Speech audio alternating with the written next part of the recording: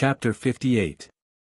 Just as Yun Sanghai and the others who were waiting in the middle of Yuwu mountain range were burning with anxiety and were planning to enter the mountain range to look for Yun Sheng and Luo Shueiyue, two long-awaited figures walked out under the moonlight.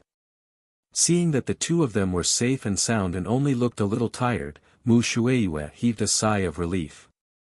"It's good that you're back. It doesn't matter if you didn't find the soul stone.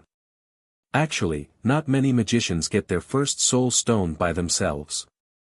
Mu Shueiyue was a little resentful towards Qi Wu. "What training, little miss?"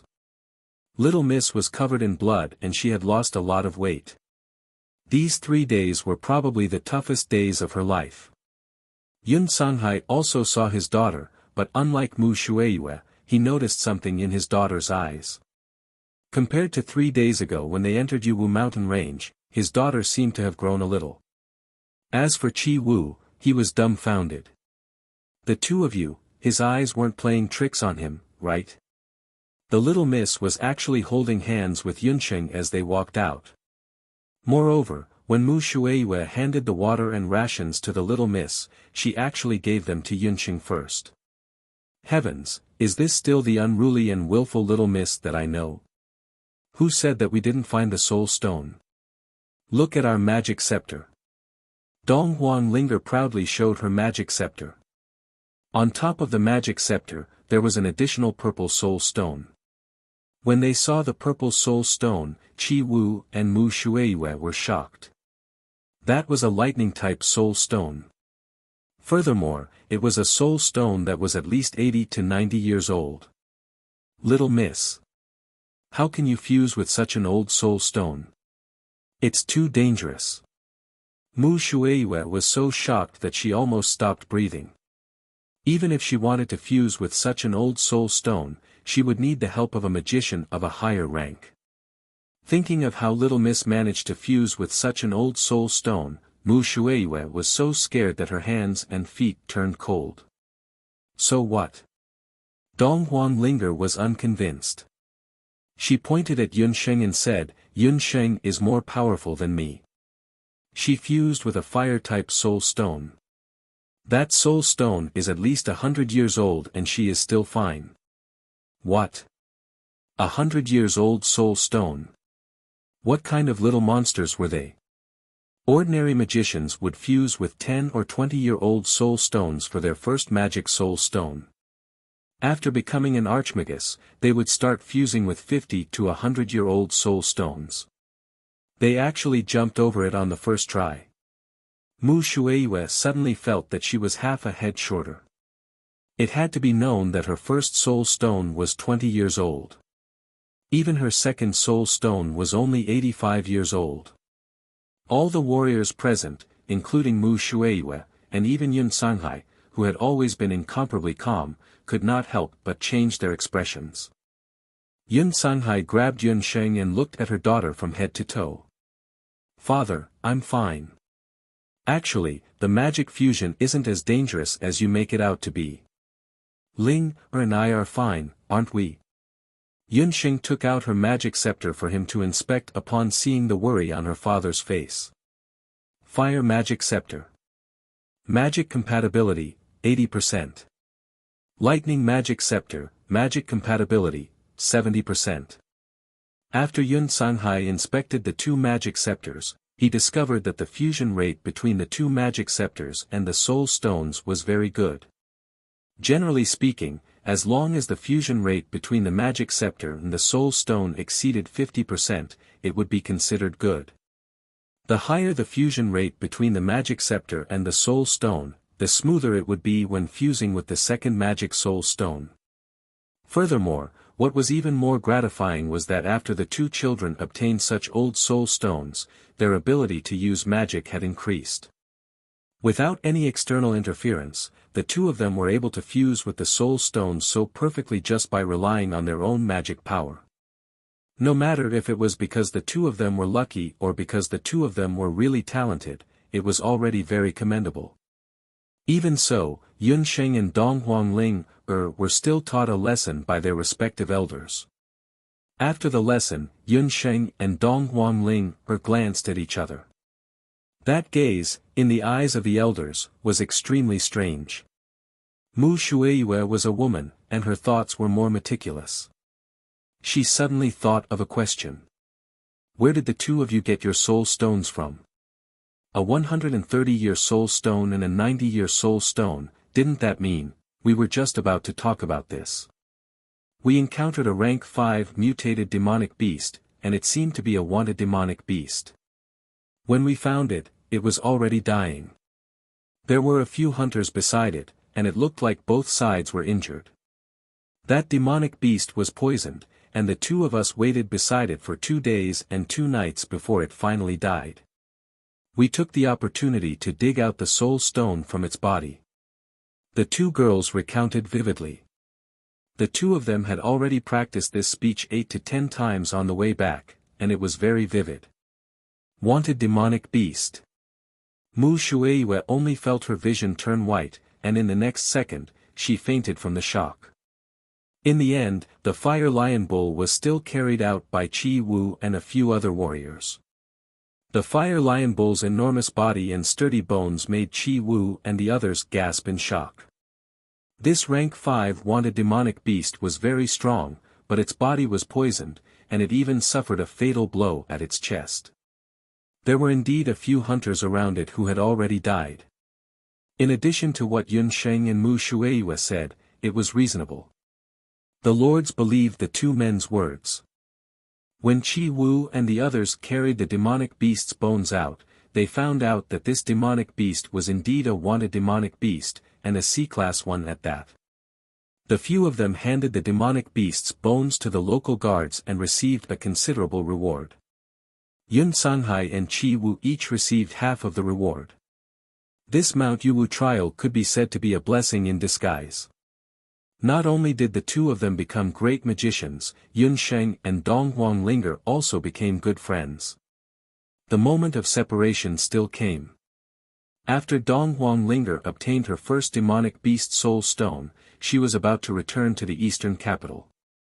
Yun Sheng, you are my first friend. Dong Huanglinger looked at Yun Sheng reluctantly. Linger, you are also my first friend. Although the two of them didn't get along well in the beginning, after experiencing life and death and knowing each other's secrets, they were already honest with each other. In the carriage, Mu Shueiyue was already urging Dong Huanglinger. Who said that only men's friendship was forged with fists? Women's friendship could also be forged with fists. Will we have a chance to meet again? Dong Huanglinger wiped the corner of her eyes. She really couldn't bear to part with Yun Sheng. If fate allows, we will meet again. Yun Sheng waved her hand as she watched Dong Huanglinger get on the carriage. The carriage moved forward, and when they turned into a fork, Dong Huanglinger suddenly popped her head out. Yun Sheng, I will be going to the Magic Academy in the Eastern Capital. If there is a chance, let's meet again in the Eastern Capital. Chapter 59. Seeing that Yun Sheng was watching Dong Huanglinger and the others leave, Yun Sanhai's gaze turned slightly heavy. Sheng, you are already 6 years old. In another 2 years, you will be entering the Magic Academy. Dong Huanglinger's words reminded Yun Sanghai that Yun Sheng couldn't stay by his side all the time. She had to learn magic systematically.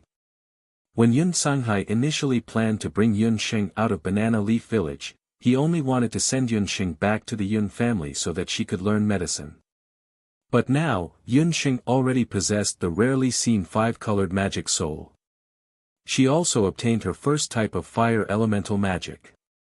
With such talent, it would be a waste for her to only learn medicine. Father, what is a magic academy? If I must enter a magic academy, why don't I go to the East Capital Magic Academy that Linger mentioned? Through Dong Huanglinger, Yun Sheng opened up a whole new world. That world was something that Yun Sheng had never come into contact with when she was in Banana Leaf Village. Through Yun Sanghai's explanation, Yun Sheng knew what a magic academy was. In the boundless world, children who could sense the elements of magic could choose to enter the elementary magic academy in the country once they reached the age of 6. Of course, the children could also directly join the local temple and enter the magic training system that was directly under the temple. In the Magic Academy, the magic apprentices would be systematically taught all kinds of magic knowledge. According to their ranks, the magic academies in the continent were divided into elementary magic academies, intermediate magic academies, and advanced magic academies. The elementary magic academies only accepted magic apprentices. The intermediate magic academies only accepted magic apprentices and above. As for the advanced magic academies, they were also known as the continent's magic elite camp. Only the magicians recommended by the various magic academies and temples could enter. There is a magic academy in Jade Capital. As for the magic academy in the East Capital, Sheng, you are very sensible. Father thinks that there are some things that I should tell you earlier. Dong Huanglinger's identity isn't simple. You two can be friends now, but in the future, if you were to join the Magic Academy and become a member of Zhou State's Magic Academy, your relationship with her would most likely become hostile. With regards to Dong Huanglinger's identity, Yun Sanghai somewhat knew about it. He was from the eastern capital and had several experts protecting him. Dong Huang was young but had a noble aura. He must be from the imperial palace. I already know. Ling said that her brother is the emperor of Dongdu.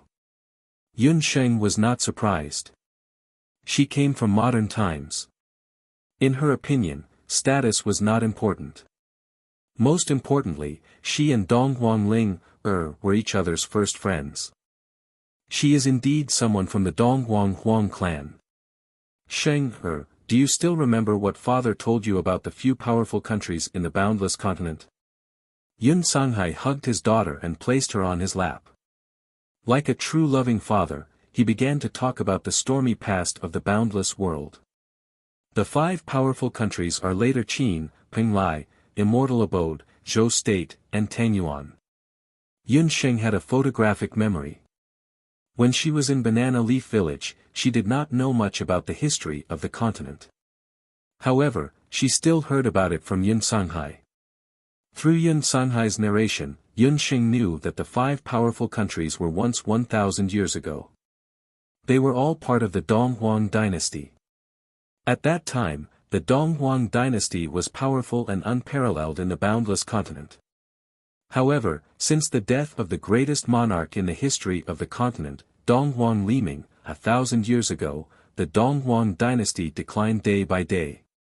Finally, more than 900 years ago, the 5 great countries led the way and split up. In the Dong Huang dynasty, the most powerful forces were the magicians, warriors, and a summoner. They split up and formed the new structure of the continent. Because the 5 powerful countries were similar in strength, they secretly discussed to keep the Dong Huang dynasty as a puppet in the eastern capital. In the past few hundred years, the direct descendants of the royal family had been assassinated and poisoned. The previous emperor of the Dong Huang dynasty only lived to 35 years old and passed away early. Furthermore, the rulers of the various countries also restricted the direct descendants of the Dong Huang dynasty from learning magic and combat skills. This is also why Huangling, as a noble princess, only dared to bring a few bodyguards and maids with average strength to secretly come to such an unremarkable place like the Moon Crow Mountain range to search for Devil Beast Soul Stones. Yun Sanghai didn't want to restrict Yun Sheng's circle of friends. Dong Huangling was still young, and she still retained the pride of the royal family. She also did not know that the royal power would become the heaviest shackle on her in the future. She also did not know that it was impossible to learn powerful magic in the Eastern Capital's Magic Academy. Yun Sanghai also knew that as a citizen of Zhou State, if Yun Sheng returned to the Yun family, she might one day stand on the opposite side of Dong Huangling. Yun Sheng lowered her head and thought seriously, "Father, even if this is the case, she is still my friend. I will never stand on the opposite side of my friends." Yun Sanghai looked at his daughter's determined eyes, as if he saw his ex-wife in her. "Silly child, you'll know when you grow up a bit. You must be tired these days." Now that we're a bit more well off, I'll go rent a carriage in the city and head to Jade Capital. Yun Sanghai rented a carriage in the city. He didn't hire a coachman, and instead drove the carriage himself. The carriage was much more comfortable than riding a horse. Yunxing took out the moon crow fruit and withered butterfly vine that she collected from the moon crow mountain range and started to concoct meditation water. Before Yunxing learned how to use magic, she did not know the importance of meditation water. But now that she learned the flame critical strike, she realized that she did not have enough magic power. With my current physical strength, using the flame critical strike once will almost deplete all the magic power in my body. Under the state of meditation, my recovery is too slow. No wonder I need meditation water. Yunxing then started to concoct meditation water. The concoction of meditation water required the use of magic flames. Yunxing took out a moon crow fruit and pinched it in her hand. The outer shell of the moon crow fruit was very similar to that of a pine nut. It had a hard outer shell, and only fire could melt its outer shell. The fruit juice wrapped in the hard outer shell could be used to concoct meditation water. Yunxing circulated the fire magic power in her body. After fusing with a soul stone, her control over magic became more acute. Blazing fire elements enveloped the fruit. After the hard outer shell melted, a white fruit ore was revealed. Yunxing also refined the withered butterfly vine. Yunxing realized that by using fire elements to process medicine, the medicinal properties of the herbs were better preserved. A bottle of meditation water was successfully concocted. The father and daughter continued forward, getting closer and closer to Yujing City. But in the unknown front, there was a restless danger waiting for the father and daughter. None of them could imagine what kind of changes this danger would bring to Yunxing. Chapter 60. Unknowingly, Yunxing and Yun Sanghai had already entered the central region of Zhou State. In the central region of Zhou State, there was a vast and soft sandstone plain. This region lacked the lush vegetation of Banana Leaf Village. It was windy but not rainy, and the weather was very dry. On windy days, the sand and stones would hit the carriage's frame, making a creaking sound.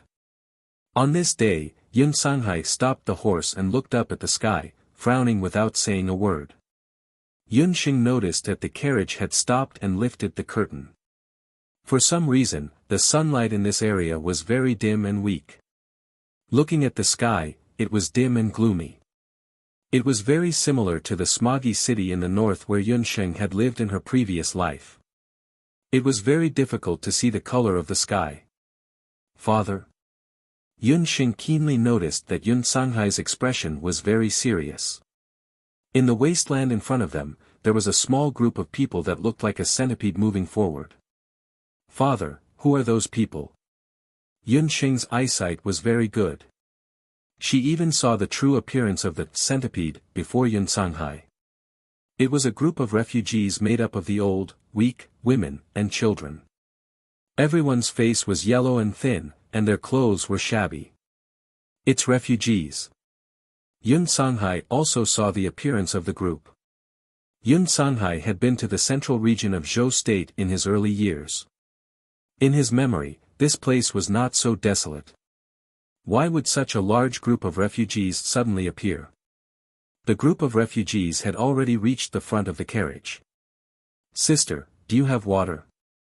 A 4 or 5-year-old child walked over and pitifully grabbed the curtain of the carriage.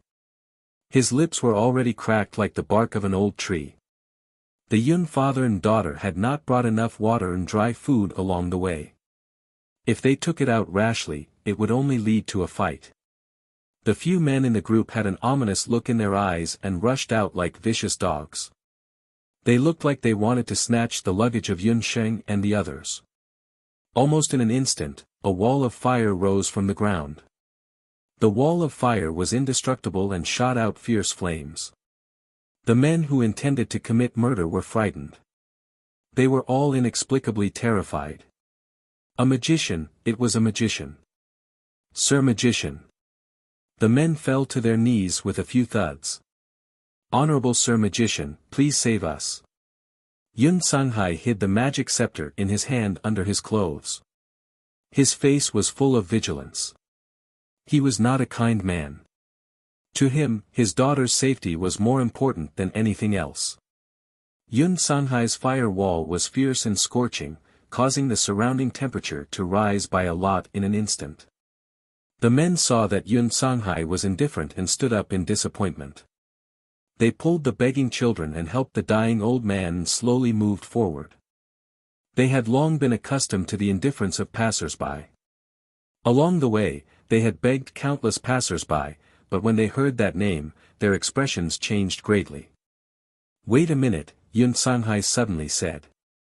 He caught a glimpse of the family emblem embroidered on the luggage of an old man at the front of the group. The emblem was a symbol in the shape of an auspicious cloud. The villagers still had some misgivings about Yun Sanghai. Yun Sanghai removed the wall of fire. At this time, at the back of the group, a young and weak child could not bear the fatigue of the journey and fainted. No matter how his relatives beside him called out, there was no response. Seeing this, Yun Xing quickly stepped forward. "Father, he has a heatstroke. If he is not treated in time, he will die," Yun Xing said and ordered the men to carry the child to the carriage. The area within a radius of a few miles was barren. Only the carriage could serve as a temporary shelter. Yun Xing immediately opened a bag of water for the child, sprinkled some salt in the water and fed the child a few mouthfuls. Heatstroke could be serious or minor. If it was not treated in time, people would die, especially the weak children and the elderly.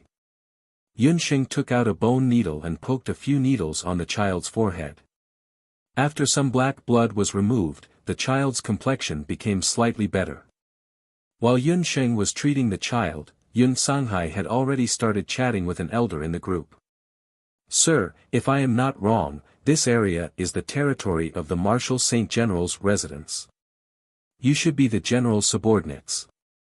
Leaving your territory without permission is a capital offense. Why did you leave your territory for no reason?" In the boundless land, meritorious officials and the royal family would be rewarded after achieving military merits. The land that was given was the territory, and the people who lived in the territory for generations were the subordinates. The subordinates were equivalent to the private property of the lord. Without the lord's orders, they could not leave without permission, nor could they move their family. "Honorable Sir Magician, it is not that we are not afraid of death, but we have a home that we cannot return to. Our village originally had more than 2,000 people. Ever since that strange cloud came to our village, only these people are left." The elder who was talking to Yun Sanghai was the village chief of the village. He sighed and told Yun Sanghai that he was indeed a subordinate of the Marshal Saint General's residence. Their village had been living well nearby. About half a month ago, a red cloud floated over the village. The villagers did not pay attention to it at first and only thought that it was a strange cloud. However, as the days passed, strange things happened in the village ever since that cloud appeared. First, the livestock in the village died one after another. Then, the well water dried up. Finally, even the crops in the village died. The scariest thing was that the cloud in the sky kept getting bigger. At this moment, our entire village was shrouded by that cloud. Every once in a while, a strange gust of wind would rise from the cloud and suck in dozens of villagers. By the time the villagers realized that something was wrong, more than half of the villagers had already been sucked in by the strange cloud. A strange cloud that could suck people in. Yun Sanghai's expression was grave. "Something like this happened. You didn't report it to the general's residence. The territory was equivalent to the personal property of the lord. Therefore, any incident that happened must be reported to the lord first. The lord would then send the experts of the family to inspect. We did. We sent them 10 days ago. The villagers who sent the letter have not returned yet. Seeing that the villagers are getting fewer and fewer day by day, I could only risk the death penalty and bring the villagers to a nearby village." The village chief could not help but cry. Sheng, you stay here with the villagers. I will go ahead and take a look. Yun Sanghai told Yun Sheng to stay where she was. He left the carriage for Yun Sheng and went ahead to explore the village. The Marshal Saint General's residence. Yun Sheng could not help but look at the villagers. Yun Sheng realized that these people were most likely the subordinates of the Yun family. No wonder her father acted abnormally and intervened in this matter. A strange cloud that could suck people in. Was it a monster or an unknown magical beast? What kind of monster was it? She was worried about her father and wanted to go and take a look. They heard the neighing of horses and the screams of women. Everyone looked back and saw a moon-white carriage rushing over at lightning speed. Pulling the carriage were two exceptionally beautiful gull horses. Their necks were tall and their hair was dense. Their entire body was white, and not a single strand of hair could be found from head to toe. Driving the carriage were two twins. They were dressed in gorgeous magic robes and looked very delicate. At first glance, one could tell that they were of extraordinary birth. A pregnant village woman was frightened and fell in front of the carriage. Chapter 61. The woman fell to the ground. Her body was wet, and her amniotic fluid had broken. However, it turned red again after a while. That woman was the mother of the child who suffered from heatstroke earlier. Her husband was sucked into the strange cloud 10 days ago, and it was unknown whether he was dead or alive. The woman endured the pain and fled with the villagers with her young child. Earlier, her child had fainted for no reason. Although Yun Sheng had saved him, she had been frightened and her fetus had been affected. Xiao He, follow them and find father. If there is any situation, tell me immediately. Yun Sheng had no choice but to let Xiao He go to find Yun Sanghai first. Water. Village chief, order people to find some clean water from the nearest water source and thicker blankets. No, we have to find a place where she can give birth and order people to boil a pot of water. Yun Sheng looked at the horse carriage. Although they were not the ones who hit the person, the horse carriage was frightened after all. The two twins in the horse carriage looked indifferent and also got down from the carriage to greet them. The person in the horse carriage was also silent. It was covered tightly with the best quality snow mist silk satin, and they could not tell whether it was a man or a woman sitting inside.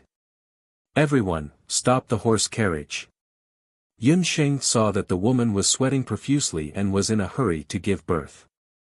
The woman could not be exposed to the wind and could only give birth in a horse carriage. That horse carriage was suitable. It was a matter of life and death. When the villagers heard this, they all mustered up their courage and rushed forward, wanting to stop the horse carriage. Unruly people. You don't know what's good for you. The one on the left of the two twins in the horse carriage saw a group of refugees in shabby clothes suddenly appear in front of them, and his delicate little face was filled with disgust.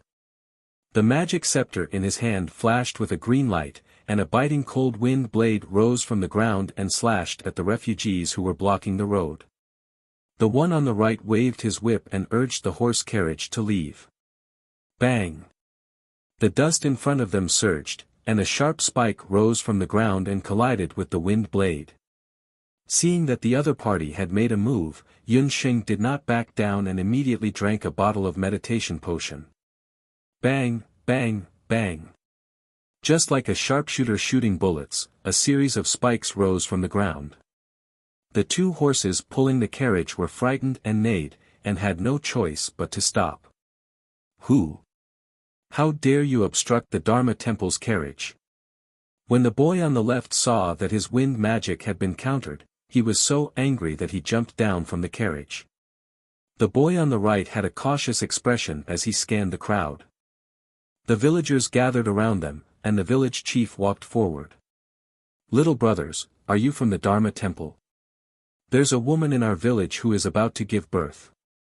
I hope that your carriage can shelter her from the wind and sand. When he heard that he had to borrow a carriage to give birth, the little magician from the temple was shocked. What? No. The one in the carriage is our Lord Si Ming. We have urgent matters to attend to, so please move aside.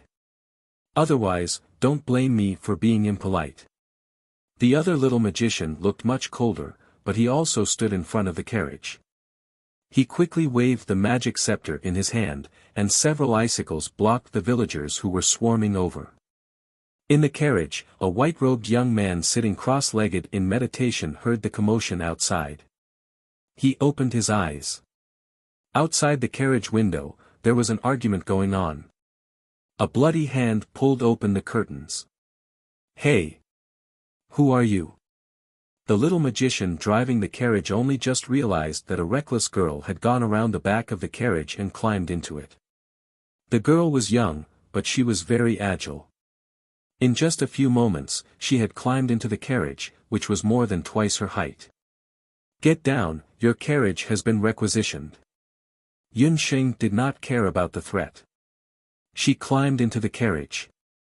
This person must be obsessed with cleanliness. There was not a speck of dust on the carriage. The table and the tea set were all wiped clean. This was Yun Xing's first reaction when she entered the carriage. This person must be obsessed with white. The entire carriage was a world of white. It was whiter than any hospital Yun Xing had visited in her previous life. This was Yun Xing's second reaction when she entered the carriage. This person, Yun Xing's third reaction was, it was too unfair. How could someone look like this? The carriage was not big, but it was still spacious. Under the weak sunlight, a near-perfect face was reflected in Yun Xing's eyes. The Creator was so amazing. He had actually put the world's most standard and beautiful accessories on the same jade-like flawless face. This is my carriage. Not only the face, but even the voice was as pleasant as spring water. However, the owner of the voice had a strange expression. His amber eyes were a little mischievous. Outside the carriage, the pregnant woman's cries could be heard again. She must not be seduced by a man. Yun Xing pulled open the curtains and kicked the young man sitting in the carriage out. In their eyes, the high and mighty lord was kicked out like a ball. Lord Si Ming. The two children's faces changed in shock as they rushed forward. The young man in the carriage did not expect that a little girl would have such strength. The moment he was kicked out of the carriage, his body swayed and he stood up steadily. God knew that their Lord Si Ming was born with mysophobia. Not only did that dirty refugee sneak into the carriage, but he also dared to treat their Lord like this. The young man brushed off the dust on his body. His handsome eyes fell on the pregnant woman and the little girl in the carriage. The pregnant woman was already exhausted. Because of the delay just now, her body was covered in blood. She was already exhausted and on the verge of death. The little girl who snatched the carriage stood on the carriage and pulled open the curtains. She instructed the villagers to carry the pregnant woman into the carriage. She nimbly chose two strong village women to get into the carriage. After a while, the curtains of the carriage were pulled down. The young man shook his head, as if he did not agree with the little girl's actions. Although it was just a quick glance, he could see that there was something wrong with the position of the woman's fetus. She probably would not be able to give birth. Lord Si Ming, there's the aura of the beast blood cloud nearby, the less talkative of the two children said in a low voice. In the carriage, a woman got out anxiously. Village chief, it's not good. I'm afraid we can't keep it. The child is stuck and can't be born. When the village chief heard this, his old face turned ashen. He did not know what to do. The more talkative of the two children curled his lips. Humph, who told you to snatch our carriage? Now, 2 lives are lost. The other child glanced at the young man. The young man did not speak. He wanted to see how that domineering little girl would solve this thorny problem. Miss, you can't do this. You'll kill someone. The other village woman in the carriage cried out in shock. The young man could not help but step forward and pull open the curtains. Chapter 62. The young man had just pulled open the curtains when another person was kicked out of the carriage. It was the village woman who had cried out in alarm just now. "You, come up and help." Yun Sheng saw that the woman was making a ruckus and simply chased her out. She couldn't help with the delivery alone. The young man didn't speak much and was from the Dharma temple. He must be proficient in treatment and should be able to help by the side. Seeing that the young man was still hesitating, Yun Sheng ignored the blood on her hand and pulled him up. "Hey, Lord!" The talkative one of the two children almost fainted from anxiety. How could they, the Siming, see such filthy things? Oh my God, that damned refugee! Once the young man got on the carriage, he saw Yun Sheng put her hand under the pregnant woman's body as if she was searching for something. "Don't just stand there. Hold her hands and feet down and don't let her struggle." Yun Sheng was already covered in sweat. Her little hand kept searching for the place where the child was stuck. Based on her touch, she could feel that the child's neck was entangled by the umbilical cord. The young man could only brace himself and bear with the stench on his body as he held the pregnant woman's hands and feet down. After a while, the child was finally pulled out. However, the child's face was already pale. It was obvious that he had been suffocating for too long and had stopped breathing. "Child, my child!" The pregnant woman weakly called out from the side. "It's too late," the young man said regretfully. He shook his head and couldn't help but take another look at the girl. Only then did he realize that she was only a child of 6 or 7 years old. However, what was with her serious gaze and her skillful hand gestures just now? Yun Sheng carried the baby and placed her hand on the baby's naked body. The baby's wet skin was cold and smooth, and his body temperature was dropping bit by bit. There was no breathing and no heartbeat. According to the standards of the boundless land, he was already a dead baby. She fell into silence. "He will come back to life." Yun Sheng suddenly looked up and glared at the young man. Yun Sheng didn't hesitate. Using her index and middle fingers, she pried open the baby's mouth. Then, she pressed her hand gently on the baby's forehead and held his chin. She gently blew twice and then pressed on his chest in an orderly manner. "Come to life." With every pulse, Yun Sheng's crisp voice accompanied her movements as she pressed the baby's chest again and again. "Come to life. Your mother is waiting for you." Her hands were red from the pressure, but her eyes were firm and resolute. After a quarter of an hour, the baby's discolored body gradually regained its red color. His curled-up limbs also slowly softened. Yun Sheng picked up the baby and slapped its butt twice. Finally, "Wah wah," cries could be heard from inside the carriage. Outside the car, the villagers all wept with joy when they heard the cries. A new life added a glimmer of hope to this village that had suffered so much. It also added a glimmer of hope to a broken family. Outside the carriage, the two boys were surprised. Could it be that Si Ming had helped them? But before the great Si Ming left, he had clearly warned the young Si Ming that no matter what, he couldn't help anyone to change their fate. The two boys had been with the young man for 5 to 6 years now, so they knew a thing or two about physiognomy. The woman just now had a deathly aura on her face and her forehead was dark. She looked like she was about to die. If it wasn't for Si Ming's help, she wouldn't have been able to come back to life. "Don't just look. Take off your coat." The girl in the carriage and Si Ming alighted together. What made the two boys' eyes almost pop out of the window was that the domineering girl actually shamelessly asked Si Ming to take off his coat to use as a bandage for the baby. A trace of struggle flashed across Si Ming's handsome face, but he eventually took off his coat and handed it to the girl. When she handed over the coat, the girl's fingers touched the young man's fingers gently. Surprise flashed across the young man's eyes for a moment, but it was only for a moment. He quickly concealed the surprise in his eyes. "Village chief, here are some red ginseng, guayao and rock sugar. After you find a place to settle down, cook them for the pregnant woman to drink. She's bleeding a little. The children and the pregnant woman shouldn't be exposed to the wind these few days. Take the carriage and rush to the front. After half a day, you should be able to see other villages. Yun Xing reeked of sweat. She didn't ask who the real owner of the carriage was, but directly arranged for the village chief to lead the villagers to the next village. Hey, do you have any shame? This is our carriage. Did our Si Ming agree to lend you the carriage? Seeing Yun Xing acting so matter-of-factly, the talkative boy couldn't stand it any longer. With his hands on his hips, he pointed at Yun Xing and scolded. How much is my face worth? Is it more important than my life? You want me to sell it to you? Yun Xing glared. Besides, are you still willing to take the carriage?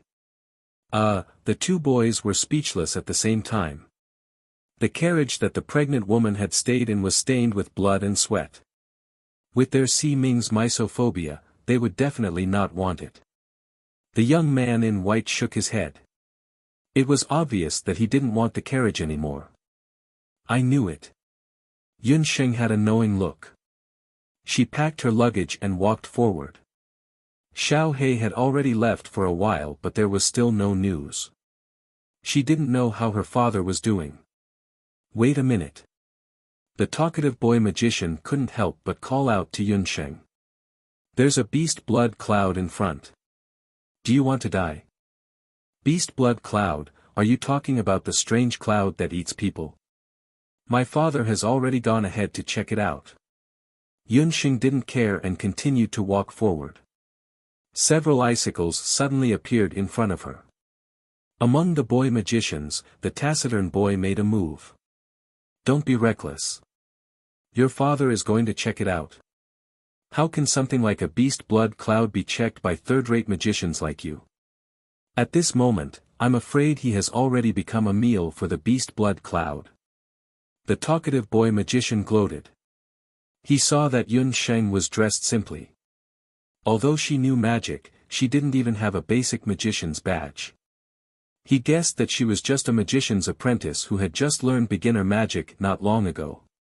Miss, the beast blood cloud is giving birth to a high-level magical beast demon fetus. It's extremely dangerous. It's better if you don't go further. The young man in white suddenly opened his mouth and said. The two boys were stunned. Si Ming actually took the initiative to strike up a conversation with someone. Si Ming was famous for being warm on the outside but cold on the inside. They had followed him for 5 to 6 years, and the number of times they had heard him speak could be counted with 2 hands. But today, he actually took the initiative to strike up a conversation with this girl.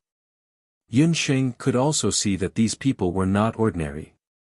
She suddenly realized that her father might really be in danger. Who are you people? At this moment, a loud beast roar came from the front. The ground in front of them shook and a huge magical beast energy rose from the ground like a tornado. The whole ground shook as if it had experienced a tsunami earthquake. Father! An ominous premonition arose in Yun Xing's heart. She didn't ask any more questions. With a stomp of her feet, she shot forward like an arrow. The young man ordered. He and the 2 other magicians followed closely behind Yun Xing and rushed to the village in front of them. Chapter 63. 2 hours ago, Yun Sanghai left Yun Xing behind and rushed to Jade Boat Village. Why didn't the residents of Yun send anyone over? 10 days was enough for them to bring the news to the Jade capital. Yun Xing did not know what the strange cloud that the villagers were talking about was, but Yun Sanghai knew. Dutian beast blood cloud. Only the beast blood cloud that floated out of the Dutian blood world would devour all life around it. The beast blood cloud was a terrifying existence that made all the powerful people in the boundless land tremble in fear for the past 1,000 years. Legend had it that at the easternmost part of the boundless land, at the peak of the East Sea, there was a man-made seal of the Cloud Sea. Sealed within the seal was a beast blood cloud sea. That beast blood cloud sea was known as the Dutian beast blood cloud world. That cloud sea was formed from the blood, flesh, evil spirits, and souls of countless demonic beasts that were slaughtered in the boundless land. Although the seal existed, a crack would appear in the seal every 10 years. The blood cloud in the Dutian beast blood cloud sea would take the opportunity to enter the boundless land through the crack. After the blood cloud entered the land, it would absorb the magical elements and devour living beings. Over time, it would gain spiritual energy and turn into a demonic fetus. Once the fetus matured, it would break out of the clouds and become a high-level demonic beast. The demonic beasts bred in the beast blood cloud were different from the normal demonic beasts in the land. They were gifted and some could even use terrifying sorcery. The village that the villagers were in had encountered the beast blood cloud. When the various countries in the land discovered the existence of the beast blood cloud, they would usually kill it before it hatched and broke out of the clouds. However, Jade Boat Village was remote and the villagers could not get the news to the Jade capital in time. If this dragged on, the beast blood cloud might break out of the clouds when it matured. By then, even the nearby cities would be in trouble, let alone the villagers who were fleeing for their lives. Yun Sanghai was a member of the Yun family. Although he betrayed the family for his wife, he could not bear to see the people of the family become homeless. In front of them, a huge blood cloud was crawling on the sand like a ferocious beast with red eyes. That was where the village used to be. The color is as beautiful as blood, and the sound of heartbeats and fetuses can be heard from far away. This beast blood cloud will break through the clouds in at most half a day. Yun Sanghai saw the lump of blood cloud expand and completely cover the entire village, and his face sunk like water. Before he could get close to the blood cloud, a small tornado rolled out from the cloud. Yun Sanghai quickly chanted, and a dazzling fire arrow hit the hurricane. The hurricane dissipated, and the fire arrow disappeared with it. The sky was completely red. The beast blood cloud looked like a cloud. However, Yun Sanghai knew that the blood cloud was protected by powerful magical elements. If he wanted to split the cloud and kill the demon fetus in the blood cloud, he would have to use at least high-level magic. From the wind attack and the description of the villagers, although the beast blood cloud has not hatched, but in the beast blood cloud, there must be a powerful magical beast with wind attributes. Yun Sanghai clenched his magic staff, a bone-chilling chill once again surged through his body. If he used high-level magic again, the poison in his body would most likely, his daughter's young face constantly hovered in his mind. Yun Sanghai slowly put down the magic staff in his hand. Woo! A sound like the sound of the wind came from the beast blood cloud. The magical beast in the beast blood cloud is about to hatch. Yun Sanghai no longer hesitated, his tall and thin body, like a javelin, plunged into the blood cloud. Not far away, Xiao He rushed over. Seeing Yun Sanghai plunging into the beast blood cloud, she also followed closely behind, leaping into the beast blood cloud. 2 hours later, on the barren plains, Yun Sheng, the young man in white and the other two hurried over. On the horizon, a blood-red mushroom cloud rose. From afar, it looked like a blood-red Ganoderma. A crack constantly grew in the cloud, and in the cloud, there was a ferocious magical beast that looked like a worm or maggot. Half of the magical beast's body had already left the beast blood cloud, its body was covered with incubation fluid, and looked as tall as a small building. Around it, there were no villages, plants or any living creatures. It's a wind maggot. After seeing the appearance of the magical beast, the two young magicians said in unison. They looked at the girl with pity in their eyes. Wind maggot beast, a magical beast of the 8th rank. It has the wind magic of the wind vortex, and its swallowing power is astonishing. The girl's father must have been swallowed by this magical beast. Father. Yun Sheng looked around, but there was no sign of Yun Sanghai. Don't be rash. The young man grabbed Yun Sheng, and the two young magicians were shocked again. Young Master Ming actually ignored her misophobia and grabbed the dirty girl. Get out of my way. Yun Sheng shook off the young man. Who knew that although the young man looked thin and weak, his strength was astonishing. His hand was like an iron bar, firmly holding Yun Sheng in place. A huge fireball rose from the blood cloud, like an eye-catching firework in the dark night. Upon closer inspection, it was not a fireball, but a person. In the middle of the beast blood cloud, there was a person floating in the air. That person stood in the air, and a pair of fire elemental wings condensed behind him. He was covered in blood, but the magic scepter in his hand was still flashing with a dazzling light. Five top-grade fire elemental soul stones. Heavens, it's a sky magician. The two young magicians were shocked again. They did not expect that there would be a sky magician in the middle of this remote country. Who said that Zhou State's power was declining day by day, and that it had fallen to the bottom of the 5 countries? Then what was this sky magician all about? Yun Sheng stared blankly at Yun Sanghai, her father, who was in the sky. She seemed to have returned to the night when she transmigrated. That man covered in blood had single-handedly killed dozens of black-clothed men. The beast blood cloud was restless, ready to surge over at any time. Next to Yun Sheng, the young man in white was shocked. He held a magic scepter in his hand, and there were also 5 fire elemental soul stones on it.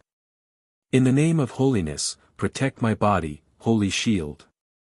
As if the sun had suddenly risen from the horizon, Yun Sheng only felt a pure white and transparent magic element flowing around her body, and in an instant, a crescent-shaped shield of light was erected in front of the 4 of them. Light magic. He was a light magician. That was true light magic, and in just a few seconds of chanting, he cast an almost perfect shield of light. Are you shocked? You stupid magician, this is the famous young arbiter of fate, Lord Xia Wenxiu, the young magician said proudly. Arbiter of fate? She seemed to have heard this name somewhere before. She did not have time to think about where she had heard this name before. Outside the holy shield of light, there was a violent fluctuation. Yun Sanghai raised his magic scepter high. In the beast blood cloud, half of the wind maggot's body had already crawled out. Boom, boom, boom, a series of flames, like heavenly lightning and earthly fire, lit up the entire sky. In an instant, countless fireballs flapped their wings like locusts, like a meteor shower, lighting up the entire sky. Chapter 64. Fire Esoteric Spell, Sea of Netherworld Flames. At that moment, even the holy shield was shaken. After a buzzing sound, a few cracks appeared on the shield. Everyone present was a mage, and there were a few mages from the temple. But from their expressions, they had never seen such a powerful fire spell. In other words, they had never seen anyone who could release so many powerful fire spells in one breath. Generally speaking, the more powerful a mage was, the more powerful their spells would be. But even so, it was difficult for them to release so many fireballs at once like the sky mage in front of them. It was truly rare. Sea of Netherworld Flames was a type of spell that could destroy the world by activating the magical elements in an instant. It was 100 times more powerful than a normal fire spell, and it consumed a lot more mana. Under its effect, the beast blood cloud was roasted dry, and the wind maggot beast was cut into several pieces by the powerful fire spell and thrown to the ground. Too powerful. The young magician was dumbfounded, his mouth unable to close. Hey, I say, is he your father? Are you sure you're not adopted? They had seen the girl's magic before, and it seemed to be the most common earth spike magic. This kind of magic was something that all the apprentices in the temple knew. They had only been careless earlier, which was why they had fallen for her trick. But her father was actually a powerful sky magician. The twin mages did not know that Yun Sheng had only been practicing magic for a short period of 10 days. Yun Sanghai, who was floating in the air, kept his fire element wings. He turned around and saw his daughter Yun Sheng, and smiled. Yun Sheng did not smile. Her gaze fell on the winged maggot beast's body, and she suddenly shouted, "Father, be careful." When the voice sounded, the winged maggot beast's body that had been severed into several pieces began to tremble. It suddenly came to life and flew up, shooting towards Yun Sanghai's chest like several sharp arrows. No! Yun Xing didn't even think about it as she instantly shot out a fiery explosion. Whoosh! An arrow that was radiating light flew through the air. Almost at the same time, an agile shadow moved even faster than the arrow. It bit down on the winged maggot beast's body that was still alive even though it was dead. 3 different directions. A holy light arrow, the nimble Xiao Hei, and a shockingly powerful blazing explosion. Dual elemental magician. His reaction speed was actually faster than everyone else's. The white-robed youth looked at Yun Sheng, but she had already flown towards Yun Sanghai. Yun Sanghai's chest was pierced by the broken body of the last-rank winged maggot beast, and blood flowed out. Sheng, father. Yun Sanghai smiled bitterly. He could feel the life force in his body slipping away bit by bit. Father, don't speak. Sheng will help you stop the bleeding. Yun Sheng trembled as she took out the bone needle. However, her fingers couldn't hold the needle as they trembled uncontrollably. The winged maggot beast's last attack was infused with its last bit of strength. Yun Sanghai's lungs and even his heart had been pierced. There was no other way. Even if she stopped the bleeding, there was no way to save her father. There were footsteps behind her. Yun Sheng's eyes were filled with tears. However, she gritted her teeth and tried her best to steady her trembling hands, not letting her tears fall. At that moment, the girl's strong and forbearing look pierced the youth's eyes. The white-robed youth watched from the side and felt a slight pain in his heart. He couldn't explain why, but he felt an inexplicable pain. Leave him to me. Master Si Ming. The twin magicians stopped her at the same time. Could it be that Master Si Ming wanted to use that spell? Yun Sheng hesitated. Through her tears, she saw the honesty on the youth's face. It didn't seem like he was lying to her. A light elemental magician. He was a light elemental magician from the temple. Perhaps he really had a way to save her father. Yun Sheng stepped aside, half believing and half doubting. On his deathbed, Yun Sanghai's consciousness was already blurry. He didn't even have time to see the youth take out his magic scepter before he fainted. The white-robed youth took out a magic scepter. On the scepter, 5 magical beast soul stones flickered. A sky magician. Yun Sheng's pupils shrank. A sky magician who was only in his teens. Such a person had actually appeared on the continent. Goddess of light, grant me the power of divine recovery. Heal the pain of all living things, pity the suffering of the world. The chant was like flowing water, beautiful and moving. As if someone was playing a song of praise by her ear, a gentle curtain of light descended from the sky. That light had a miraculous healing power. Under the light's illumination, Yun Sanghai's damaged organs recovered as if they had been overturned by water. The broken organs were repaired and the festering flesh and blood quickly regenerated. Even the bones grew back. That was true light elemental magic. It was completely different from the light elemental magic that Yun Sheng had seen great magician Yang use in the Jiaya temple. When the healing light disappeared, the wound on Yun Sanghai's chest had already disappeared. Yun Sheng could even see that his chest was gradually rising and falling again. However, Yun Sanghai didn't wake up. Yun Sheng took Yun Sanghai's pulse and found that his heartbeat and breathing were normal, but he was still unconscious. What's going on? My father? Yun Sheng couldn't find any other problems with Yun Sanghai's body. The white-robed youth was also a little puzzled. Logically speaking, any wound would be healed under the light's healing. After he checked, he couldn't help but be startled. He found that Yun Sanghai's body had been poisoned. Did your father have a habit of drinking in the past few years? If I didn't guess wrongly, he had been using alcohol to suppress a kind of poison in his body all these years. However, that was only treating the symptoms and not the root cause. Light magic could regenerate the body, but it couldn't really heal the weak body. Yun Sanghai's body was like an old machine that had been completely corroded by the poison. This kind of poison could be suppressed with alcohol for a short period of time, but under the condition of drinking, once magic was used, the poison would spread even more violently. Father has never mentioned what kind of poison it is. Could it be that even light magic can't cure it? Yun Xing didn't expect that the truth behind Yun Sanghai's drinking was actually like this. This kind of poison, its power is that it can corrode the brain. With my current light elemental magic, I can't cure it.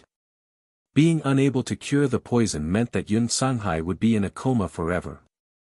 The current Yun Sanghai, in modern medicine, was equivalent to being in a vegetative state. In the eyes of the people in the boundless continent, a person who was poisoned by this kind of poison was basically equivalent to a dead person. However, the white-robed youth didn't say this truth in the end. He thought that after Yun Xing knew this news, she would be dejected and depressed. Who knew that after a moment of silence, she suddenly smiled brightly, "Many thanks. At least father is still alive. I believe that one day, I will be able to find a way to cure him. I am Yun Xing, may I know your name?" Chapter 65. The talkative male magician rushed to say, "Bah, you think a thank you is enough? Do you know that in order to save your father, young Master Siming will have to lose at least? Yu don't talk too much." The white-clothed youth nodded slightly. He was a person of few words, and his facial expression was poor. He was definitely expressionless. It was really a waste of his good looks. Fortunately, his words were concise and powerful, which was very compatible with his immortal-like temperament. "I am Xia Wenshu, from the Dharma Temple. Saving him is just a matter of convenience. You don't have to be polite." As the white-clothed youth spoke, his gaze landed on the remains of the wind maggot beast not far away. Xia Siming.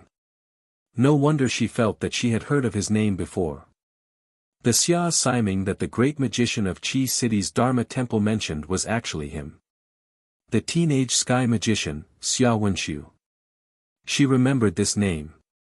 "Miss Yun, can you give me the remains of this wind maggot beast?" Xia Wenshu's face was slightly red. Although there were many branched Dharma temples on the mainland, such as Jiaoyi Temple and Qi City's Dharma Temple, there was only one true Dharma Temple. Although Yun Xing did not know the status of Siming in the Dharma Temple for the time being, there was no doubt that Xia Wenshu's status was very honorable. It was already a great honor for him to be willing to ask for it. This time, he was here for the beast blood cloud. The magical beasts bred in the beast blood cloud were extraordinary. All these years, the Dharma Temple had been working hard to kill the beast blood cloud and collect the magical beasts in the beast blood cloud. This wind maggot beast was killed by Yun Sanghai. According to the practice of the boundless land, the masterless magical beasts belonged to the killer. Yun Sanghai was unconscious, and the wind maggot beast should be under Yun Xing's control. That was why Xia Wenshu asked Yun Xing to give up the wind maggot beast. At this moment, Xiao He was sneakily holding a piece of the wind maggot beast's broken limb in its mouth. The magician called Yu Ji and Xiao He were confronting each other. A human and a dog. It was a funny sight.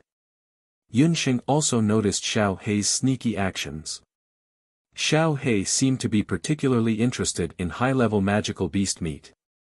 This wind maggot beast was a high-level magical beast, and its meat was rich in magical elements. Unfortunately, Xia Wenshu had already asked for it. The people from the Dharma Temple had traveled thousands of miles just to reach this barren village. They would definitely not give up the remains of the wind maggot beast so easily. "Xia Siming, you're too polite. You saved my father, so I'll give this wind maggot beast to you as a reward." Yun Xing helped Yun Sanghai up. Her small body helped the tall Yun Sanghai up. Xia Wenshu's eyes flashed slightly, and a certain part of his heart was touched. He suddenly asked, where does Miss Yun want to go? The father and daughter's carriage was still parked not far behind. Let's settle father first, then think of a way to cure the poison. Yun Sheng called out to Xiao He. Although Xiao He had the magical beast meat snatched from its mouth, it was not angry. It followed Yun Sheng and helped to support Yun Sanghai's body, sharing some of its little master's weight. There's no cure for this poison.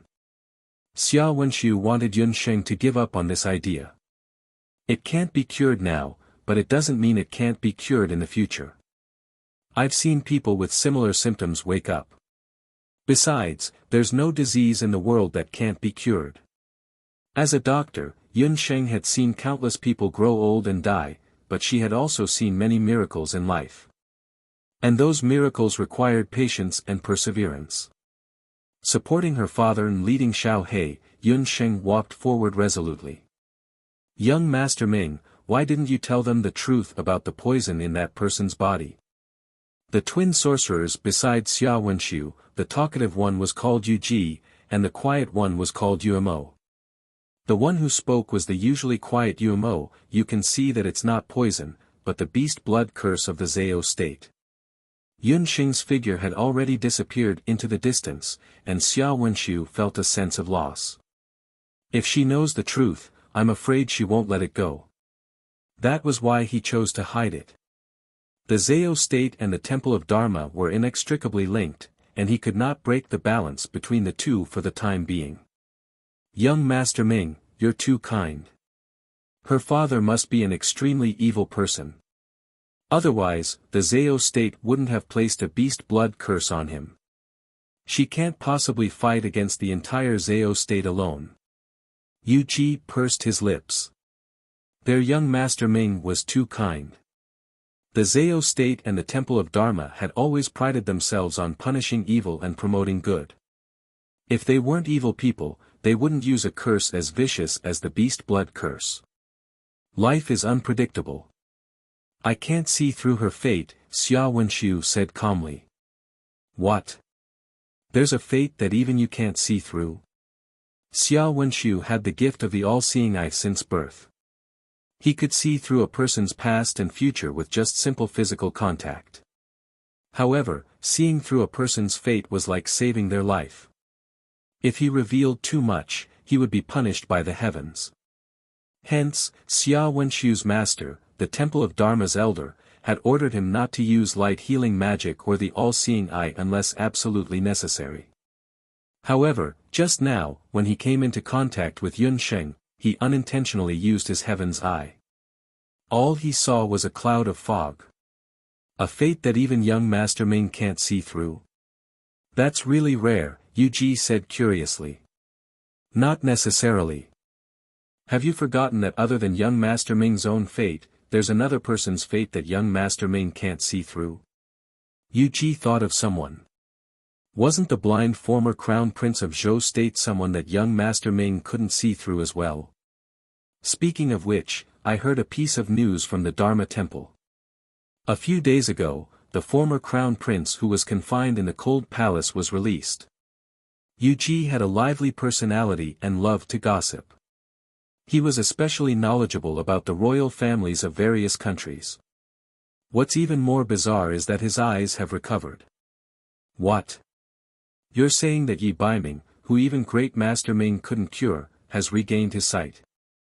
Even Yu Ji, who usually didn't care about such news, couldn't help but be curious after hearing this news. Xia Wenxiu was also shocked. Could it be that there was a higher level of healing magic than the light magic that the Dharma temple had? Presumably, after hearing this news, Master would also be very shocked.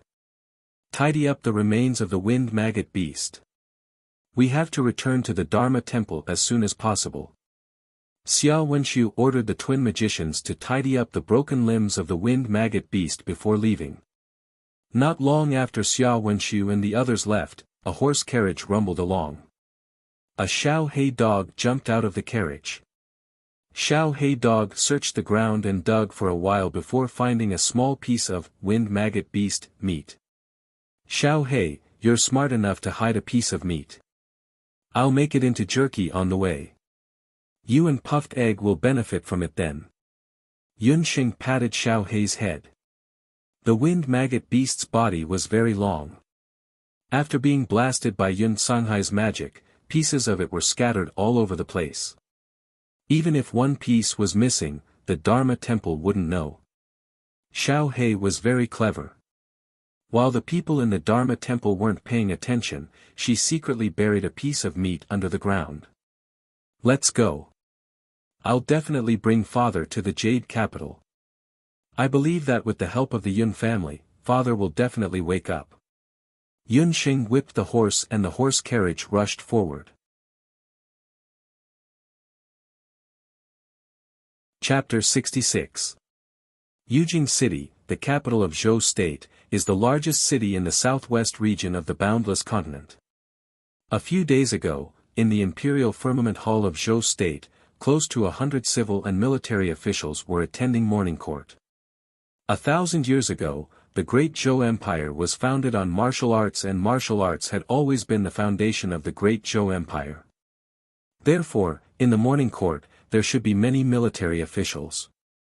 However, in the past few years, because the number of martial artists in the Great Zhou Empire had withered, in the court, there was a situation where the civil and military officials each occupied half the sky. The civil officials were led by the newly risen Elder Chen and Scholar Zhao, while the military officials were led by Marquis Jiayuan and the Marshal Saint General's estate. Reporting to Your Majesty, there are many waves of refugees in Zhou State and we don't know how to settle them. The head of the civil officials, Elder Chen, stepped forward. The atmosphere in today's morning court was a little unusual. Order all the officials to settle the refugees in the vicinity and not to drive them away. Have you found out the cause of the waves of refugees? The ruler of Zhou State, Yi Qingtian, was in his prime and had a dignified appearance. This subject has already ordered people to investigate. It is caused by the beast blood clouds that have been very active in various countries in recent years. Wherever the beast blood clouds appear, it is difficult for humans and animals to survive. The area where the beast blood clouds appeared recently is Jade Boat Village in the central region, which is the territory of the Marshal Saint General's estate. This subject believes that the Marshal Saint General himself has an undeniable responsibility for the attack on his territory. Elder Chen pointed his finger at the Marshal Saint General, Yun Ba, who had been resting with his eyes closed. What he meant was that the Marshal Saint General didn't have enough supervision and couldn't even take care of his own territory. Elder Chen had a lot of prestige among the civil officials. The moment he finished speaking, a few civil officials stepped forward and started denouncing him. Yi Qingtian had a helpless expression. It's starting again.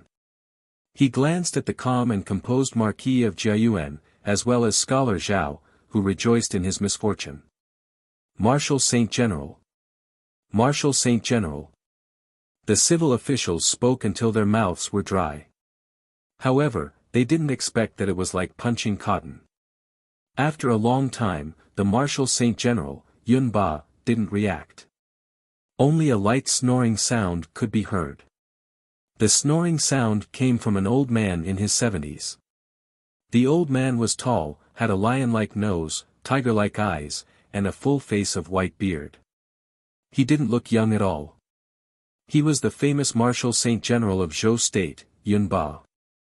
In the entire Zhou State, old General Yun was probably the only person who dared to openly sleep in the imperial court. The Emperor of Zhou, Yi Qingtian, coughed heavily. Only then did Yun Ba's white beard tremble as if he had just woken up from a dream. He said loudly, "If there's something to report, if there's nothing to report, court is dismissed." This official is old and cannot stand for too long. This official requests that this official withdraw from court early. May Your Majesty investigate this matter.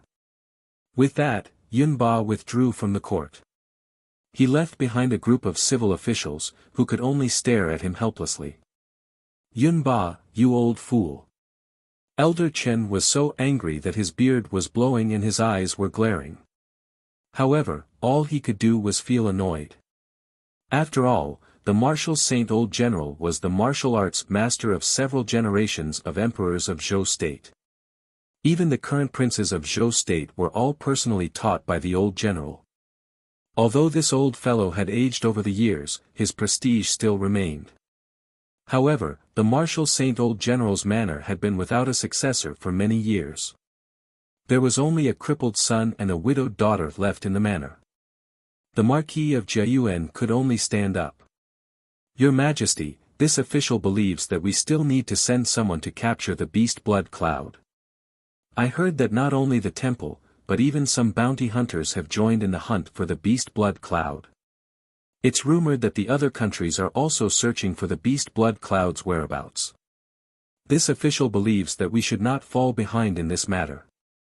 As the Dutian beast blood cloud became increasingly active, a rumor began to spread throughout the continent. It was said that the demonic beasts within the beast blood cloud had extraordinary magical powers.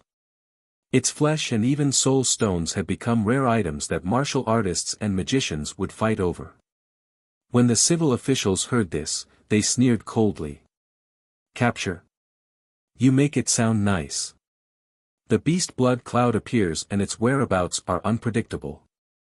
It's said that even the temple has only killed a small portion of the beast blood cloud. If the Marquis of Jiayuan and the martial saint old general have the ability to do so, you can send someone to capture it." The Marquis of Jiayuan fell silent. Needless to say, the beast blood cloud was a very dangerous demonic beast. The demonic beasts bred within it were all extremely powerful. It was said that the temple had only managed to kill them after sending out a sky-rank magician. Although the Zhou state did not lack martial artists who could compete with the beast blood cloud, most of them were outsiders who did not take orders from the imperial court. There were indeed a few hidden experts in the imperial court, but they were only responsible for protecting the imperial family and would never leave the imperial capital.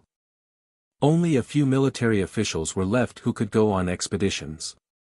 The Marquis of Jiayuan only had one daughter and no son.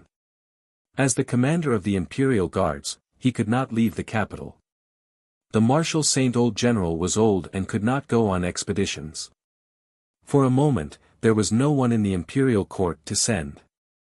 Someone suddenly said, "It would be great if young General Yun was still here." Hearing this, Emperor Zhou and the Marquis of Jiayuan's expressions changed. The martial saint old general originally had 2 sons and 1 daughter.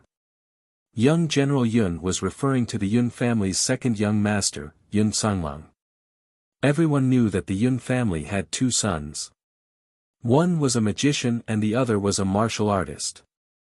Due to tradition, the Zhou state had always had very few magicians.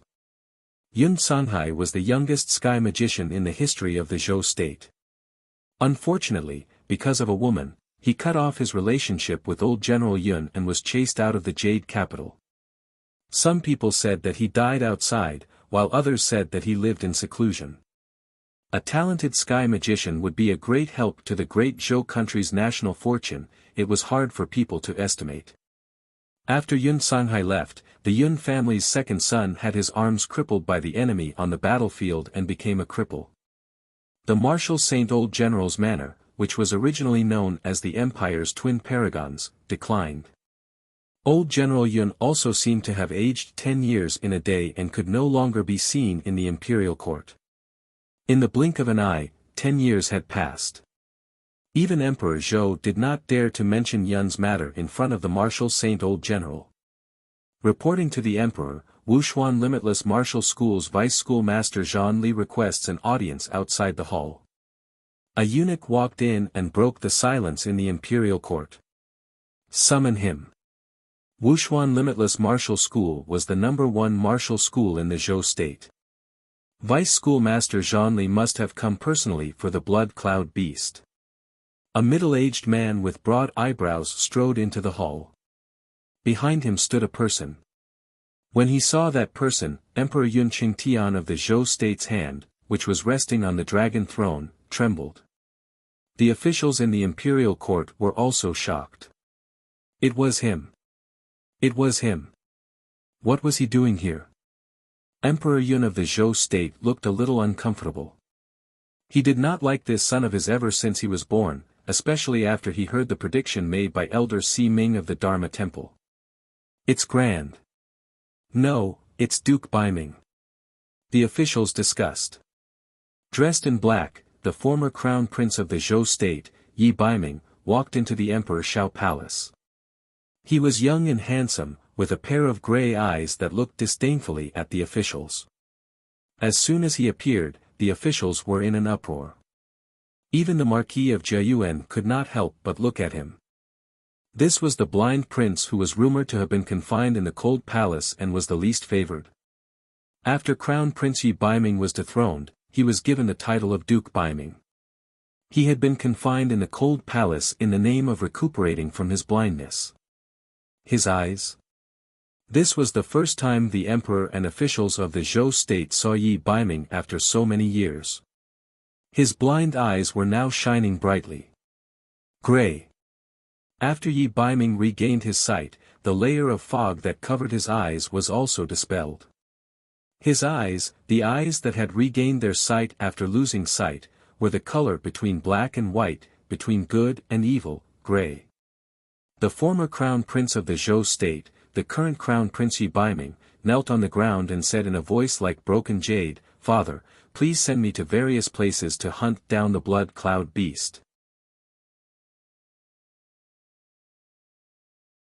Chapter 67. Jade Capital was the most prosperous city in the western part of the boundless continent. It was close to Zhou River and had convenient transportation. There was a Dharma temple, Hunter's Guild, Sky Beast Harbor, and Sea Dock. It was also the place where doctors and scholars from all over the country gathered. The local agricultural and commercial industries were flourishing. Every day, tens of thousands of foreigners would come here. This was also the capital of the strong. Magicians, warriors, and even summoners, which were rare on the continent, would appear in this area. Yun Sheng and Xiao He brought the unconscious Yun Sanghai to Jade Capital 7 or 8 days later. She didn't know that a few days before she reached Jade Capital, Yi Baiming was ordered to head to various places in Zhou State to begin his journey to capture the beast blood cloud. Yun Sheng and Yi Baiming had unfortunately brushed past each other. It was also from then onwards that Yi Baiming, who had regained his sight, became known as War God Zhou Wu. Yun Sheng, on the other hand, rose rapidly with multiple identities. The love and hate between the two of them had just begun, but that was a story for another time. To enter Jade Capital, one had to pay a silver coin to enter the city. Seeing that Yun Sheng, who was only a little girl, was actually driving a carriage into the city, a few city guards couldn't help but go forward to check. Just as they lifted the curtain, a black dog scuttled out. That black dog had short black fur, and its neck was tilted to the right comically. However, none of the city guards dared to underestimate this black dog. The black dog seemed to have a part of the wolf mastiff's bloodline. Its skin was shiny, as if it had been waxed. Its body was about the size of a lamb, and its limbs were strong and powerful. Once it saw a stranger, it revealed its sharp teeth and looked rather ferocious. That was Xiao He. After Xiao He grew a piece of the wind maggot beast's meat, its body shape changed. Yun Sheng still couldn't tell its rank, but Xiao He was much stronger than before. It looked like it could compete with a hunting dog or even a mastiff. "Brothers, my father is in the carriage. He's from the Jade Capital, but because he contracted a terrible disease, he can't be exposed to the wind." Yun Sheng looked worried. Along the way, she had put in a lot of effort to take care of Yun Sanghai. The most troublesome thing about a vegetative state was not the daily management but the inability to eat. If this continued, even a strong elephant would gradually weaken. Since the boundless world didn't have the modern equipment to deliver nutrient fluids, Yun Sheng could only rely on a straw to feed Yun Sanghai some expensive ginseng soup. She had spent more than half of the gold coins she obtained from the bounty of the magical beasts. Even so, Yun Sanghai was still losing weight day by day. It had only been 7 or 8 days, but Yun Sanghai was already skin and bones. Yunxing couldn't help but feel sad when she saw it. She rushed to the Jade capital without rest, hoping to reach the general's residence as soon as possible to find a way to save her father. He's a patient. What kind of disease did he contract? If it's a contagious disease, he's not allowed to enter the city. A few soldiers were in a difficult position. The Jade capital was a big city and also the capital of a country. Countless people came and went every day. To prevent epidemics from entering the city, there were special rules in the city. Anyone with a contagious disease was not allowed to enter. My father's disease isn't contagious. It's a rare coma. We're here to seek refuge with our relatives. Brothers, please do us a favor and let us in. Yunsheng was a little anxious. She didn't expect the Jade capital to have such rules. Young lady, it's not that we don't want to accommodate, but if the higher-ups blame us, we'll lose our heads. How about this, one of us will go in first and leave the carriage at the city gate. When you find your relative in the city, ask him to bring the certificate of a doctor or above in the city before coming to pick up your father. The city guard saw that Yunsheng was young and her clothes were old and tattered. When he saw that she was taking care of her relative alone, he couldn't help but feel pity for her and pointed out the right path for her. Yunsheng thanked the city guard. After settling the carriage, she ordered Xiao He to watch over the carriage. She then asked the passers-by for the location of the Marshal Saint General's residence and sprinted over. The Jade capital was huge.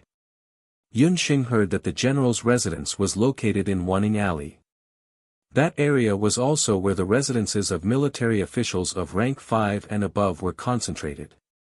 Yunsheng only knew that Yun Songhai was from the general's residence, but she didn't know anything about the Marshal Saint General's residence. When she was in Banana Leaf Village, Yunsheng roughly knew about martial artists because she became the village's big sister later on. Martial artists were the same as magicians and were divided into different ranks. For example, Lei Hu of Banana Leaf Village was only a beginner martial artist. As for Ding Mao of Fire Cliff Village, he was a martial master. From beginner to higher ranks, martial artists were martial artist, martial artist, martial artist, martial artist, martial artist, martial artist, martial artist, martial artist, martial artist, martial artist, martial artist. The Yun family was called the Marshal Saint General's residence because there were 2 martial saints in the Yun family. Besides that, Yun Songhai's father, who was also Yunsheng's grandfather, was also a martial saint. A martial saint was equivalent to a saint-level guardian king among magicians. In the entire Zhou state, there were no more than 3 martial saints. Among them, old General Yun had been a martial saint for the longest time. Therefore, to the citizens of Zhou state, the Martial Saint General was like the Big Dipper. Yunsheng had never seen this legendary grandfather of hers before. But just by standing outside the Martial Saint General's residence, she could feel a sinister aura. Outside the Martial Saint General's residence, there were 2 majestic stone lions made of red iron standing on both sides of the gate. 2 dignified guards were guarding the gate. Just the guards were 2 martial artists. Only the general's residence would use a martial master as a guard. One had to know that in other cities, martial masters could also independently become instructors in their dojos. Yunsheng was just about to step forward when she suddenly heard the door open. A luxuriously dressed boy walked out of the general's residence with a few ferocious blood-claw wolves. The great Zhou dynasty revered martial arts, and in the manners of the 5th-rank officials, besides having guards, some of the nobles and officials even had their own magical beast breeding grounds, which were used to raise various ferocious magical beasts. In addition to allowing the disciples of the clan to practice martial arts, during the annual spring and autumn hunt, they could also bring the magical beasts to hunt. The Jade capital at the end of the 5th month already had the scorching heat of early summer. The boy who came out was about 2 to 3 years older than Yunsheng. His facial features were not bad and his posture was agile. It was obvious that he had been practicing martial arts since he was young. "Good morning, young master. Where are you going with the magical beasts?" The guards bowed respectfully. The boy who came out was old General Yun's widowed third daughter, Yun Sangshue's late husband, Tang Yu. Yun Sangshue's husband was originally Yun Ba's right-hand man. Who would have thought that he would unfortunately lose his life in the chaos at the border? Yun Sangshue was also known for her crafty temper. She did not get along well with her mother-in-law, so she brought her only son, Tang Yu, back to the general's residence. Yun Sanghai did not have any grandchildren. Tang Yu was also very clever. At a young age, he had already passed the martial arts examination and was very much favored by Yun Sanghai. We saw that the 2 blood claw wolf pups we just bought were bored, so we brought them out for a walk. Tang Yu chased the wolf pups out after he finished speaking. Who would have thought that the wolf pups had just entered the residence and were still wild? Just as they walked out of the residence, they saw Yun Sheng standing not far from the entrance. They opened their mouths and pounced towards Yun Sheng. Chapter 68. Tang Yu, who grew up in the Marshal Saint General's residence, had a domineering temper. When the 2 blood claw wolves pounced out, he was shocked. However, when he saw that the wolf cubs were pouncing towards a little girl who was covered in dust and looked like a beggar, Tang Yu did not stop them. Instead, he clapped his hands and cheered, "Wolf Fong, Wolf Hammer, bite her to death." She was just a little beggar. Biting her to death was just a matter of a straw mat and a few stacks of paper money. Blood claw wolves were magical beasts of the wolf clan that lived in tropical forests. They were born at the 3rd level. Even though they were just cubs, their claws and teeth were very lethal. Civilians who were attacked by them would die. For people who were not summoners, there was only one way to get close to magical beasts. That was to raise magical beast cubs since they were young. This way, when the magical beast grew up, it would become a battle pet. The difference between a battle pet and a summoner's battle beast was huge. Most of the battle pets could not evolve. However, in the Jade Capital, there were still many officials who liked to buy some baby beasts for the safety of their descendants. This also caused the practice of raising battle pets in the Jade Capital. It had become a popular and status symbol. Tang Yu's 2 blood claw wolves were bought by his mother, Yun Sangshue, after he passed the martial master examination. The 2 blood claw wolves had red fur and looked like balls of fire. They looked very adorable. Tang Yu took care of them daily and loved them very much. In Tang Yu's eyes, a trash-like beggar appearing in a place like Wanning Alley was a kind of stain. When the guards saw this, they wanted to stop them. However, this little ancestor threatened, "Don't go up. Those are Wolf Fong snacks. Whoever wants to save her will get out of the Marshal Saint General's residence immediately." The Marshal Saint General was getting older and no longer cared about the matters in the residence. Since the second young general was crippled, he was also depressed. Unknowingly, all the affairs in the residence fell into the hands of Yun Sangshue. Although the guards knew that it was wrong for battle pets to hurt people, they did not dare to go up when they thought of being chased out of the Marshal Saint General's residence and losing their jobs. Faced with this unexpected disaster, Yun Sheng was thinking about how to go up and ask when she suddenly felt her eyelids twitching. She looked up and saw 2 hungry wolves pouncing towards her. Not far away, the well-dressed boy was cheering non-stop. Yun Sheng felt a chill run down her spine. She suddenly realized that the child must be the young master of the general's estate. At such a young age, he was already so vicious. What a domineering general's residence. The eyes of the 2 Tier 3 wolf cubs were filled with greed, as if they had already tasted fresh human flesh. But just as they were about to taste the fat meat in their mouths, the short figure in front of them suddenly disappeared. Yun Sheng slipped and dodged the 2 wolf pups. She grabbed the bone needle and quickly rubbed it on the wolf pup's waist. The 2 young wolves howled and fell to the ground.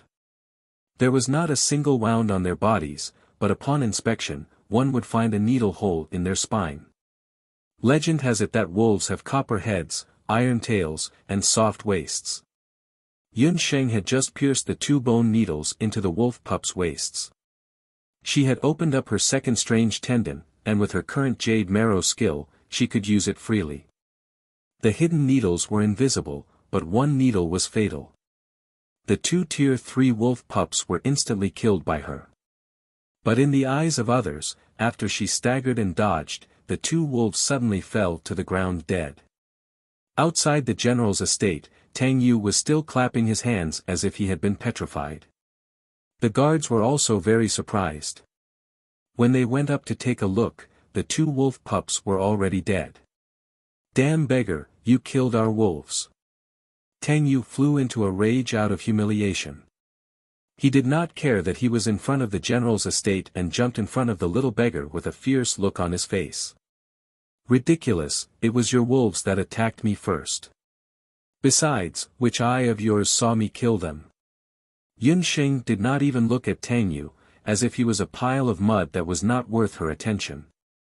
"It was you. You lowly beggar, do you know how much my wolves are worth?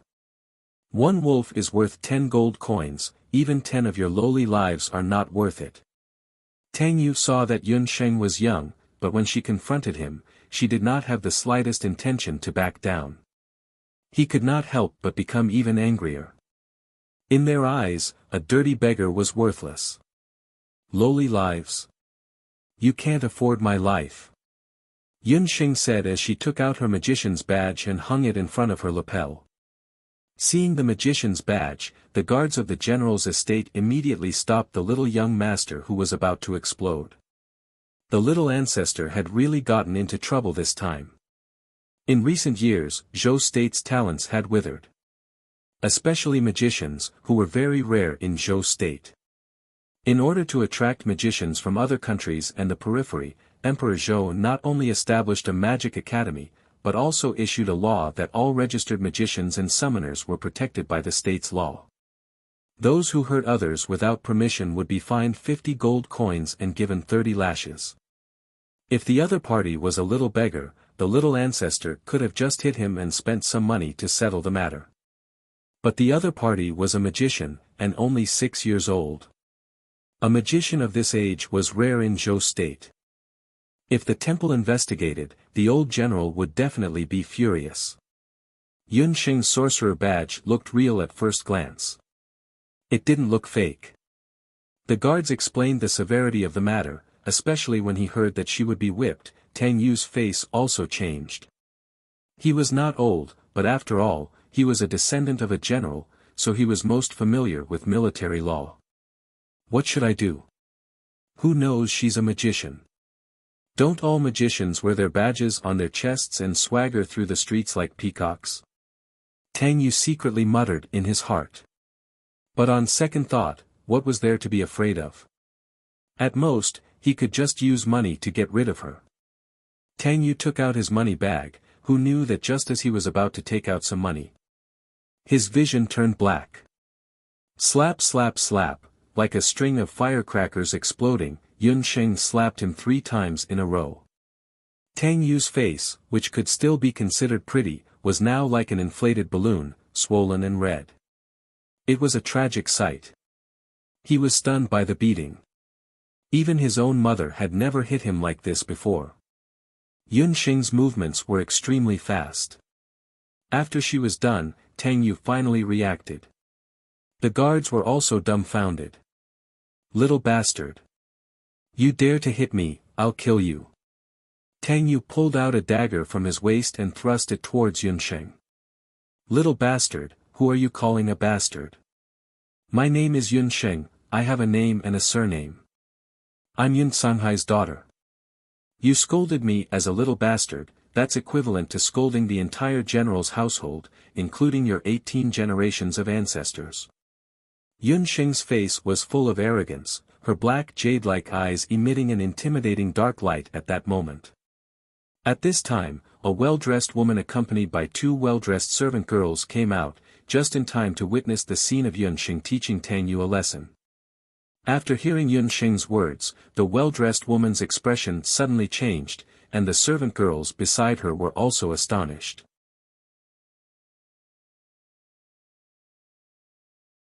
Chapter 69. Yun Sanghai's daughter. After hearing Yun Sheng's identity, not only was the woman not happy, a trace of resentment flashed through her eyes. That person was actually still alive. She didn't expect that after 10 years, his bastard had already grown so big. However, she immediately returned to her normal state. Tang Yu was already scared silly. When he saw the woman, he shouted, "Mother, this little bastard hit me." She even said that she was grandfather's granddaughter. "I don't have such an ugly cousin." Yun Sheng couldn't help but feel angry when she was described as an ugly girl by a pig. However, she also guessed the identity of this woman and Tang Yu. The daughter of the Marshal Saint General's estate, Yun Sangxue, who temporarily lived in the general's estate as a widow after marriage. She could be considered Yun Sheng's third aunt. However, Yun Sheng didn't have a good impression of Yun Sangxue at first glance. Yun Sangxue didn't have any resemblance to her father, Yun Sanghai. Her appearance wasn't bad and her figure was elegant. However, her slightly upturned eyes made her look a bit mean. Yun Sangxue looked at Yun Sheng with disgust, then looked at her son's face with heartache.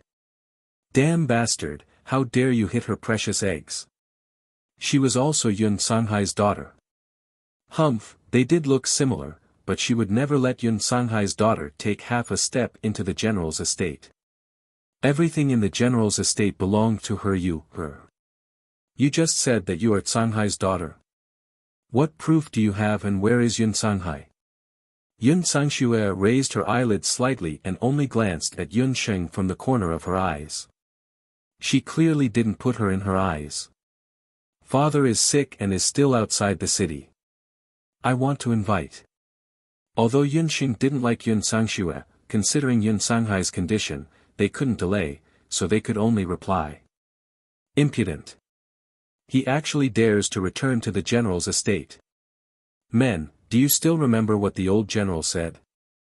If we meet Yun Sanghai and his bastards, what should we do?" Yun Sangxue was a ferocious woman from a family of generals. When she spoke, she had the aura of the old general Yun Ba, a martial saint. She was already a martial ancestor. The guards looked at each other. Under Yun Sangxue's forceful gaze, one of them had no choice but to step forward. The old general said that if young Yun Sanghai brings his son back to the Fu, he must bow 3 times and kowtow 9 times. He must bow and apologize to the ancestors of the General Fu before he can kneel and enter the Fu. What else? What if Yun Sanghai and his bastard son don't keep their word? Yun Sangxue comforted his son, Tang Yu. His eyes were filled with schadenfreude. If they don't obey, they will be beaten to death. Even if they die, they won't be allowed to take a single step into the general's estate. After the guard finished speaking, he looked at Yun Sheng with pity. This girl was young, but she had reacted quickly when facing the blood-clawed wolves. She was also a sorcerer. It was very likely that she really was the daughter of the young General Yun who had left home. Bow 3 times and kowtow 9 times, beat to death. These words were deeply engraved in Yun Sheng's mind. She remembered her father's increasingly thin body and the humiliation of the mother and son in front of her. "All right, Yun Sheng. Today you refuse to enter the Fu. In the future, when I, Yun Sheng, am successful, I will let you have a taste of what it means to be beaten to death and bow 3 times and kowtow 9 times. Yun Sheng didn't have much affection for the general's estate. She also didn't covet the glory and wealth of the general's estate.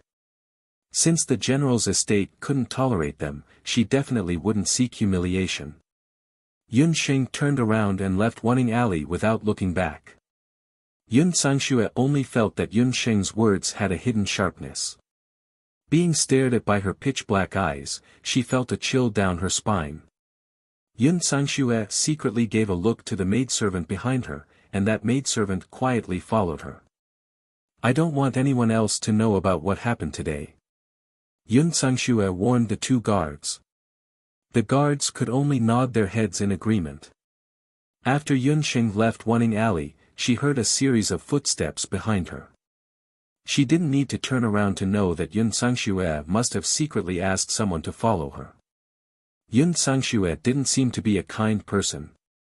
She definitely couldn't reveal her and her father's whereabouts. Yun Xing quickened her steps. She had a 5-elemental Dharma spirit in her body. She secretly circulated the wind elemental magic and shuttled through the streets and alleys of the Jade Capital, shaking off the maidservant who was tailing her. However, it was Yun Xing's first time in the Jade Capital, and she unknowingly took a detour to a dilapidated street. This street was like a completely different world from the Marshal St. General's residence. Although they were both located in the Jade Capital, there was a huge disparity between the rich and the poor. This street was narrow and dilapidated, and the shops on both sides were completely deserted. Yun Xing suspected that the people from Wuning Alley would never come to such a place in their entire lives. There's actually a clinic nearby. Yun Xing couldn't obtain the recognition of the general's residence, which also meant that her idea of getting a doctor from the general's residence to prove that her father wasn't infected with the plague had failed. She had no choice but to find a local doctor in the Jade Capital to issue a certificate before she could bring her father into the city to seek treatment. After taking a few steps, Yun Xing saw the words, "Miraculous Hands, guaranteed to cure all diseases," hanging in front of her. However, there was another board hanging at the entrance of the clinic. There were a few lines of crooked words written on it.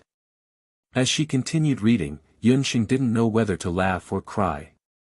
On the small board, there were words, "Issued on behalf of all kinds of certificates, including the treatment of infertility and all kinds of gynecological diseases." This was almost exactly the same as the unlicensed Xiao Hei clinics in the modern world. She wondered if the doctor who issued on behalf of the clinic had the qualifications to be a doctor. With a doubtful heart, Yun Xing turned into the clinic. It was an extremely simple and crude clinic. There were only a few medicine cabinets and a table of uneven height. A lean man was sitting in the medicine cabinet, half asleep. He must be the owner of this clinic. "May I ask if you can help me issue a certificate for the plague? One of my relatives wants to enter the city, but because he's severely infected, the city guards won't allow him to enter." After Yun Xing finished speaking, the man at the counter didn't respond for a long time. "May I ask?" Yun Xing walked forward and took a closer look.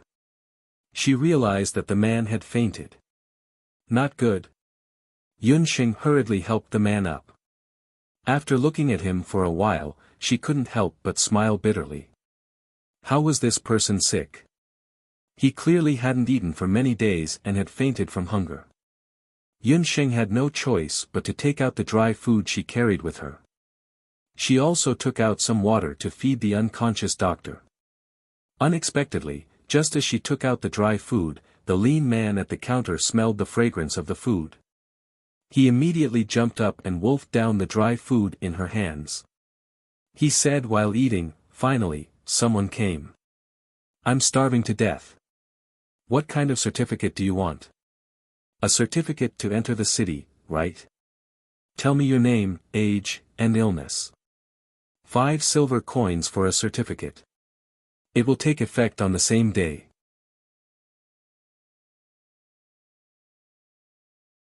Chapter 70. Since she had come to the Jade Capital and this was also the hometown of her father, Yun Sanghai, Yun Xing planned to settle down first. However, if she wanted to settle down first, she would need to obtain a doctor's certificate. However, this doctor in front of her almost starved her to death. This kind of person was definitely unreliable. Furthermore, a certificate required 5 silver coins. This was too much of a scam. Yun Xing didn't say anything else and turned to leave. "Hey, young lady, don't go. How about I give you a discount? 4.5 silver coins. The lean man saw that the meal ticket that he had painstakingly delivered to his door flew away and became anxious. This is considered the lowest price in the entire city. If you go to other medical centers, you won't even be able to enter."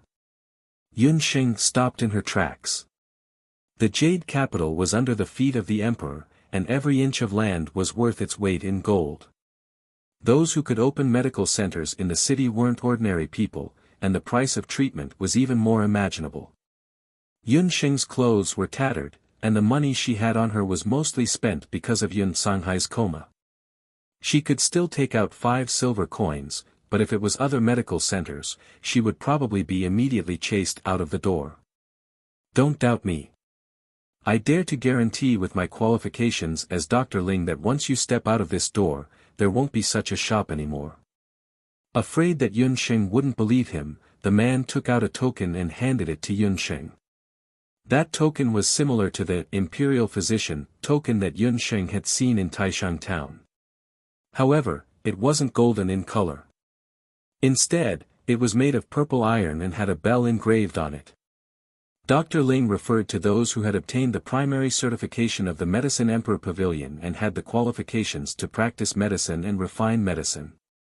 They were doctors who could practice medicine in a town and help the world. The ranks of doctors in the boundless continent: herb gathering boy, medicine man, medicine master, Dr. Ling, Dr. Ling, Dr. Ling, Dr. Ling, Dr. Ling.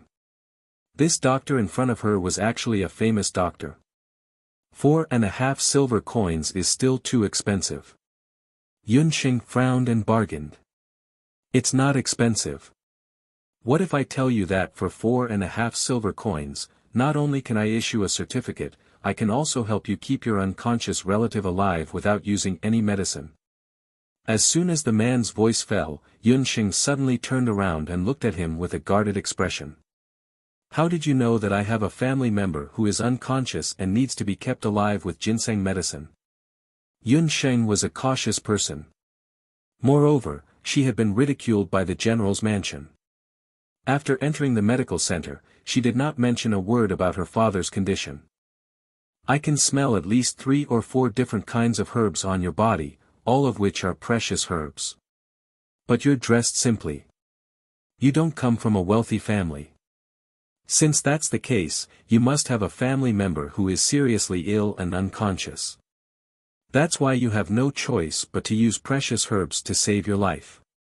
Am I right? The man's face was full of confidence. With his nose, he could distinguish the different smells of various herbs even in the imperial palace's medicine storehouse. 4.5 silver coins, deal. But you have to tell me first. What method can replace herbs? Yun Sheng had just arrived in the Jade capital. If she wanted to settle down and rent a house, she would definitely need to spend a lot of money. She was already out of money and had to think of a way to earn money quickly.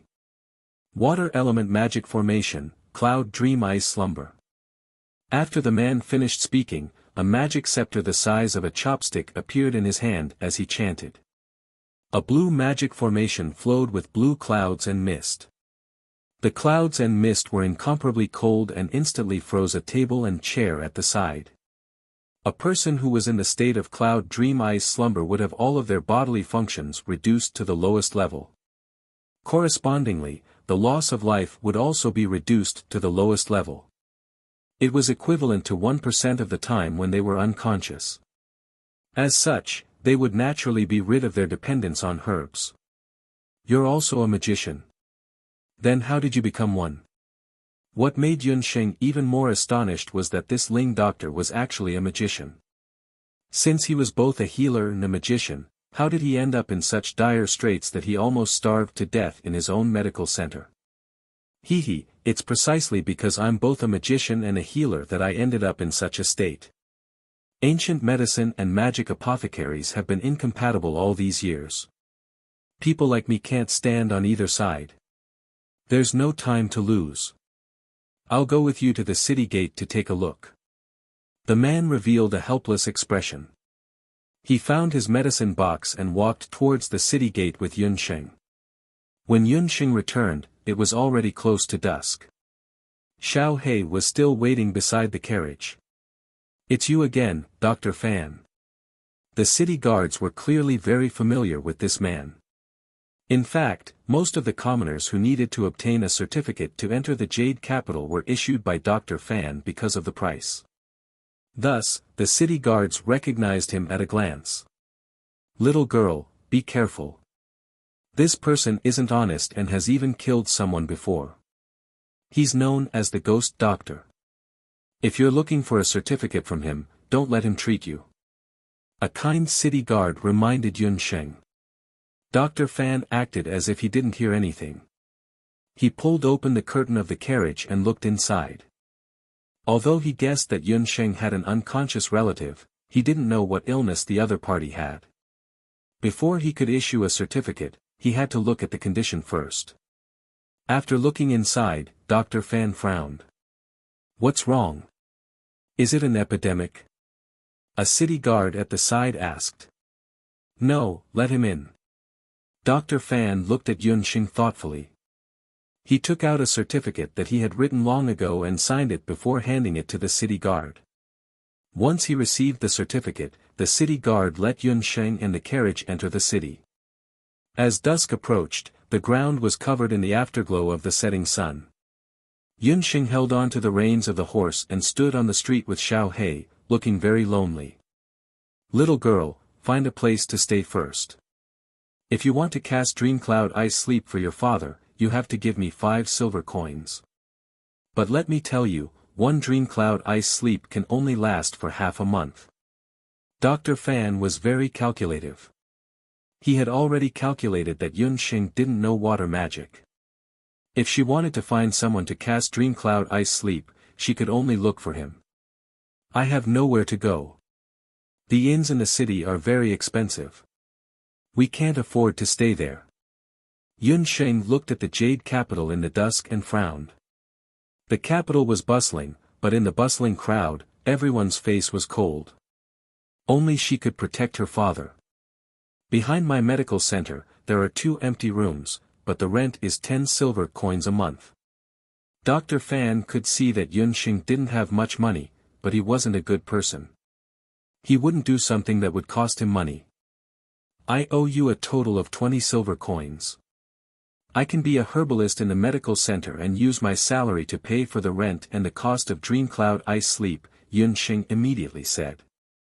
Although the city guard didn't have a high evaluation of Dr. Fan, a doctor who could guess her father's condition just by seeing him once was definitely not as useless as the rumor said. A herbalist's salary is only 5 silver coins at most.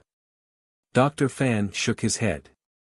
In your medical center, do you have fresh hemostatic flowers, moon crow fruit, or withered butterfly vines? As long as I have these 3 herbs, I will definitely be able to raise the remaining 15 silver coins before the end of this month. Although Yun Sheng was young, her words had a natural deterrent force. Dr. Fan couldn't help but believe her words. Okay, 1 month. If you can't raise the money in 1 month, don't blame me for kicking you, your father, and your dog out of the door. Dr. Fan nodded and led Yun Sheng to the medical center.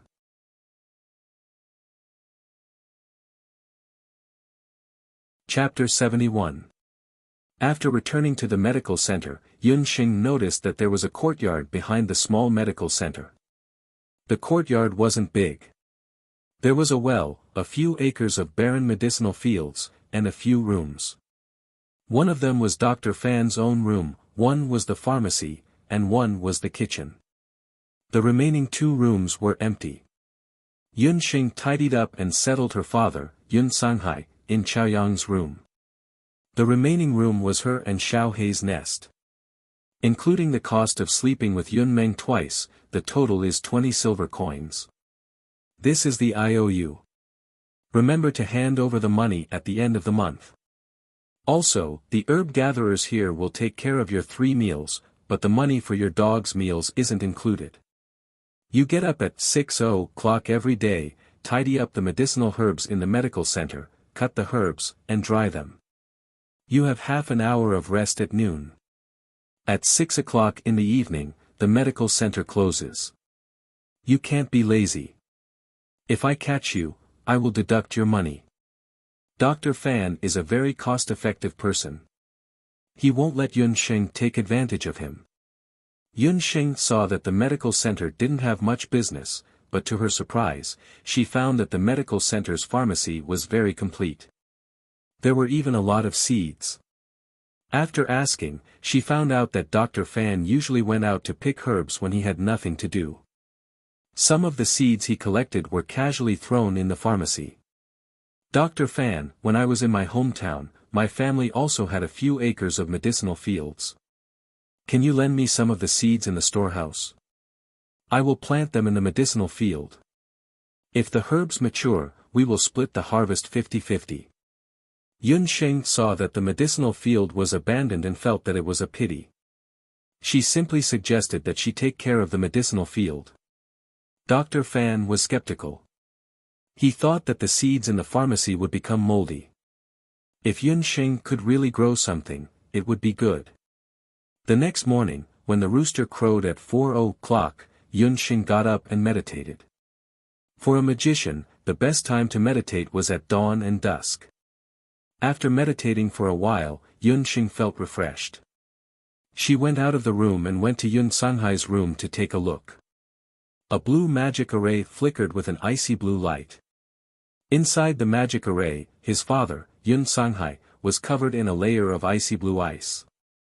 "Father, Sheng will find a way to save you one day," Yun Sheng swore in her heart. She prepared breakfast as usual. Then, he loosened the soil of the medicinal field and planted the selected seeds before daybreak.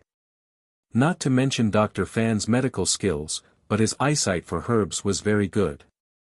The seeds of the herbs he collected were all middle-grade herbs. On the boundless continent, medicinal herbs were divided into the most common types: low-grade, mid-grade, high-grade, and supreme-grade. For example, the hemostasis flower from Banana Leaf Village was the most common type. It was cheap and could only be made into ordinary low-grade medicine. Middle-grade herbs were much more expensive than ordinary herbs. They could also be made into mid-grade medicine. After making the hemostasis medicine and meditation water, Yun Sheng already had a certain level of ability to make medicine. She planned to wait until the mid-grade herbs were successfully planted before starting to develop them. In her previous life, Yun Sheng's parents died early and her grandfather was busy with the small clinic all year round, so her ability to take care of herself had always been good. She stayed in Yujing partly because of Yun Sanghai's illness. Another reason was that she wanted to enter the Magic Academy in Yujing City. Although Yun Sheng had a 5-elemental spirit, Yun Sanghai didn't have time to teach her basic magic before he became a vegetable. She wanted to enter the Magic Academy to obtain more opportunities to learn basic magic and become a real magician. That would require a lot of tuition fees and living expenses, so Yun Sheng had to earn more money. Dr. Fan woke up early in the morning. As soon as he stepped out of his room, he smelled the aroma of food. Looking at the courtyard, he saw that it was neat and tidy. Some cut herbs were neatly placed under the sun. "Ha, this little girl is very nimble. Unfortunately, no matter how nimble she is, she won't be able to save her father." The beast blood curse of the Zhao state. Dr. Fan walked into the clinic with his hands behind his back, deep in thought. On this day, not a single patient came. Dr. Fan spent most of his time napping on the counter. Around noon, Yun Sheng had half an hour of free time. She notified Dr. Fan and left the clinic. She ran towards the busiest street in the city and shuttled through the streets of Yujing City. The sun was shining brightly. Yun Sheng ran all the way here, her face bright red from the sun. These hemostasis medicine were made by Yun Sheng when she was in Banana Leaf Village. The 3 bottles of qi-gathering elixir and meditation water were also made on the way here. Yun Sheng planned to sell these finished medicines to raise some money. Seeing that there was not much time left, Yun Sheng could only pick up the medicine bottles and choose a clinic on the northernmost side of the street. "Sell medicine? Are you qualified to be a medicine man?" The doctor at the clinic saw that Yun Sheng was just a little girl and couldn't help but be suspicious. "I was a herbalist at the Dharma temple. These medicines were all taught to me by the local pharmacists." Yun Sheng presented a bottle of hemostasis medicine expectantly. The pharmacist took the bottle and sniffed it. His expression changed slightly, but he didn't show it on his face. This hemostasis medicine is too inferior. I can accept it, but it's at most 5 copper coins. Yun Sheng's face turned red. She took back the bottles of medicine. I'm not selling. She would rather not sell it than allow others to trample on her medicine. Her lunch break was only half an hour, and she had spent some time rushing over. She really didn't have much time left. Yun Sheng hugged the medicine bottles and walked on the street. She noticed a few rouge and powder scouts in the corner of the street, and the peddlers were shouting from time to time. She had initially wanted to sell the medicine to the clinic, but now it seemed that the bigger the shop, the more unscrupulous it was. Yun Sheng no longer trusted clinics and pharmacies. She might as well set up a mobile medicine stall and sell it for as much money as she could. After making up her mind, Yun Sheng picked a clean and cool piece of land and took out the hemostasis medicine and the 3 bottles of meditation water. Yun Sheng's hemostasis medicine was priced at 9 copper coins, the qi-gathering elixir at 15 copper coins, and the meditation water at 20 copper coins. These prices were much cheaper than the market price. This street was the busiest in the Jade capital. There were many people passing by, and there was no lack of practitioners and magicians. Yun Sheng was young and not a physician. Occasionally, a few passers-by would pass by, but when they heard that she was selling medicine, they would shake their heads and walk away. After waiting for about 15 minutes, an unusually slender woman walked in front of him. "Sister, do you want to buy medicine?" Yun Sheng stopped the woman. The corner of the woman's mouth twitched. She turned around and scolded, "Who said I'm a woman? Which eye of yours saw that I'm a woman?"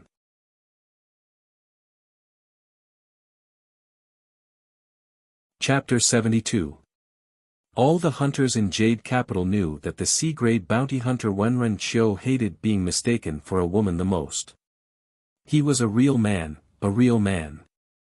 However, he had an oval face that was more attractive than a woman's. His facial features were as clear as a painting, and his skin was fair and transparent as if water could be squeezed out with a pinch.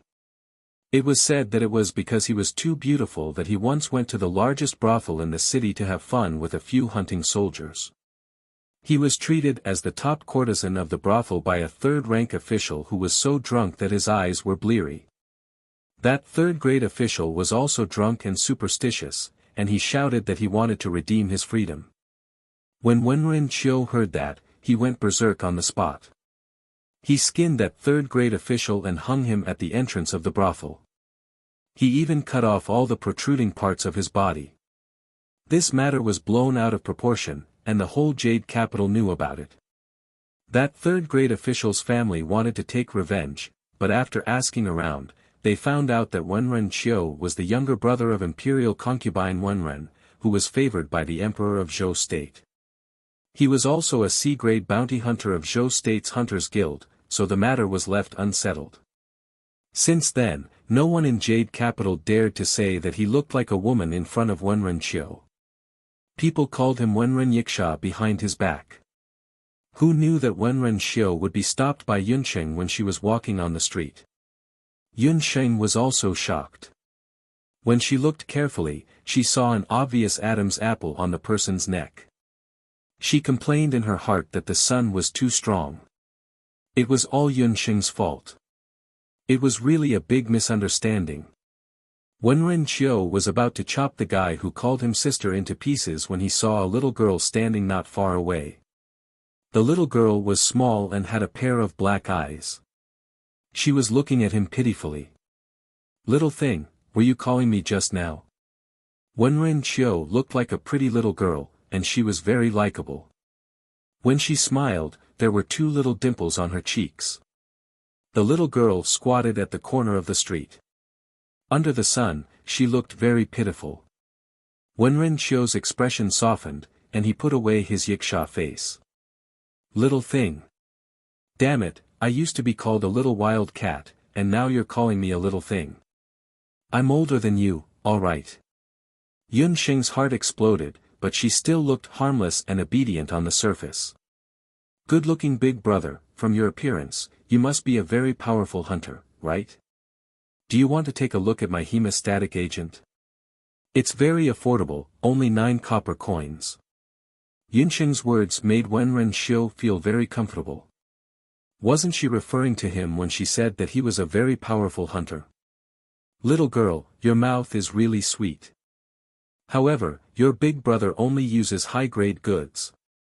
The hemostatic agents that I usually use are specially provided by the Imperial Medicine Pavilion. As for your hemostatic agent. Wenren Xiu saw Yunsheng's face fall and couldn't bear to see her like this. He casually picked up a bottle of hemostatic agent. As soon as the smell of the hemostat wafted out, Wenren Xiu let out a soft cry of surprise. The quality of this hemostatic medicine wasn't bad, and it wasn't too far off from the Medicine Emperor Pavilion's Hemostatic Emperor. A bottle of Hemostasis Emperor cost 3 silver coins. His name was Wenren Xiu, not Wendatu. Wait a minute, are these bottles of meditation water? I'll buy them all. How much are they? You calculate. Wenren Xiu was very casual and didn't pay attention to the production of medicine like the average person. He felt that Yunsheng's hemostatic agent was good, so her other medicines must be good as well. He might as well buy them all at once. Yunsheng's hemostatic agent, meditation water, and qi-gathering elixir were sold for a total of 6 silver coins. Seeing that Yunsheng was about to leave, Wenren Xiu stopped her. My name is Wenren Xiu. In the future, you don't have to sell your medicine on the streets. There are too many people around here. In the future, if you have medicine, send it to the Wenren residence in Chonglin Alley. If I'm not around, just give my name and give the medicine to the housekeeper. Yunsheng hurriedly nodded. Seeing that it was getting late, she hurriedly ran to the medical hall. Wenren Xiu took the meditation water and walked into a restaurant not far away. He had invited a few hunters to drink in the restaurant. As soon as he entered the restaurant, he heard a high-pitched voice call out, "Big sister, do you want to buy medicine?" When Wenren Xiu heard that, he clenched his fists without hesitation. Crackling sounds like beans popping could be heard from his fists. Honorable hunters, please do us a favor and don't fight in the restaurant. When the restaurant's manager heard that, he was so frightened that he hurriedly lay on the ground. Wenren Xiu didn't become a C-rank mercenary by relying on his looks. His own strength was not a problem, and he was already a martial venerable. He threw a punch at the person who had spoken. That person was already prepared, and the snake-shaped magic scepter in his hand buzzed. Mid-level magic, marsh technique. The ground under Wenren Xiu's feet immediately turned into a muddy marsh. Pairs of muddy hands reached out from the marsh and grabbed Wenren Xiu's legs. Wenren Xiu's beautiful face was full of disgust as she shouted at the female magician opposite her, "Tomboy, is your brain soaked in water? Why don't you take a look at yourself? You're old enough to be my great-grandmother. How dare you imitate a little girl and call me big sister? Disgusting." Unlike Wenren Xiu, the female magician was uncouth and roughly the same height as Wenren Xiu. When she heard Wenren Xiu's words, she was so angry that her eyes almost popped out. "Wenren Xiu, I'm only a month older than you. What do you mean by old enough to be your great-grandmother? Enough. Wenren Xiu, Nan Yan, the two of you have to fight every time you meet. We're all in the same hunting team. Sit down and discuss the assessment of the hunting team." With a roar, several purple lightning flashes drilled out from the ceiling of the restaurant. With 2 rumbling sounds, the lightning flashes exploded in front of Wenren Xiu and the magician one after another. The two of them stepped back and glared at each other in dissatisfaction. The one who spoke was a big man with a dignified appearance. He was 2 meters tall and his whole body was covered with muscles. The most terrifying thing was that he had a magic scepter on his waist. Feng Qua, a dual cultivator of magic and martial arts, a C-rank hunter. He was a warrior at the peak of revered martial artist and a magician at the level of lightning master magician. He was also the captain of the Soaring Phoenix hunting team. He picked up Wenren Xiu and Mu Nan Yen and threw them on their seats. The two of them looked like obedient babies as they sat there without uttering a word. Wenren Xiu smiled. "Boss, don't be angry. Look, I bought a few bottles of good stuff.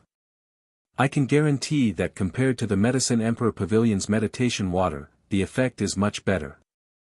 Keep bragging. Who doesn't know that the Medicine Emperor Pavilion's meditation water is the best quality in the continent? You dare to buy medicine from a 6 or 7-year-old girl?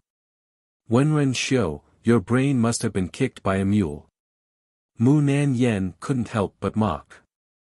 She snatched the bottle of meditation water and drank it in one gulp.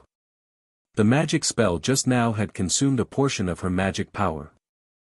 She could use the meditation water to replenish her magic power. Chapter 73. Feng Kuo, Wenren Xiu, and Mu Nanyan were members of the Soaring Phoenix hunting team, which was rather famous in the Jade Capital's bounty industry. The three of them were cultivators of both magic and martial arts, martial artists, and magicians. Wenren Xiu was good at attacking, Mu Baiyan's earth element magic was good at defending, and Feng Kuo was good at both attacking and defending. The three of them had been in the team for 5 years, but Wenren Xiu and Mu Baiyan had always disliked each other. If it wasn't for Feng Kuo's suppression, the two of them would have fought to the death. Mu Nanyan drank a mouthful of the meditation water and raised her eyebrows. "You tomboy, don't drink it all in one gulp. Letting you drink it is like a cow eating peonies. It's a reckless waste of natural resources," Wenren Xiu scolded. "Boss, this meditation water." Mu Nanyan smacked her lips and felt a vigorous surge of magic power in her stomach. It was like a raging wave that spread out in an instant. She couldn't help but be stunned. "Is there a problem with the potion?" Wenren Xiu was also a little uncertain. She was a martial artist and didn't know much about meditation water. Feng Kuo, who was about to teach the two of them a lesson, also took a bottle of meditation water and drank a mouthful. To a magician, meditation water was sometimes a lifesaver. For example, bounty hunters who lived on the edge of a knife's edge would sometimes lose their lives if they recovered 10% of their mana in the face of magical beasts. After Feng Kuo tried it, his eyes shone brightly, and he couldn't help but exclaim, "An improved version of meditation water." "Yes, boss, you've noticed it too. The taste is similar to the one in the Medicine Emperor Pavilion, but the effect is very shocking. It should be some kind of improved meditation water." Mu Baiyan no longer had the mood to argue with Wenren Xiu. She was an earth element magician, and when she drank the meditation water, her earth element recovered 50% faster than usual. That meant that when facing a magician of the same level, as long as she had this meditation water, she would be invincible. Where did that little girl come from? How much improved meditation water does she have? We'll buy all of it. Feng Kuo realized that the maker of this meditation water did not know the value of the potion itself. Wenren Xiu bought all of the finished products in one go, so Yun Sheng gave her the best price. After conversion, a bottle of meditation water was only worth 1.5 silver coins. One had to know that in the Medicine Emperor Pavilion, a bottle of ordinary meditation water cost 5 silver coins. In Feng Kuo and Mu Nanyan's eyes, this kind of improved meditation water was even sold for 1 gold coin. I don't know. Wenren Xiu was confused by the two of them. He had only done a good deed that day and bought that little thing's medicine. Who would have thought that her medicine would be so good? We'll continue to wait here tomorrow. If she comes out to buy medicine, we'll buy all of it. It's best to inquire about who made the medicine. Whether it was Mu Nanyan or Feng Kuo, they all took it for granted that Yun Sheng was helping her elders set up a stall to sell medicine. A few drops of cold sweat appeared on Wenren Xiu's forehead. He said weakly, "I saw that she was still young, so I told her not to set up a stall in the future." 2 hostile gazes immediately swept over. "However, I also told her to send the finished products to my house as soon as she has them. What if she doesn't send them? Mu Nanyan wanted to strangle Wen Renxiu. She should send them, she definitely will. The more Wen Renxiu said, the more guilty he felt. He was not very sure. If that little thing did not know the way, or if she found other sellers, then this improved meditation water would be gone. It was just that in such a big jade capital, finding a nameless little girl was a bit too difficult. Fine, we'll wait. I called you here today for the bounty hunter assessment. We've been stuck at the C-rank bounty hunter level for a long time. According to our experience and the total amount of bounty we've accumulated over the years, we should have been promoted to B rank long ago. Feng Kuo, Wen Renxiu, and Mu Nanyan were all from Jade Capital. Although the three of them were bounty hunters, each of their families was famous in Jade Capital. The three of them were from the same generation. Because of their ancestors, they had been playmates since they were young. 5 years ago, because of Feng Kuo's suggestion, they formed Huang Teng. The three of them were quite strong, and with their tacit cooperation, they could be considered to have a little reputation in the bounty hunting world. However, the bounty mercenary level had been stuck at C rank. For the three of them who were proud and arrogant, this had always been a sore point. After all, only bounty hunters above B rank could accept cross-country bounty missions. Our strength has been enough for B rank for a long time, but we haven't found a suitable summoner. Wen Renxiu drank a mouthful of wine gloomily. Unlike those insignificant hunters, there had to be at least one warrior, one mage, and one summoner in order to become a B-level bounty hunter team. That was, there had to be at least one warrior, one mage, and one summoner in the team. This hard condition was set by the 3 SSS rank hunters who had founded the Hunters Guild. At the same time, it was also set by the legendary Divine Edge hunter team on the mainland. All the hunters on the mainland had to abide by it. Moreover, the hunter team that met the condition had to challenge a B-rank hunter team. If the challenge was successful, then they could be promoted. It's easier said than done to find a summoner. Look, in the past few years, the summoners who passed the assessment at the Jade Capital Summoning Center were snatched away before they could leave the Summoning Center. In 10 years, there were no more than 20 summoners from the Jade Capital Summoning Center. Those people lived like princes. Who would be willing to be a bounty hunter? Zhou State's national fate has withered. Among the warriors, there were no more warriors like old General Yun. The other 4 countries have many talents. Among them, Penglai has the most summoners. So now, among the big countries, Penglai has the most B-rank hunter teams. Mu Nanyan couldn't help but sigh. They became bounty hunters not because they were greedy for money, but because they wanted to pursue the adventure missions that only bounty hunters could come in contact with. However, the members of a bounty hunter team must be absolutely trustworthy.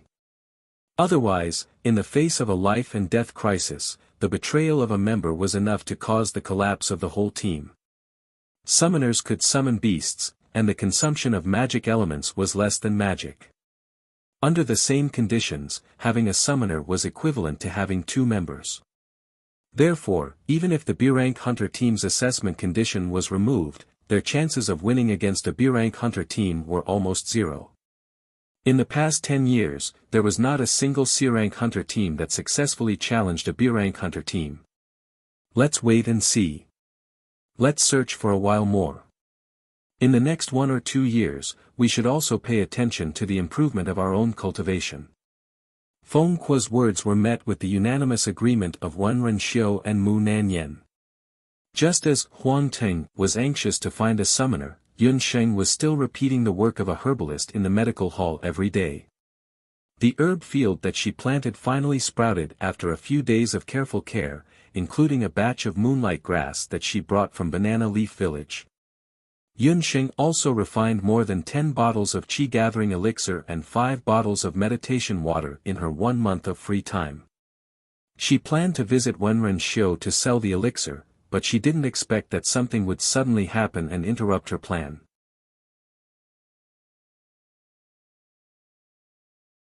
Chapter 74. The ins and outs of the matter had to be explained from the medical center. After 10 days, Yunsheng also discovered the main source of income for the little rejuvenation clinic. In this clinic, other than issuing all kinds of fraudulent certificates, another important source of income was to help the neighbors grab and decoct medicine to treat some minor ailments such as headaches, fevers, and diarrhea. They didn't even come across a single difficult and complicated illness.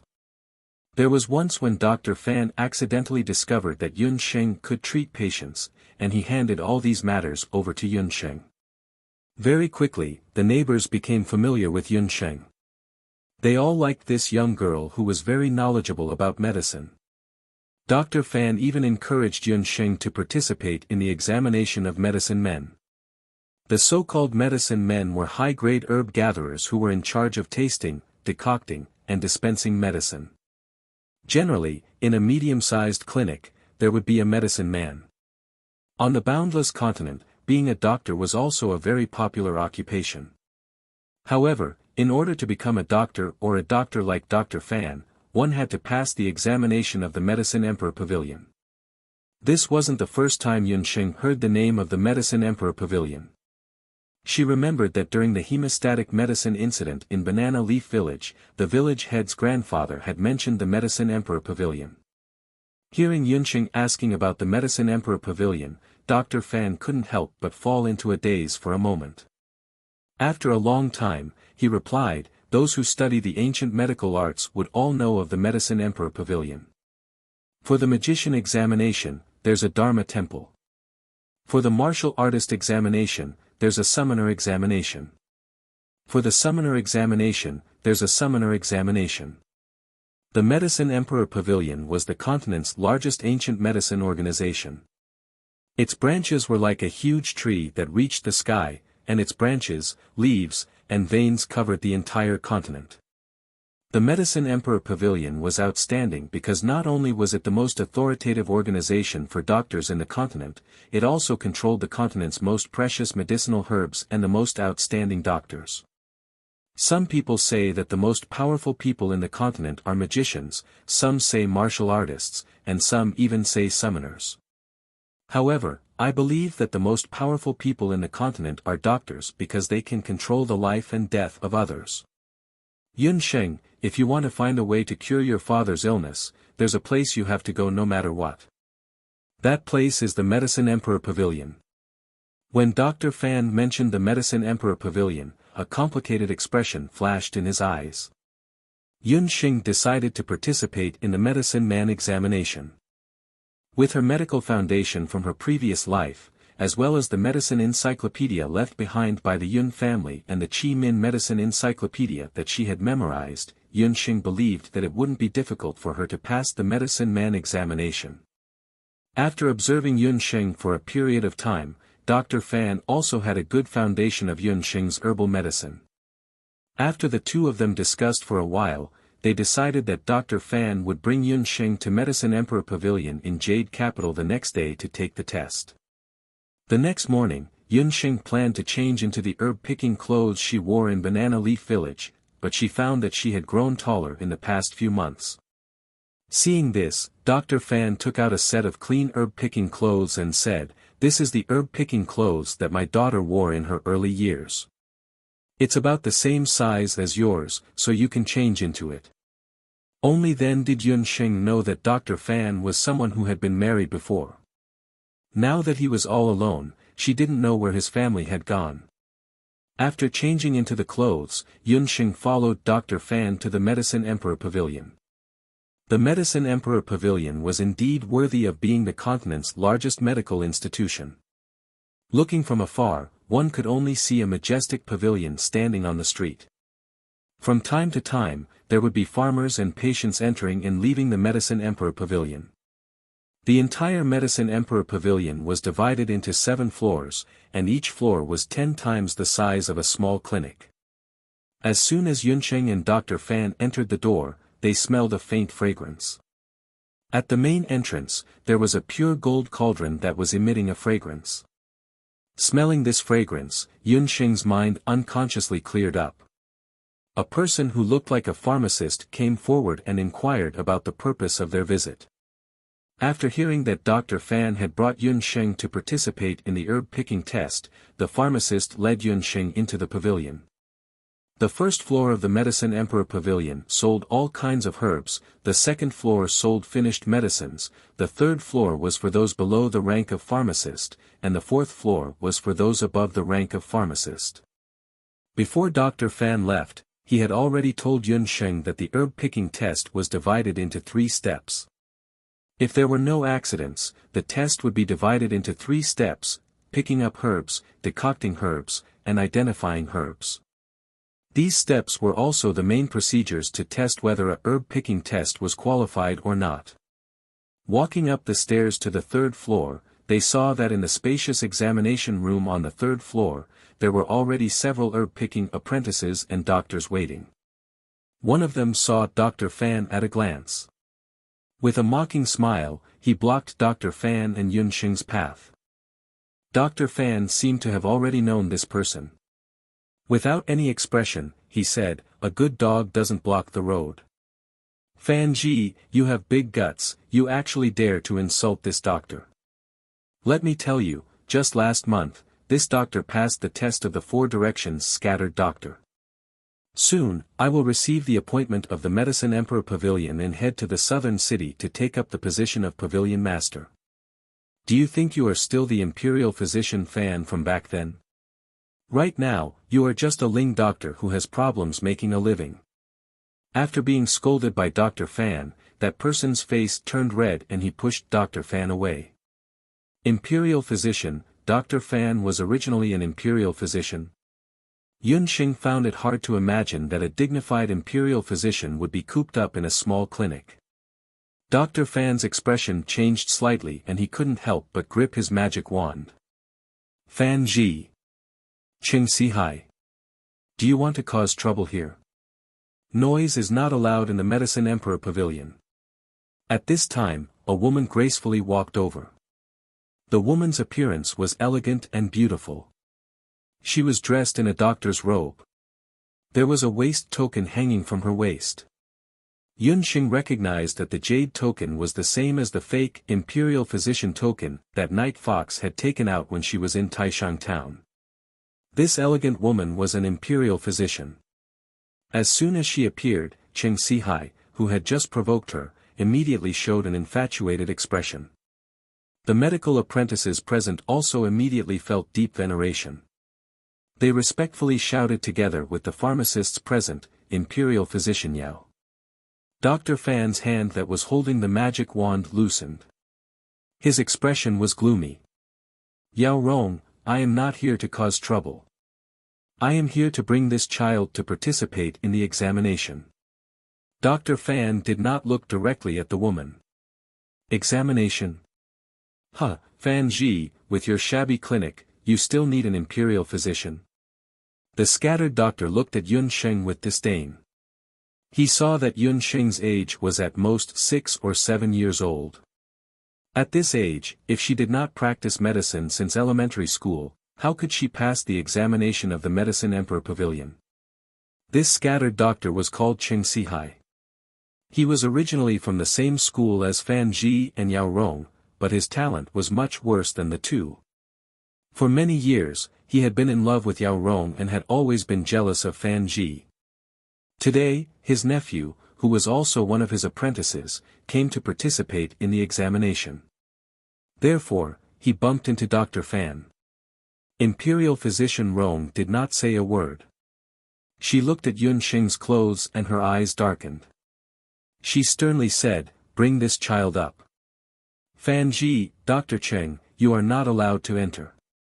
"Dr. Fan, I can go up by myself. I will definitely become an Imperial Physician." Yun Sheng deliberately said loudly. At the same time, she glared at the scattered doctor.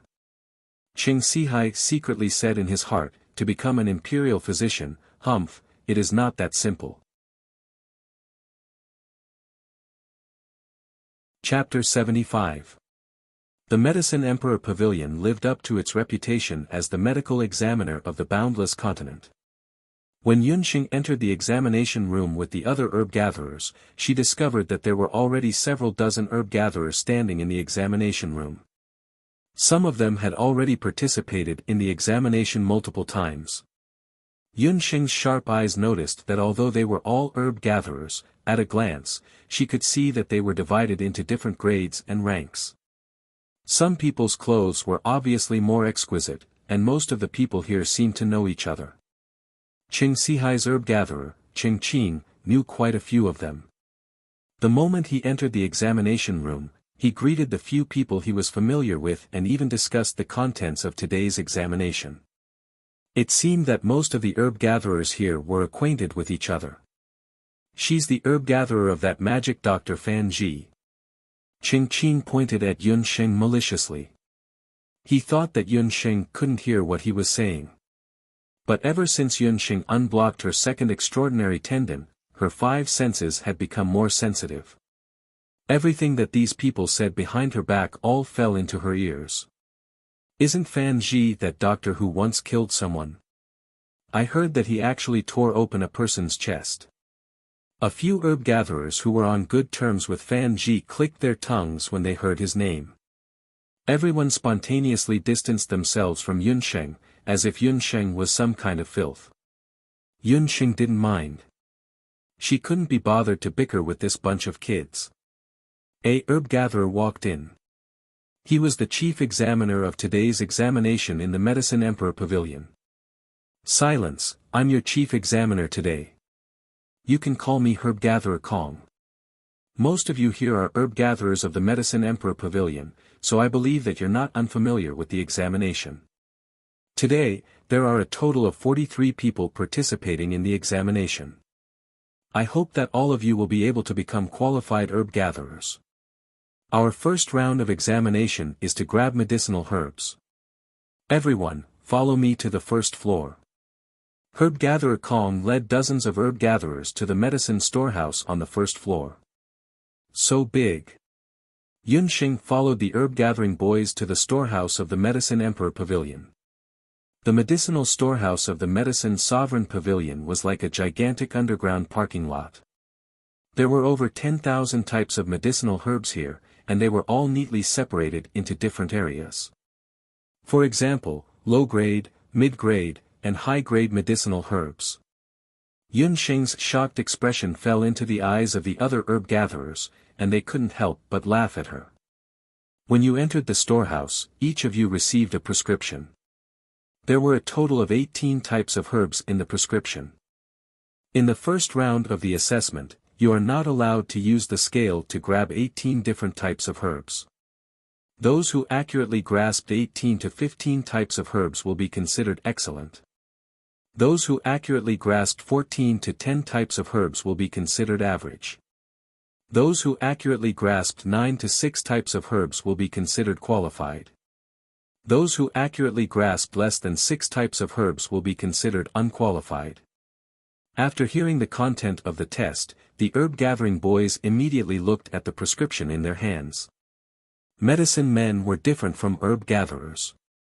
Gathering herbs was one of their main jobs. In the Medicine Sovereign Pavilion, there were hundreds of thousands of prescriptions coming in and out every day. Qualified medicine men didn't have the time to use the scale to grab the herbs. They were usually able to estimate the correct amount of herbs in one go. Only then would they be able to properly decoct the herbs later on. Qing Qing quickly grabbed the 18 types of herbs and passed them to the pharmacist proudly. After the pharmacist checked the prescription, he announced, "Qing Qing, among the 18 types of herbs, you accurately grasped 16 types of herbs. In the first round, you scored excellent." Out of the 18 types of herbs, Qing Qing was actually able to accurately grasp 16 types of herbs without using the scale. The other herb gatherers were incomparably shocked. They praised Qing Qing for being the herb gathering boy of the scattered physician Qing Sihai. A few more herb gatherers passed the assessment. Among them, there were 2 who didn't reach the minimum requirement of 6 types of herbs and were eliminated in the first round. Yunxing passed the prescription she had grabbed over. Pharmacist Kong glanced at her and realized that she was an unfamiliar face. Yun Sheng, among the 18 types of herbs, you accurately grasped, 18 types of herbs. Test results, excellent. Even Pharmacist Kong himself could not believe his own eyes when he announced the results. Needless to say, the others, including those who mocked Yun Sheng earlier, were all stunned. 18 types. Did you all hear that? That herb-gathering boy actually grasped the correct amount of herbs for 18 types of herbs. There were many types of herbs in the Medicine Sovereign Pavilion. Not only were there fresh herbs that hadn't been dried, there were also semi-finished medicinal stones that had been ground into powder. There were also some herbs that were even in liquid form. However, Yun Sheng grasped all of the herbs accurately. Yun Sheng was secretly amused. What a joke! In her previous life, when she had just learned how to walk, she had been forced by her grandfather with a ruler every day to learn how to grasp herbs. With more than 20 years of experience, how could she lose to this group of young herb gatherers? When she grasped the herbs, she didn't lack in weight. She was as accurate as a universal scale. At the side, Cheng Qing's expression was very ugly. He stared at Yun Sheng's back view as he pulled one of the herb gatherers aside and the two of them started to whisper. In the first round, there were a total of 10 people who failed. Out of the 43 people, only 33 were left. The second round of assessment was to decoct the herbs. The location of the assessment was also on the first floor of the herb storehouse. However, this time, the herb gatherers had to decoct the herbs according to the prescription they were given. When the herbs were brought up, Yun Sheng frowned. There was something wrong with these herbs. The herbs used to decoct the herbs had been changed. Yun Sheng looked at the others' herbs and realized that compared to the others, not only were her herbs lesser, even the age of the herbs was wrong. Among them, the most important herb, Lu Wei Su, which was 5 years old, had been replaced by Lu Wei Su, which was 3 years old. Since the herbs were of the wrong age, the decoction was naturally wrong as well. Cheng Qing and the other herb gatherers looked over sneakily. Yun Sheng immediately guessed that they were the culprits. When they saw that Yun Sheng didn't say a word and continued to decoct the herbs, the herb gatherers all smiled as if they had succeeded in their scheme. They would let her come out on top in the first round of assessment. Let's see how she would be able to decoct the decoction with the missing herbs. About half an hour later, all 33 herb gatherers had finished decocting their respective herbs. Cheng Qing sneaked a look at Yun Sheng's bowl. There was only half a bowl of herbs left in her bowl. The amount of herbs was obviously not enough. Needless to say, she would be eliminated. Just as Pharmacist Kong was about to check everyone's herbs, a young girl of about 13 or 14 years old walked in. "Miss Chi, why are you here?" Pharmacist Kong asked politely. The young girl had a graceful appearance and a sign with the words "Medicine Man" hung on her body. Logically speaking, Pharmacist Kong's status was higher than that Medicine Man Chi and he shouldn't be so respectful towards her. However, Pharmacist Kong and the other herb gatherers all looked at her with reverence. This was because this young girl was the personal medicine man of the only national master in the Imperial Medicine Pavilion in the Jade Capital. Chapter 76. The Grand National Physician was a legendary physician who was a level higher than the Imperial Physician. That Grand National Physician who no longer made house calls had taught many Imperial physicians in his early years and his status in the Medicine Emperor Pavilion was very high. In his later years, he only brought along one herbalist to serve him. That herbalist was the female herbalist named Qi Fangfei in front of them. Therefore, even though Qi Fangfei was young and her status was only a herbalist, her status in the Medicine Emperor Pavilion was very high. Even in front of Yao Rong and the others, she could still speak a few words. No wonder Medicine Master Kong had to be respectful when he saw her. "Are these the herbalists who came to participate in today's examination? I heard that you're going through the second round of examination. Let me see, how are the herbs you've brewed? Qi Fangfei came to the Medicine Emperor Pavilion today to look for a medicinal herb and coincidentally heard that a new batch of herbalists had come to participate in the examination. Although her status in the Medicine Emperor Pavilion wasn't low, she was still a teenage girl with an innocent personality. Thinking of the examination that she had a headache over in her early years, she secretly snuck over. "Miss Qi, please take a look. These are all the herbs that have been brewed." Medicine Master Kong simply handed over the right to judge today to Qi Fangfei. Qi Fangfei looked at the bowl of herbs placed at the front. Just by looking at the color, she curled her lips. Not up to standard. It's obvious that it's not mature enough. That herbalist's expression changed and he left dejectedly. Qi Fangfei looked at a few more bowls of herbs and actually found problems with all of them. At this time, she walked to a bowl of herbs and saw that it was empty. There wasn't a single drop of herbs in it. "Hey! This is really rare. Why didn't you brew the herbs?" Qi Fangfei suddenly saw the empty bowl. Looking again, the owner of the empty bowl was still a little girl. "Could it be that you don't know how to brew herbs?" "It's not that I don't know how to brew herbs, but my herbs are wrong. The quantity is too little and the age is too young. If I were to do it half-heartedly, not only would the herbs not be able to save people, it might even harm them." Yun Xing said unhurriedly as she presented her portion of herbs to Qi Fangfei and Medicine Master Kong. Yun Xing's actions scared Qing Qinghe and the few troublemakers into lowering their heads, not daring to make a sound. Qi Fangfei was taken aback. She couldn't help but recall the time when she had just become a medicine man. Once, due to the negligence of the medicine storehouse, she had mistakenly concocted a 10-year-old herb into an 8-year-old one. Although she had discovered it, she had thought that it was only a difference of 2 years. She believed that it wouldn't affect the efficacy of the medicine much, so she had carelessly concocted it. Who would have thought that when de Guosho checked the medicine, he flew into a rage and reprimanded, "You knew that the medicine was wrong, but you still decocted it. How can you be considered a qualified medicine man?" After Medicine Master Kong examined the herbs, he found that the age of the herbs was indeed wrong.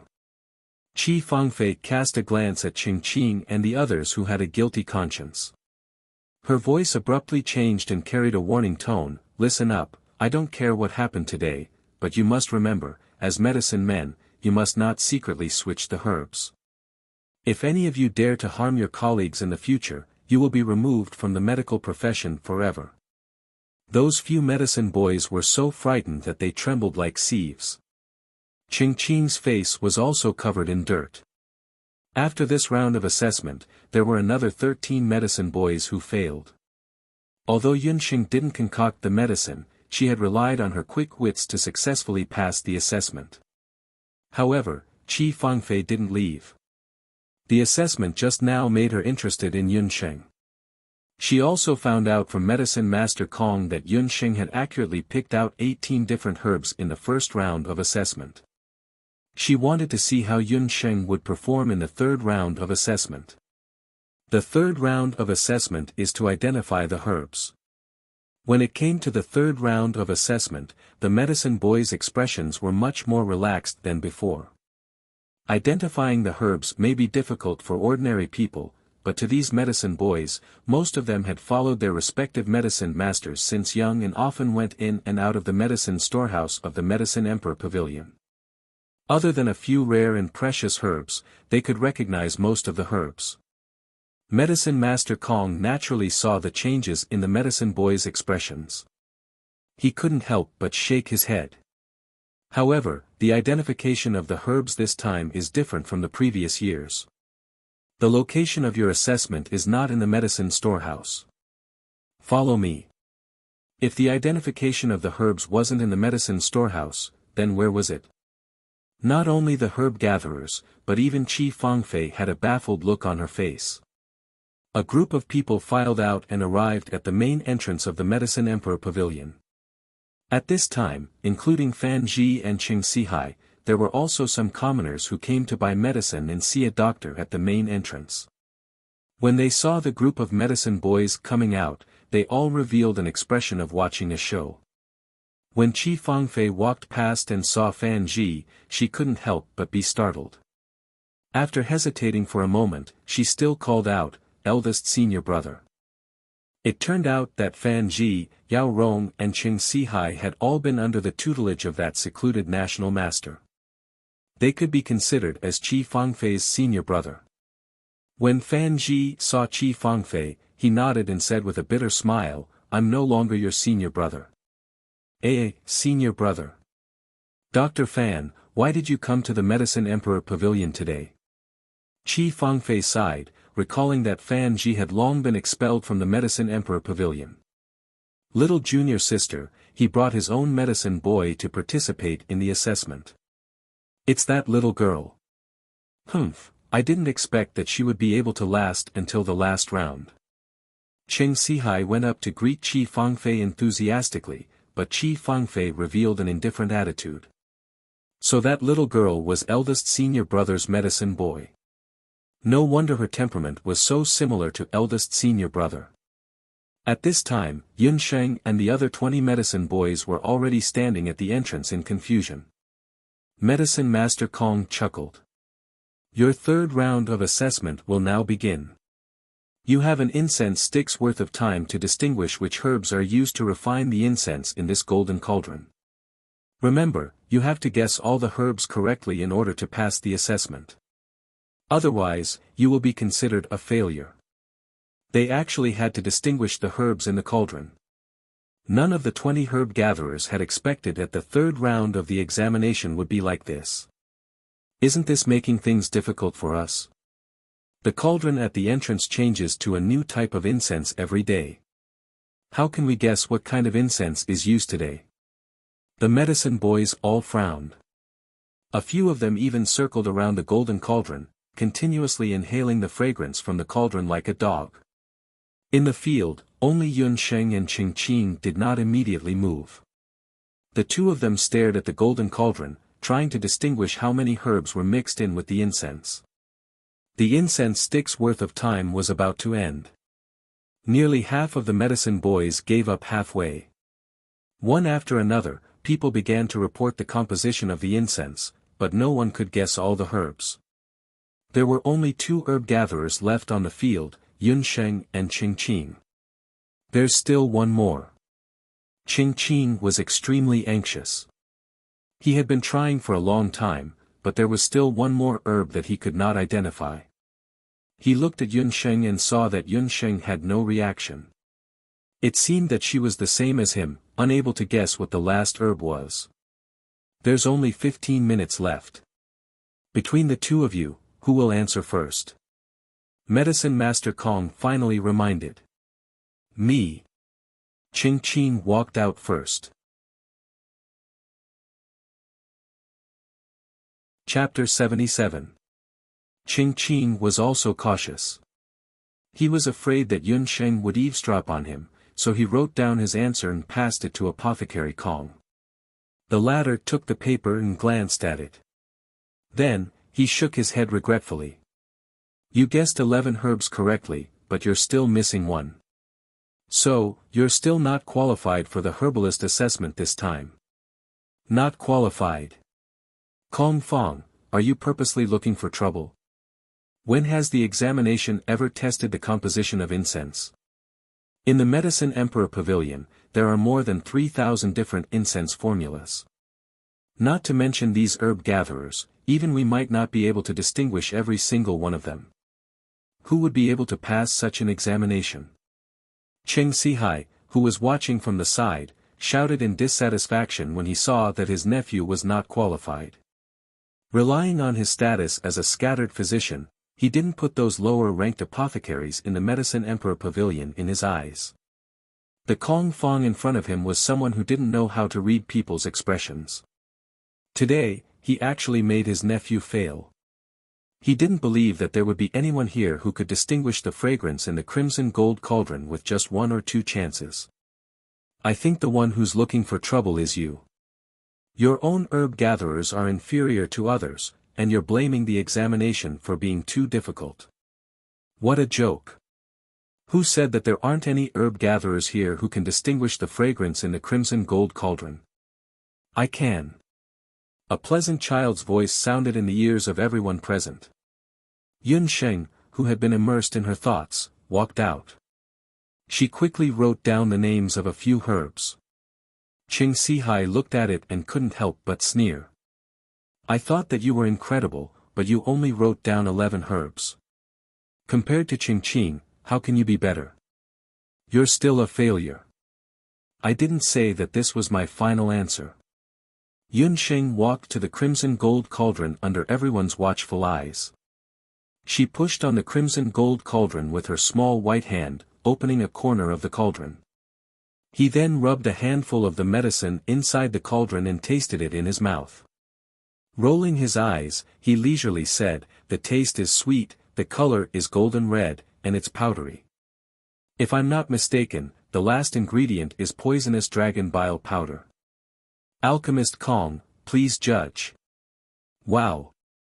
After seeing Yun Sheng's actions, the herb-gathering boys who were judged to be unqualified all boiled up and began to mock Yun Sheng. Among them, Qing Qin was the most aggressive. After tasting it, we can guess what it is. What's so strange about it? We all know that it's poisonous dragon bile powder. It's just that it's mixed in the incense, so we can't tell it apart. Apothecary Kong only told us to identify the medicinal ingredients in the incense, but he didn't say how we should do it. To distinguish herbs, we have to start from many aspects such as color, fragrance, and taste. If we can't see it with the naked eye and smell it with the nose, then we have to taste it. As a doctor, if we can't use our body ingeniously to distinguish the properties of herbs, then what kind of doctor are we?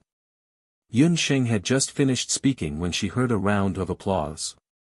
As it turned out, Yao Rong had been standing at the side since long ago. She had also heard Yun Sheng's words. Well said. You don't need to question the topic of this test.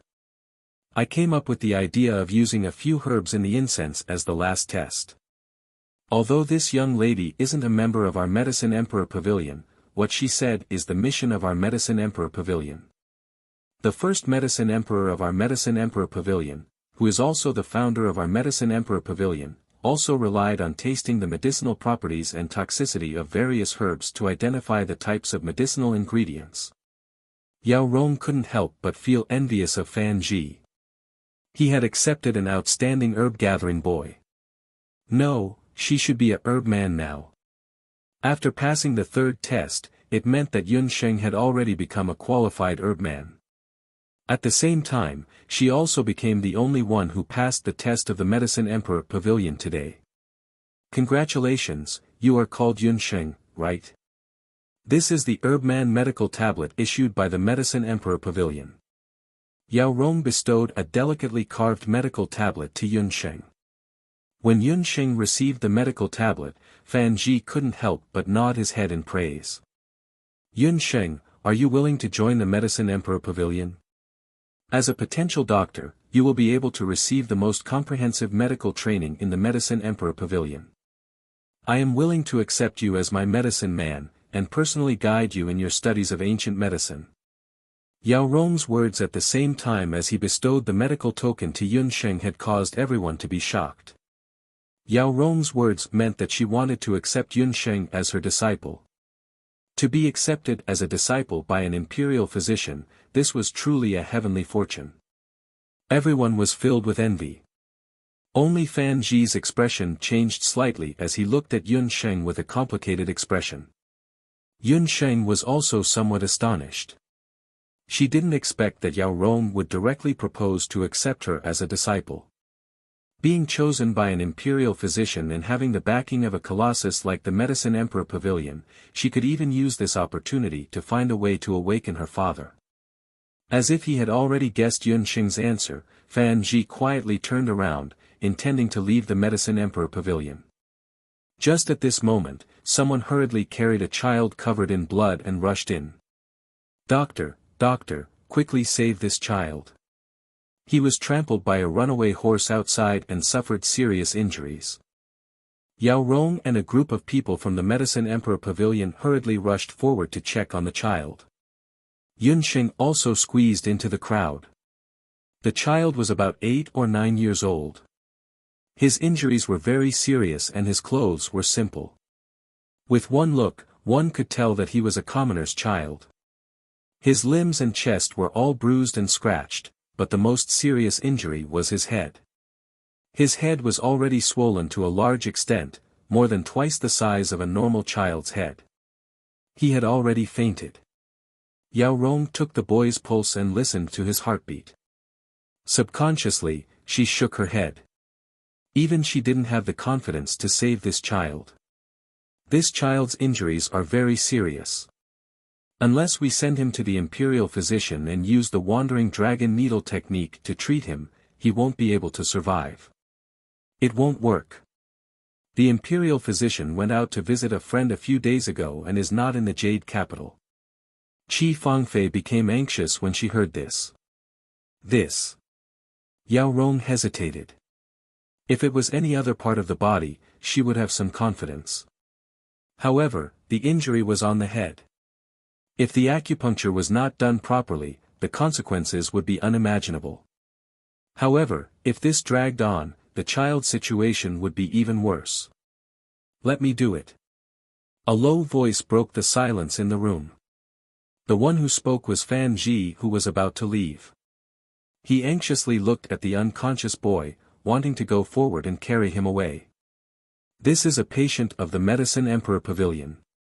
Even Imperial Physician Rome can't do anything. Don't tell me that a mere Imperial Physician like you can do something. Qing Sihai led a group of physicians from the Medicine Emperor Pavilion to surround Dr. Fan. Fan Ji, put him down. This is the Medicine Emperor Pavilion. You can't touch the patients here. Yao Rong's face was also somewhat embarrassed. Can't touch him. Don't tell me you have a way to save him. Have you forgotten how our daughter died? Fan Ji's originally gentle face suddenly changed like a violent storm. His face was filled with hatred.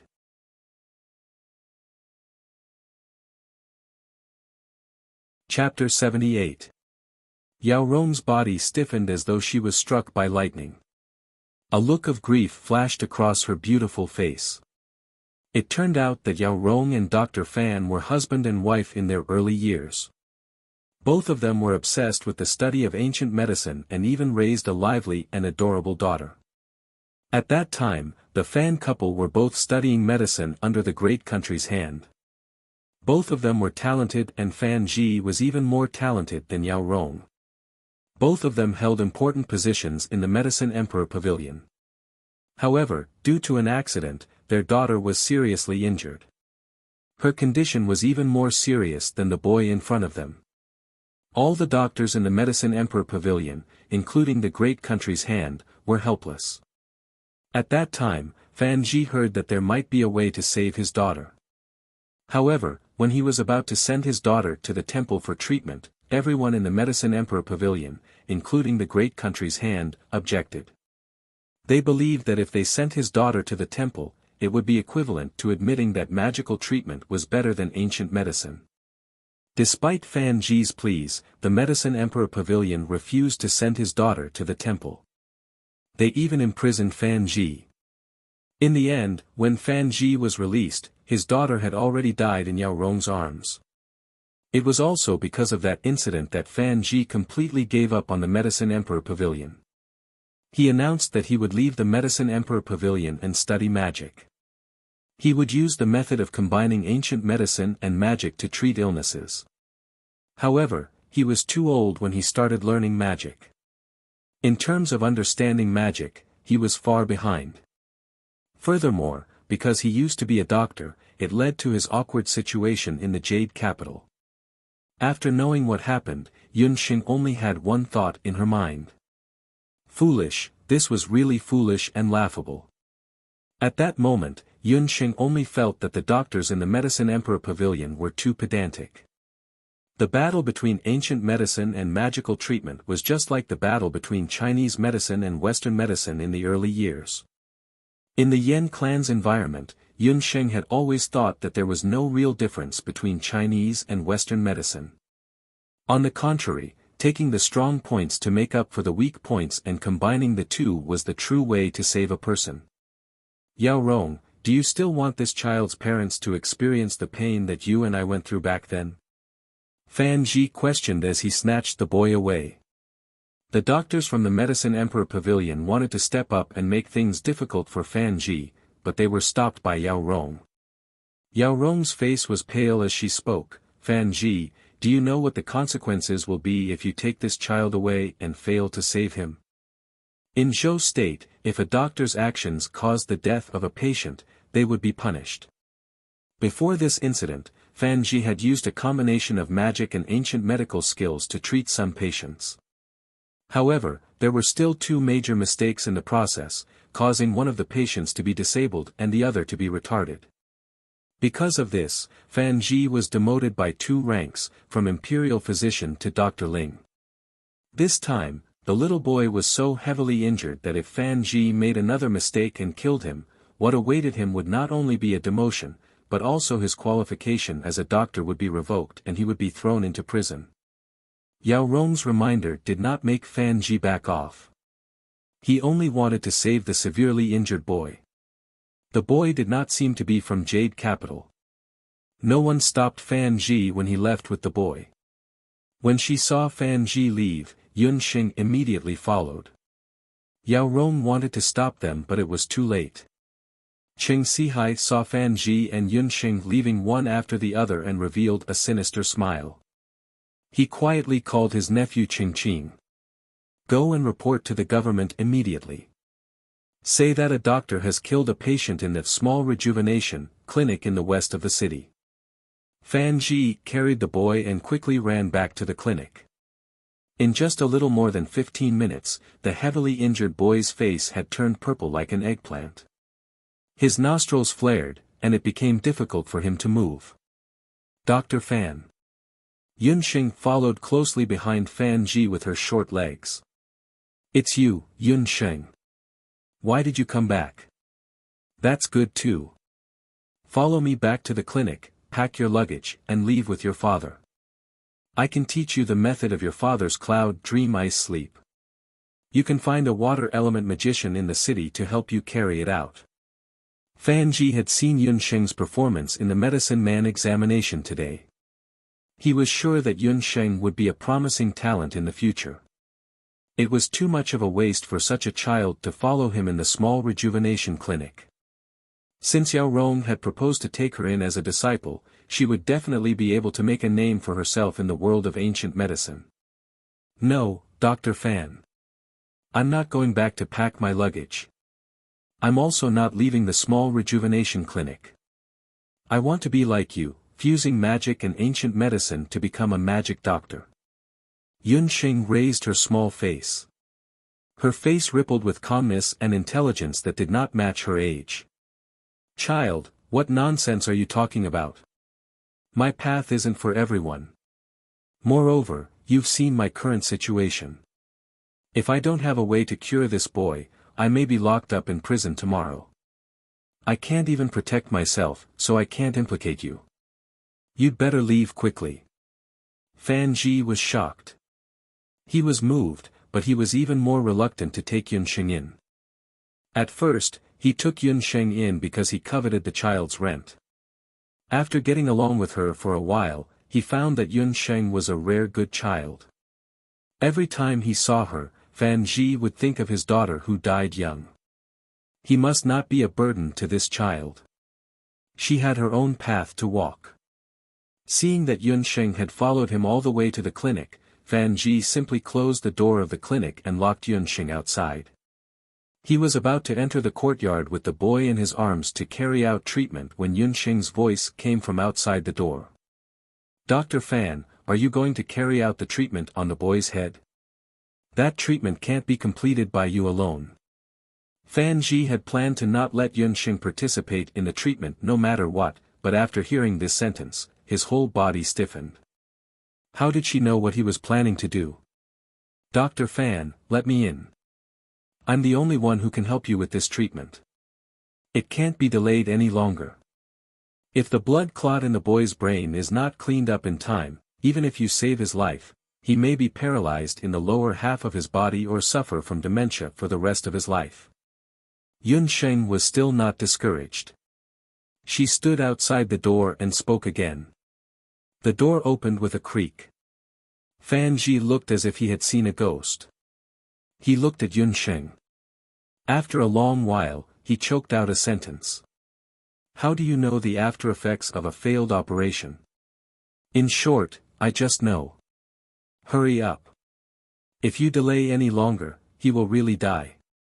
Yun Sheng pushed Fan Ji into the room.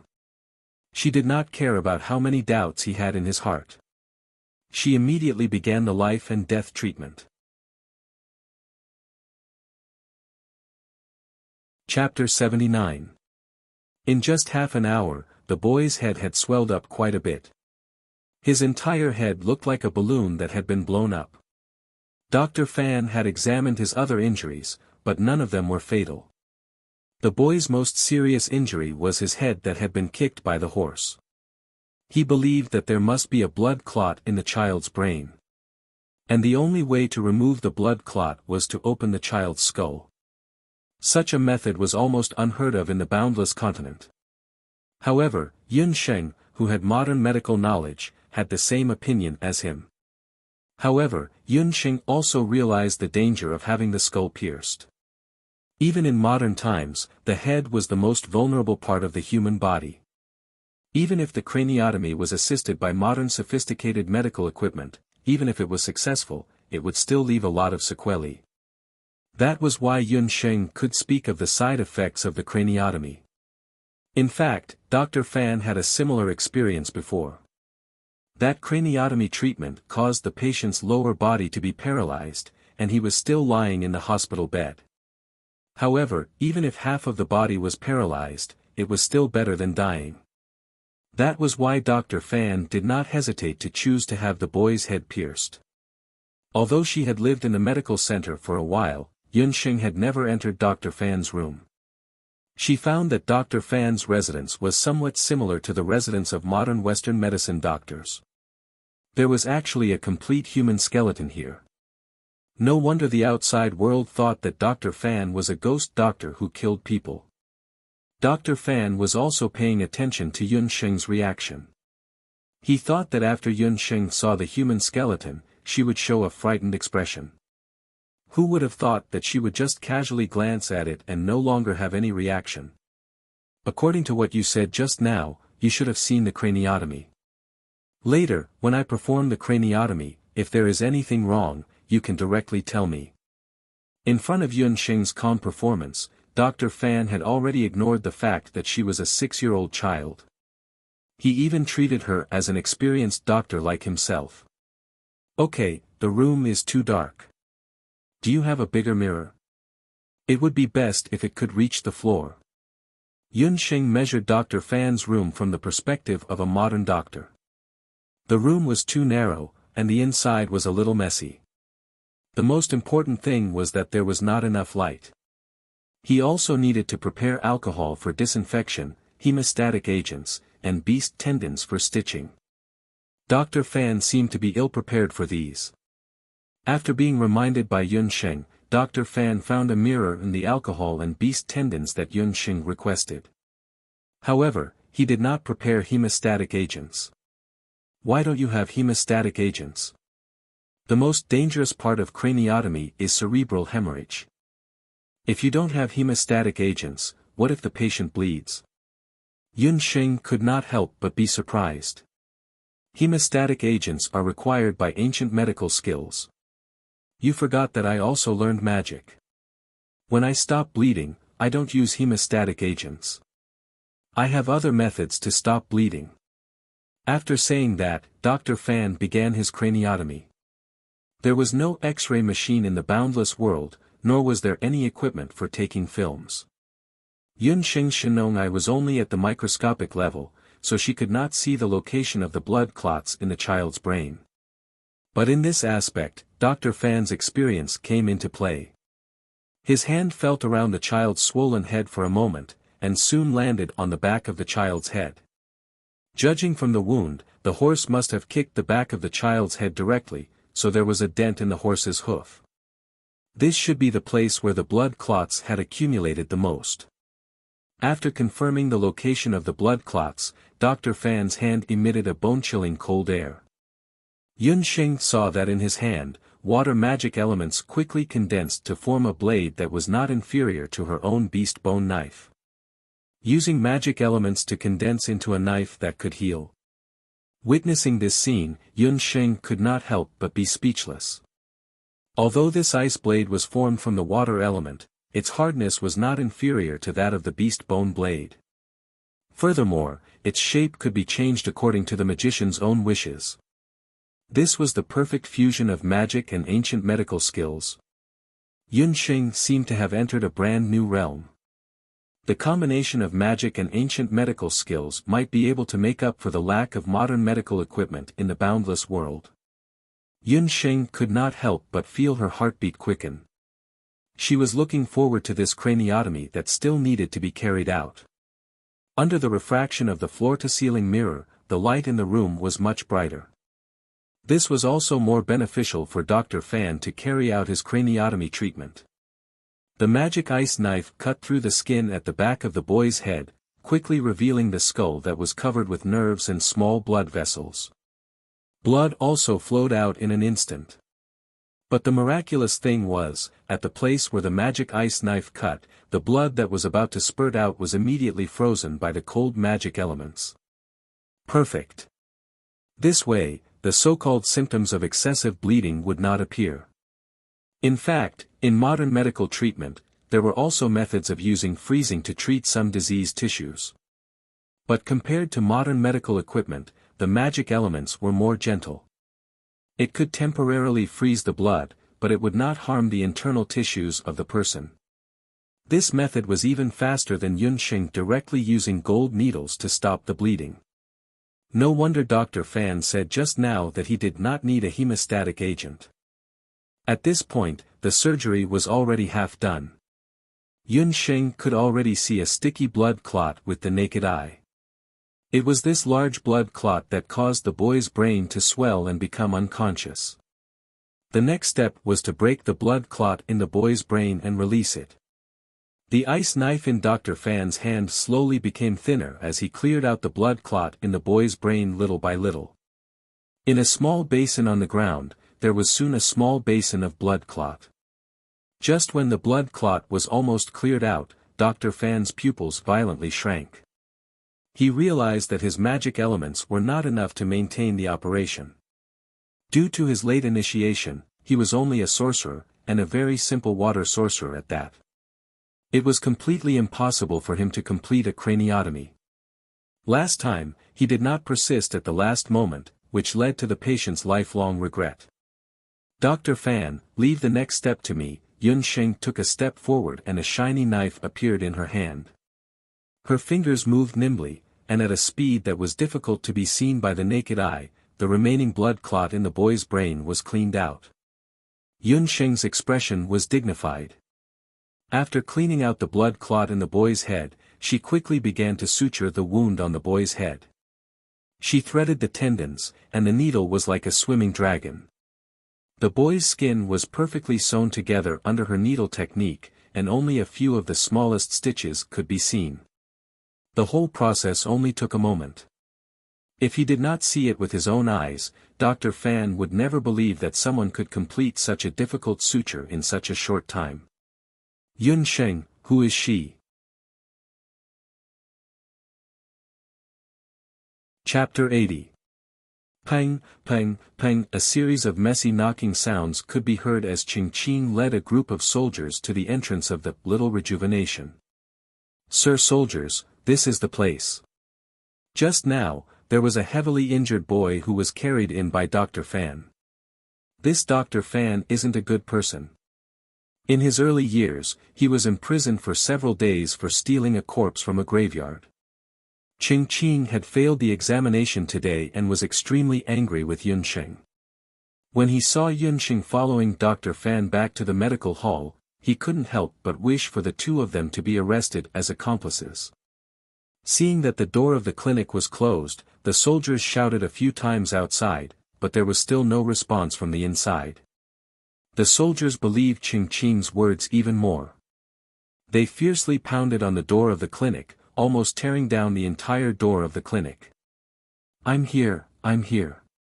Dr. Fan came out to welcome them. When he opened the door, he was shocked to see the soldiers. "You are Dr. Fan Ji of the Bell. I heard that you secretly brought a seriously ill patient back to the medical hall.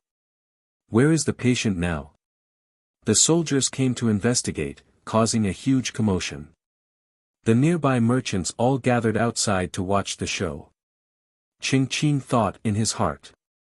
"With so many pairs of eyes watching, let's see how you can escape this time. You've gone against my uncle time and time again. This time, you're dead for sure." Fan Ji wiped the sweat off his forehead. The patient has already been treated and is currently resting at the back of the medical hall. If you all don't believe me, you can take a look at the back courtyard. Treated? In less than 2 hours, that patient who was so severely injured that even the Medicine Emperor Pavilion didn't have full confidence in treating him was actually cured. Fan Ji, who are you trying to fool? You're just a doctor who was chased out of the Medicine Emperor Pavilion. How can you have such capabilities? Sir soldiers, he must be trying to fool you. Ching Ching pointed at Fan Ji's nose and shouted. Where did this wild dog come from, disturbing the peace of the medical hall? A little girl walked out from the back of the medical hall. The little girl's mouth was sharp as she scolded Ching Ching. I was wondering who it was. So it's the trash who didn't even pass the examination of the Medicine Emperor Pavilion, Ching Ching. It wasn't that Dr. Fan was chased out of the Medicine Emperor Pavilion. Rather, it was Dr. Fan who fired the Medicine Emperor Pavilion. Also, you're not even a medicine man, yet you dare to insult Dr. Fan. You should know that Dr. Fan is Dr. Ling. According to the laws of Zhou State, those who insult doctors will be punished with 30 slaps. While everyone was still thinking about the meaning of firing, Yun Sheng had already led several officials into the backyard of the medical center. In the room in the backyard, the severely injured and dying boy's head was wrapped in bandages. Although he had not yet woken up, his breathing and complexion were not bad. It was obvious that his life was no longer in danger. Nonsense, isn't this person fine? The officers and soldiers were annoyed after being busy for a while. Coupled with Yun Sheng's instigation, they vented all their anger on Ching Ching. They caught Ching Ching and wanted to bring him back to the government to be punished. Officers, please be lenient. This child is a member of our Medicine Emperor Pavilion. He is young and doesn't know any better. If he has offended you in any way, please forgive him. The crowd parted as Yao Rong and Ching Sihai walked into the medical center. It turned out that after Dr. Fan took the boy away, Yao Rong's thoughts were still uncertain. She was worried that the child's life would be in danger, but she was also worried that Fan Ji would be implicated. After thinking for a while, she decided to go to the medical center to take a look. Ching Sihai also wanted to see Fan Ji's situation when he was sent to prison, so he followed along. Who would have thought that when the two of them walked in, they would hear the scene of the officers punishing Ching Ching. No matter how useless Ching Ching was, he was still a member of the Medicine Emperor Pavilion. If he was humiliated, it meant that the Medicine Emperor Pavilion was also humiliated. Helpless, Yao Rong walked out. Seeing that the person who came was Imperial Physician Rong, a rank 3 official, how could the officers dare to be negligent? They quickly released Ching Ching. Yun Sheng watched from the side, feeling unhappy. Dr. Fan's face was also tense. Obviously, he did not welcome Yao Rong and the others. That child is already fine. Although she had already guessed the general situation from the discussions of the crowd, Yao Rong still found it hard to believe that Fan Ji alone was able to treat the severely injured boy without the help of a great national doctor. In the past few years, although she did not show it on the surface, she had been secretly paying attention to Fan Zhi's every move, including his study of magic and the combination of magic and ancient medicine, creating a medical system that was completely different from the Medicine Emperor Pavilion in the Dharma Temple. She also heard that Fan Zhi had made 2 medical mistakes because of this, causing him to be stripped of his qualifications as an imperial physician and a scattered physician. Now, he could only be a doctor. Thank you for your concern, Imperial Physician Yao. That child is lucky and is already out of danger. This time, it was all thanks to that child, Yun Sheng. Facing his former junior sister and lover, Dr. Fan had mixed feelings. He hated Yao Rong, but it did not mean that he did not love her. It was a pity that the two of them were different people and it was difficult for them to return to their former love. Yun Sheng. Are you talking about the little girl who just passed the examination? Skull-piercing treatment? She actually helped you complete such a difficult treatment.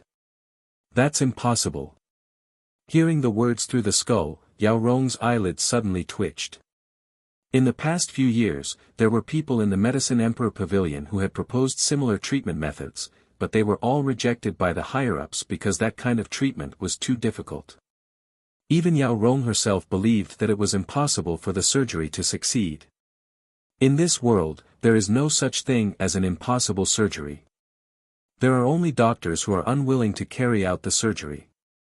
Imperial Physician Yao, Dr. Fan has already used his actions to prove that his magic and ancient medicine can cure what ancient medicine can't. Yun Sheng was unwilling to see Dr. Fan's pained expression when facing Yao Rong. She walked forward and made a gesture to send him off. You.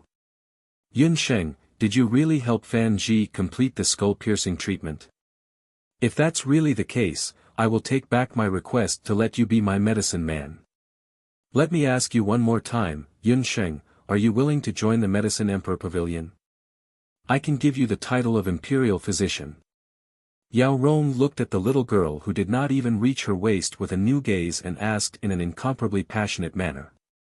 When these words came out of her mouth, not only the surrounding crowd, but even Cheng Sihai and his nephew almost dropped their jaws. A 6-year-old physician who was personally recruited by the youngest imperial physician in the Zhou state, Yao Rong. If this news were to spread out, it would definitely cause a sensation in the entire Zhou state. No, it would cause a sensation in the entire continent. The physicians of the Medicine Emperor Pavilion were all the most outstanding physicians in the entire continent. The little girl smiled sweetly, revealing 2 deep dimples at the side of her mouth. Those pitch-black Rumo eyes contained a steadiness that did not match her age. Thank you for your kind intentions, Imperial Physician Yao. No matter how many times you ask, my answer will always be the same. I, Yun Sheng, will not join the Medicine Emperor Pavilion. Because I want to follow Dr. Fan and pursue a different path of medicine. Chapter 81. Yun Sheng's reply left Yao Rong flabbergasted. However, she was also an open-minded person and did not blame Yun Sheng for her offensive words. Congratulations, Fan Zhi. I think you have already found someone who can inherit your legacy. Perhaps the decision you made back then was correct. Yao Rong sighed as she looked at Dr. Fan with a complicated gaze. Fan Zhi could not help but be moved. His lips moved. Rong, no, it's already too late. From the moment I refused to leave the Medicine Emperor Pavilion with you, I had already made my choice. I am Yao Rong, a member of the Yao family. In this lifetime, I will never be able to leave the Medicine Emperor Pavilion. Yao Rong stopped Fan Zhi from continuing. She took out a medical token and handed it over to Yun Sheng. Little girl, your temperament is very similar to mine when I was young. For the sake of patience, you will work tirelessly. I hope your decision today is correct. I believe you will be able to obtain this medical token sooner or later. Since you participated in the treatment today, it proves that you have the qualifications to become a doctor. Even if you refuse to become a doctor of the Medicine Emperor Pavilion, you can still use this medical token to become a doctor in the Little Huichun Medical Hall. Yao Rong also wanted to see how far this little girl, who had chosen a completely different path, would be able to go in the near future. Yun Sheng did not hold back when she received the medical token. The medical token was a good thing. With it, it meant that she could officially prescribe medicine, make medicine, and help treat patients. This would greatly benefit Yun Sheng's income and the research of new medicines in the future. Since the soldiers did not find anything illegal, they withdrew and left. Yao Rong also left with the Cheng father and son. On the other hand, the crowd that had gathered to watch the entire process refused to disperse. These people had always thought that Fan Ji was a third-rate doctor with poor medical skills. Very few people would actually go to the Little Huichun Medical Hall to see a doctor. Today's matter, however, allowed Fan Ji to turn over a new leaf. Not only that, they also saw with their own eyes that the 6-year-old doctor in the Little Huichun Medical Hall rejected the invitation of the Medicine Emperor Pavilion's imperial physician. Oh my God, that was an imperial doctor, a doctor who treated the emperor and the royal family of Zhou state. So what if she was just a little girl who couldn't even reach the medicine cabinet? Little Huichun Medical Hall, Dr. Fan, Little Dr. Yun, well done. It was unknown who was the first to shout, but the crowd all cheered. Then, some patients rushed into the clinic. The lively scene almost caused the door of the clinic to be pushed down again. It was not until the sun had completely set that the patients in the clinic were sent out one after another. Yun Sheng and Dr. Fan first performed a craniotomy today, and then they were surrounded by enthusiastic patients for the entire afternoon. By the time they closed the door, the two of them were already as tired as two dogs. Compared to the two of them, Yun Sheng was the younger one. She had also undergone a medicine man assessment in the morning. Logically speaking, she should have already exhausted her physical strength. However, at this moment, she actually obediently went to move the door plank and close it. This made Dr. Fan, who was already so tired that he could not move, sigh endlessly. Dr. Fan naturally did not know that although Yun Sheng was small in stature, she wore the Shinong medical bracelet and had also opened her second strange tendon. Although she did not cultivate Do Qi like the martial artists of the continent, her physique was now not much different from that of an ordinary martial artist. Moreover, as she continued to cultivate the jade marrow art, the rest of her strange tendons would be opened one after another, and her physique would improve further. After experiencing today's events, Yun Sheng's position in Dr. Fan's heart was already different. In the beginning, the two of them were just strangers. Later on, the two of them had an employer-employee relationship. However, today, Yun Sheng not only helped him get through the crisis of the craniotomy, but also refused the Medicine Emperor's pavilion. Dr. Fan repeatedly recalled Yao Rong's words, and his heart was unable to calm down for a long time. He looked at Yun Sheng's small stature, and her figure overlapped with his own daughter who had died young. At that moment, a thought appeared in Dr. Fan's mind. Yun Sheng was his daughter. The heavens had pitied him for losing his daughter and had given him compensation. Since Yun Sheng's father was unconscious, then he would replace Yun Sheng's father and take good care of this child during this period of time. Perhaps one day, all his hopes and pursuits would be realized by Yun Sheng. Yun Sheng, don't be so busy. Rest for a while. Fan Ji already had a plan. Since Yun Sheng was interested in both magic and ancient medicine, then he should not restrict her growth. If he allowed Yun Sheng to stay in the Little Huichun Medical Hall with the status of a junior doctor, although she would be able to help him and earn a living, it would obviously be detrimental to Yun Sheng's growth. Previously, during the craniotomy, Fan Ji had almost failed due to the lack of magic elements. He realized that if he wanted to truly become a magic doctor comparable to the imperial physicians of the Medicine Emperor Pavilion, or even surpass them, he had to send Yun Sheng to the Magic Academy while she was still young to learn magic. In terms of ancient medicine, with him and Yun Sheng's talent, there should not be a big problem. However, in terms of magic, he was only a sorcerer and could not teach her the method of cultivating magic elements. As such, the Magic Academy became the only suitable place for Yunsheng. Yunsheng did not know that Dr. Fan's thoughts were actually the same as hers. According to Yunsheng's plan, she had originally planned to enter the Magic Academy next year. Therefore, after Dr. Fan brought up his idea, Yunsheng also confessed her plan. No, it's better to learn magic and martial arts as early as possible. In Yujing, children who have reached the age of 6 have already started to enter different magic academies or martial arts centers of different grades. Dr. Fan decided that tomorrow morning, he would bring Yunsheng to the Magic Academy in Yujing to inquire about it. In Yujing, there were many different magic academies. Among them, the most famous one with the best resources was undoubtedly the Yujing Magic Academy, which was run by the imperial family. Just as Dr. Fan was thinking about how to send Yunsheng to Yujing Magic Academy, Xiao He came out. It barked at Yunsheng a few times. Dr. Fan did not realize that Xiao He was a magic beast. He thought that Xiao He was just a slightly bigger wild dog. You're saying that the injured boy has already woken up?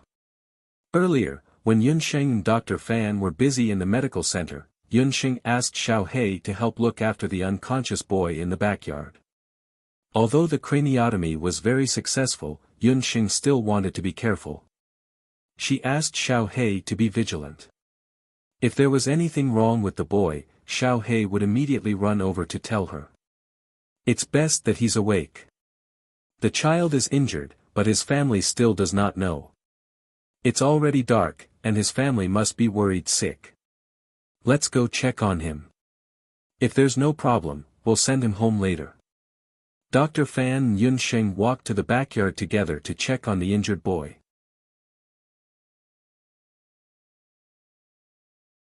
Chapter 82. In the backyard of the clinic, the boy who had woken up saw two strangers and shrank back in fear. Don't move around, you still need to rest for a while. Just when the boy was scared, a beautiful little girl suddenly rushed to his side and glared at him unceremoniously while waving her little fist. The boy had tried to climb out of bed, but the bandage on his head was already bleeding. The boy was so frightened that he didn't even dare to breathe loudly. You saved me. I thought I was going to die. Thank you. The boy could already speak, but he was stuttering, perhaps because he was too frightened. When Xiao He went to report, the boy looked around and realized that he was in a clinic. There were herbs drying outside, and his head was bandaged. The boy looked a little silly and rustic, like a potato that had just been dug out of the soil. It was no wonder that his family didn't come looking for him even after he was brought to the little Huichun clinic. It was because he wasn't from the Jade capital. When the boy woke up, he remembered that he had been trampled by a horse on the street. Even the teachers in the school might not be able to treat such a serious injury. As he recalled, he suddenly felt around his body in a panic. Scepter. My magic scepter. The boy was about to cry. The most important thing in his body was his magic scepter. His family had saved up a whole year's worth of money to buy this magic scepter for him. Don't move. If you do this again, do you believe that I will knock you out with one punch? Yunsheng waved her fist at him when she saw that the wound on his head that had just healed was about to split open again. The aura of the big sister of Banana Leaf Village was immediately exposed. The boy was so frightened that he immediately stopped moving. However, he kept muttering, magic scepter. You are from the Magic Academy. Dr. Fan sized up the boy and vaguely sensed magical waves on his body. However, these waves weren't strong. This child's cultivation should be between a sorcerer's apprentice and a sorcerer's. Yes, I'm a student of the Royal Magic Academy. My magic scepter. The boy struggled to recount what had happened to him during the day. The boy's name was Gufeng. He was 7 years old and lived in a small mountain village thousands of miles away from the Jade capital. From the sound of it, that small mountain village should be similar to Banana Leaf Village. It was isolated from the rest of the world and the people were simple. When Gufeng was 3 years old, he participated in his first magic enlightenment, and was discovered to have an extremely rare light element in his body. When the news spread, the small mountain village was in an uproar. It had to be known that there hadn't been a child who could comprehend the elements of magic in over 100 years. Moreover, the child was a light mage. This was really too amazing. Due to the boy's special magic attribute and the fact that Zhou State had been working hard to cultivate magic talents, Gufeng was recommended by the village to be a national public student. He completed his apprenticeship in the local city and was then sent to the Royal Magic Academy. I've only been here for a few months. Because my magic isn't good, and I'm very stupid. I've always been bullied by the students of the academy. Gufeng uneasily pulled at his clothes. His clothes were covered in patches. On the boundless continent, the tuition fees for sorcerers' apprentices and martial arts students were subsidized by the state. However, after becoming a sorcerer or martial arts student, if they wanted to enter a higher-level magic academy or martial arts school, they had to find ways to raise their own tuition fees. However, there was also a situation where both the inside and outside were public students. Public students referred to sorcerers and martial arts students who came from poor families but had a certain level of magical talent. Most of them were young and couldn't earn their own tuition fees. Under such circumstances, the state would give them a certain amount of tuition fees and arrange for them to work in the academy or martial arts school. They would also be paid accordingly. Gufeng was one of the public students of the Royal Magic Academy. Yunxing roughly understood the entire process of the matter. The Royal Magic Academy was the best magic academy in Zhou State. The most talented and wealthy magic students in Zhou State gathered there. These people were either born in the royal family, or were the sons of officials, or the sons of aristocratic families in Zhou State. At the very least, their families were rich and they racked their brains to enter the Magic Academy. These people obviously looked down on Gufeng, who was poor and didn't know any powerful magic. In modern times, this was a typical case of school bullying. So, the incident of being trampled by horses and the old injuries on your body were all caused by the students of Yujing Magic Academy? Yunsheng was furious when she heard this. Earlier, when she was bandaging Gufeng's wounds, she noticed that other than the marks of being trampled by horses, there were also many old injuries on his body. The old injuries were densely packed and it was obvious that they weren't caused in a day or two. Thinking about it, Gufeng had been bullied ever since he entered the Royal Magic Academy. Gufeng didn't answer, but his gloomy eyes told Yunsheng all the answers. They're too much. Don't they know that casually trampling on people can lead to death? Perhaps because Yu Do was born in a small mountain village, Yunsheng, who had experienced similar bullying incidents earlier, felt a sense of familiarity with Gufeng at first sight. At this moment, there was a fire in her heart that kept bursting out. Since they were from the Magic Academy, then let's compete with magic. Yunsheng rolled up her sleeves and pulled out her magic scepter. So there's such a thing in the Royal Magic Academy. Dr. Fan shook his head as he heard this. He had originally planned to send Yunsheng to the best Royal Magic Academy, but now it seemed that this plan had to be reconsidered. So you're also a sorcerer. Thank you for your treatment. The Magic Academy doesn't allow outsiders to enter. Oh no. I haven't returned to the academy yet. If the tutor finds out, I'll definitely be punished. Thank you both. I'll go back first. Gufeng was so engrossed in his conversation with Yunsheng that he almost forgot that there was a curfew in the Royal Magic Academy. Today, he had been dragged out of the academy by a group of magic students and was heavily injured after being trampled on by horses. The tutor didn't know about this. If she found out, he would be grounded. The more Gufeng thought about it, the more afraid he became. He didn't care about his injuries and insisted on rushing back to the Royal Magic Academy. Seeing that they couldn't persuade this stubborn person, Yunsheng and Dr. Fan could only come up with another plan. You can't move around with your injuries. How about this, if you must go back, let me and Dr. Fan send you back. At the same time, we'll explain to your tutor why you didn't return home tonight. Also, you must tell your tutor about the group of hateful magic students bullying you. Yun Sheng and Dr. Fan discussed this. They didn't feel comfortable letting Gufeng go back alone. Yun Sheng also wanted to see what the Royal Magic Academy was like. The two of them pushed the medicine cart and sent Gufeng back to the Royal Magic Academy overnight.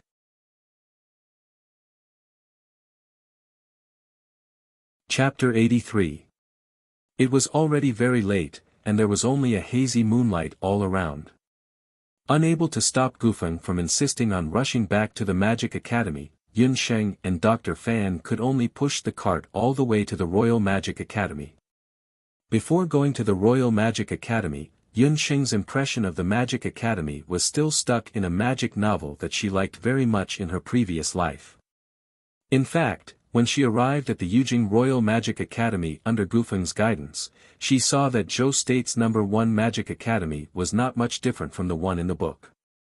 The Royal Magic Academy was built with a huge amount of money by the Zhou State's royal family. Its location was not just in Yujing City, but outside of Yujing City, on a mountain with a beautiful scenery. This mountain was called Yucang. In the early years, it was a hunting estate of the Zhou State's royal family. After some remodeling, it became the Royal Magic Academy of today. The Magic Academy was surrounded by mountains and rivers. Just the area alone was close to 1,000 mu. Because of the magic array, it was surrounded by trees all year round, and the scenery was incomparably beautiful. The academy built a plaza, a straight road, and a luxurious building with a royal style. According to Gufeng, the academy also built a special magic tower for students of different levels to study.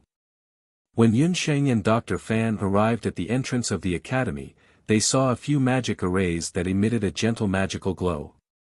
In front of them was the entrance of the Magic Academy.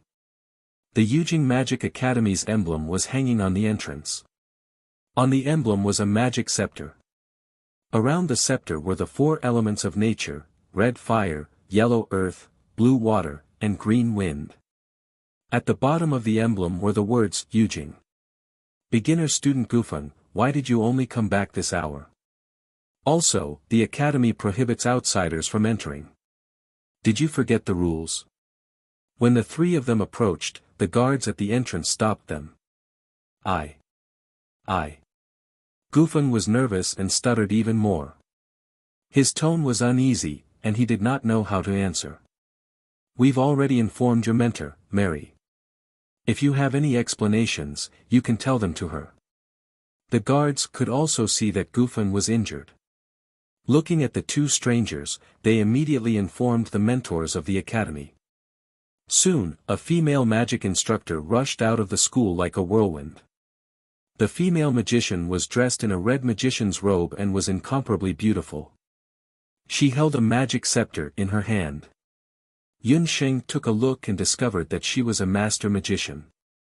As soon as Yun Sheng saw her, she was sure that this female magic instructor must be a wind and fire magician. Gufeng, you brat, do you want to be grounded?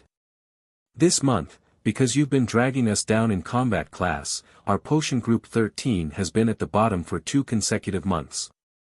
If this goes on, I'll be laughed at by the other instructors at the end of the semester. The female magic instructor was Gufeng's teacher. In the Magic Academy, every student who entered the Magic Academy in their first year would have a magic tutor to teach them. The magic tutor could be chosen by the tutor, or it could be randomly arranged by the academy. Most of the tutors liked to choose smart and strong students. Mary had some family matters at the beginning of the semester, so she returned a little late. The students left for her were the leftovers of others, including Gufeng and another student. The Royal Magic Academy was strict. Students were not allowed to go out for most of the time in the month. Today was Public Day, which was the monthly opening day of the Royal Magic Academy. At the same time, it was a holiday for the students. The academy allowed the students to go out, but they had to return to the Royal Magic Academy before sunset.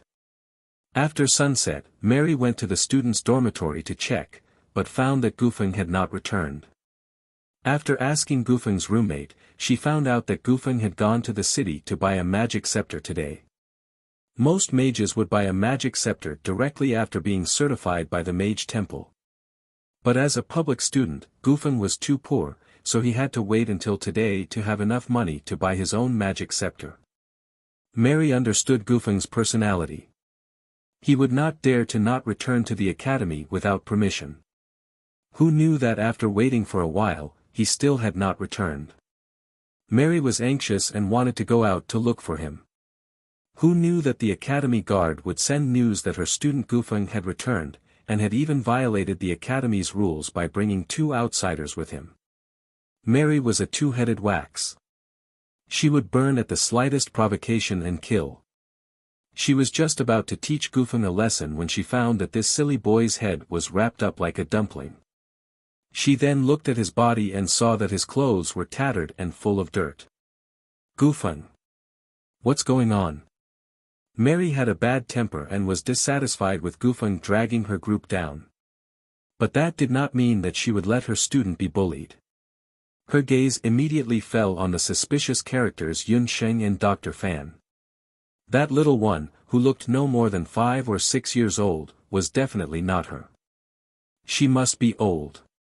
But looking at Dr. Fan's appearance and the magical elemental aura around him, Mary felt that something was wrong. No need to look, we didn't bully him. It was the people from the Magic Academy who bullied Gufeng. He was trampled by a horse today and almost died. If you don't believe me, you can look at the back of his head, Yun Sheng interrupted. What? Did those rascals from the Magic Combat Department bully you again?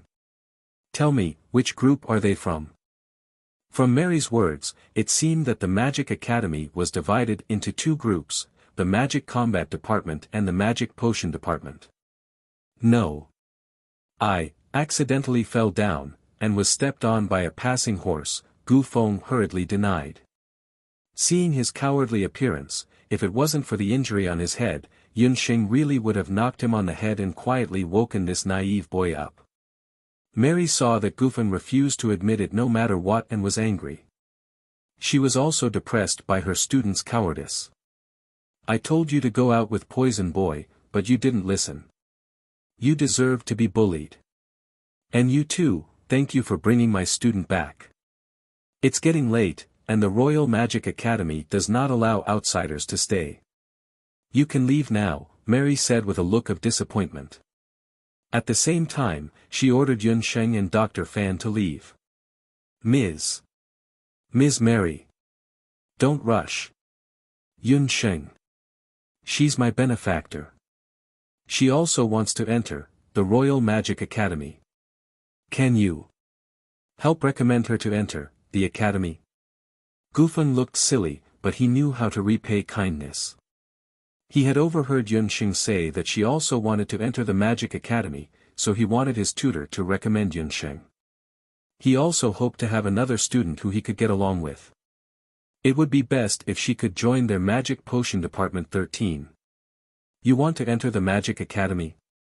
You don't have the chance this year, but you have to come early next year. Mary waved her hand and used a wind magic levitation spell to lift Gufeng into the Royal Magic Academy.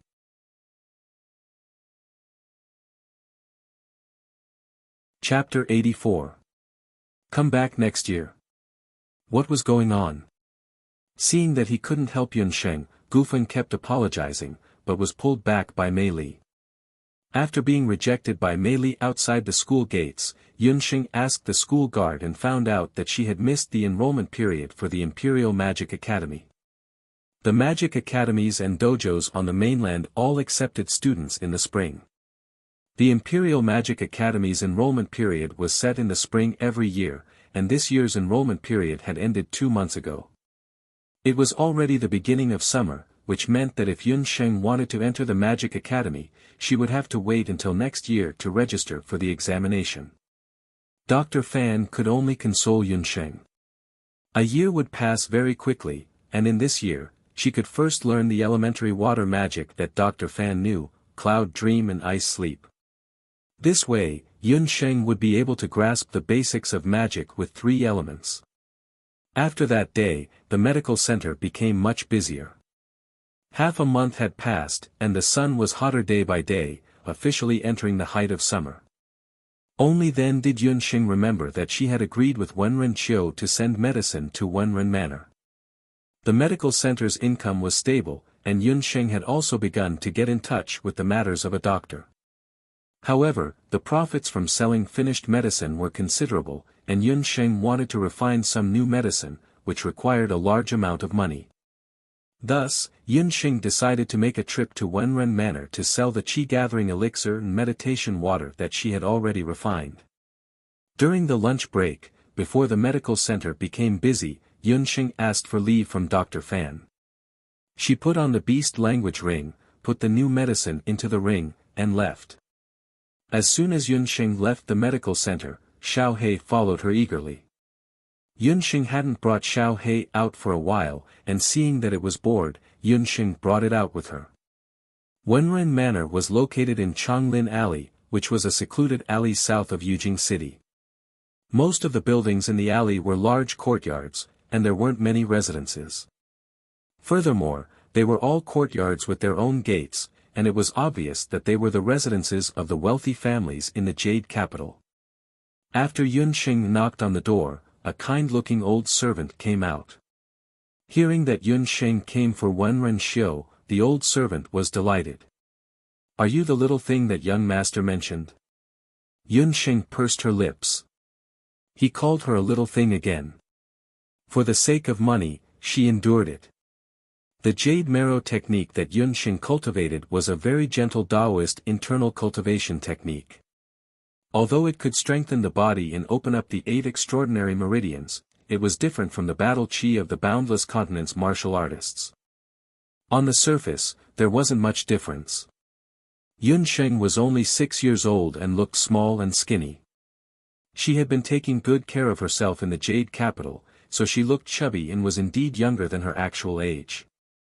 It was inevitable that she would be called a little thing by others.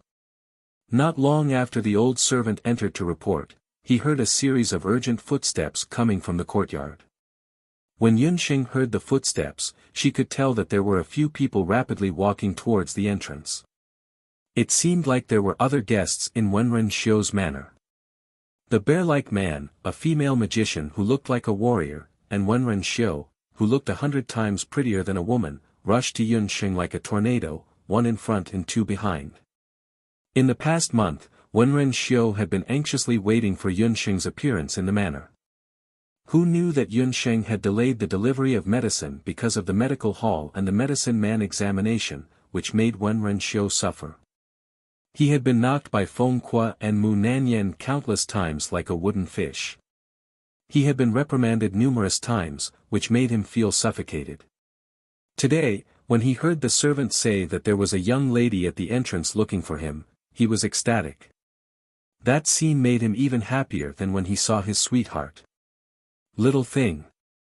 You're finally here. This young master has been waiting for you to death."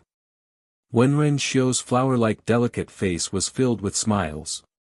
Mu Nanyan also sized up Yun Sheng. Sure enough, it was as Wenren Qiu had described earlier. The other party was young and had a pair of black eyes. Although the other party's clothes were simple and plain, he looked full of spirit.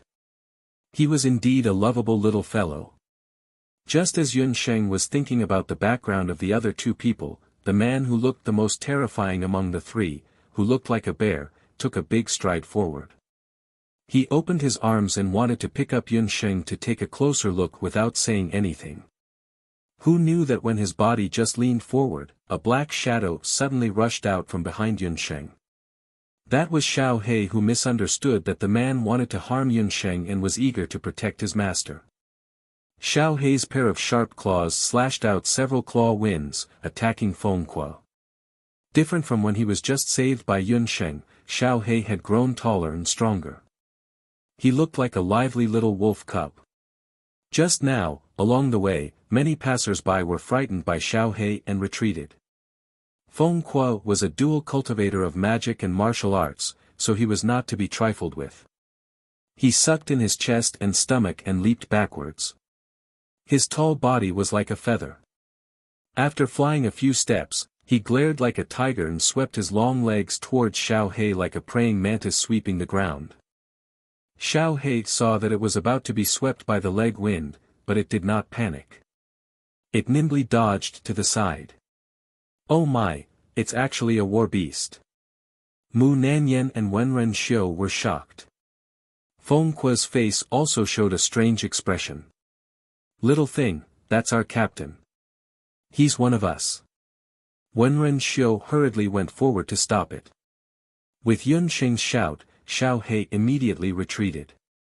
Wait, this little thing can understand you. You can control war beasts. Are you a summoner? Feng Kuo and the others were experienced. They immediately recognized the unusual relationship between Yun Sheng and Xiao He. Moreover, Yun Sheng and Xiao He cooperated well just now.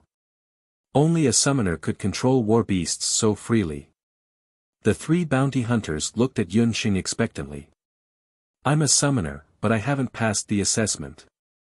Xiao He is not my war beast. It's just a war beast pet, and I can't go to the summoning center. Yun Sheng was scared by the three people staring at her. She had already summoned the puffed egg, so she could be considered a war beast summoner. However, in the boundless land, one had to pass a special assessment to become a summoner. Hence, Yun Sheng was not a war beast summoner in the true sense for the time being. Her mother, Hu Jiusheng, had reminded Yun Sheng not to let others know that she was a summoner. Hence, Yun Sheng did not go to the summoning center for the assessment. Yun Sheng had just finished speaking when she suddenly felt her body become light. She was already carried up by a pair of big furry hands.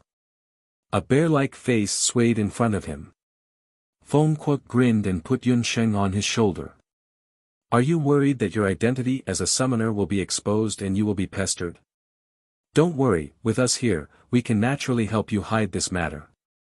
We will bring you to the summoning center to participate in the war beast summoner assessment. It was really a case of someone giving her a pillow when she wanted to sleep.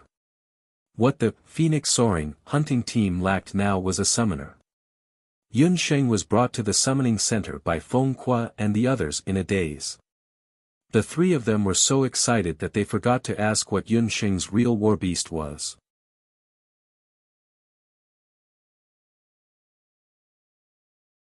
Chapter 85. The Jade Capital Summoning Office was a place led by the Zhao state of the Boundless Continent specifically used for summoners. As long as a beast speaker passed the summoning office's assessment, they would be certified as a summoner. Feng Kuo promised Yun Sheng that he would not expose her identity. Therefore, before Yun Sheng entered the summoning office, he gave Yun Sheng a small gift.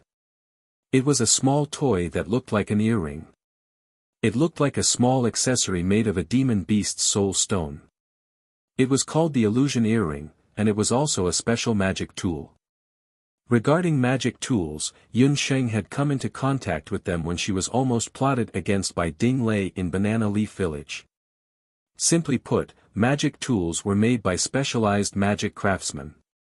They were tools that were enchanted with special magic. This illusion earring was enchanted with a permanent fog magic. When Yun Sheng wore the illusion earring, even if she stood in front of someone, the other party would not be able to remember her face. They would only remember that Yun Sheng's face was covered with a layer of fog. Wenren Qiu and the others also had a similar magic tool. For bounty hunters like them, it was inevitable that they would do some shady business. Therefore, a magic tool that could change one's appearance was a must-have tool for killing and robbing. With this magic tool, Yun Sheng did not have to worry about her identity being exposed. Where is everyone? We're here to participate in the summoner assessment. Yun Sheng arrived at the Jade Capital Summoning Office accompanied by Feng Kuo and the others. There were very few summoners in Zhou State. Even the summoning office was deserted. There were not many people there. In such a huge summoning office, only one examiner could be seen. Feng Kuo was so tall and had a rough voice. As soon as he walked into the summoning office, he immediately roared away the sleepiness of the examiner. Who wants to participate in the summoner assessment? The people in the summoning office thought that the examiners were Fengque and the other two. Fengque simply raised Yunsheng with one hand, making Yunsheng very embarrassed. However, it had to be said that sitting on Fengque's shoulder and looking down from above felt quite good. Compared to such a tall man, Yunsheng was simply like a doll. She was very petite. No wonder the examiner didn't see her. You. Little girl, you can summon beasts. What kind of beast did you summon? The people in the summoning office became excited.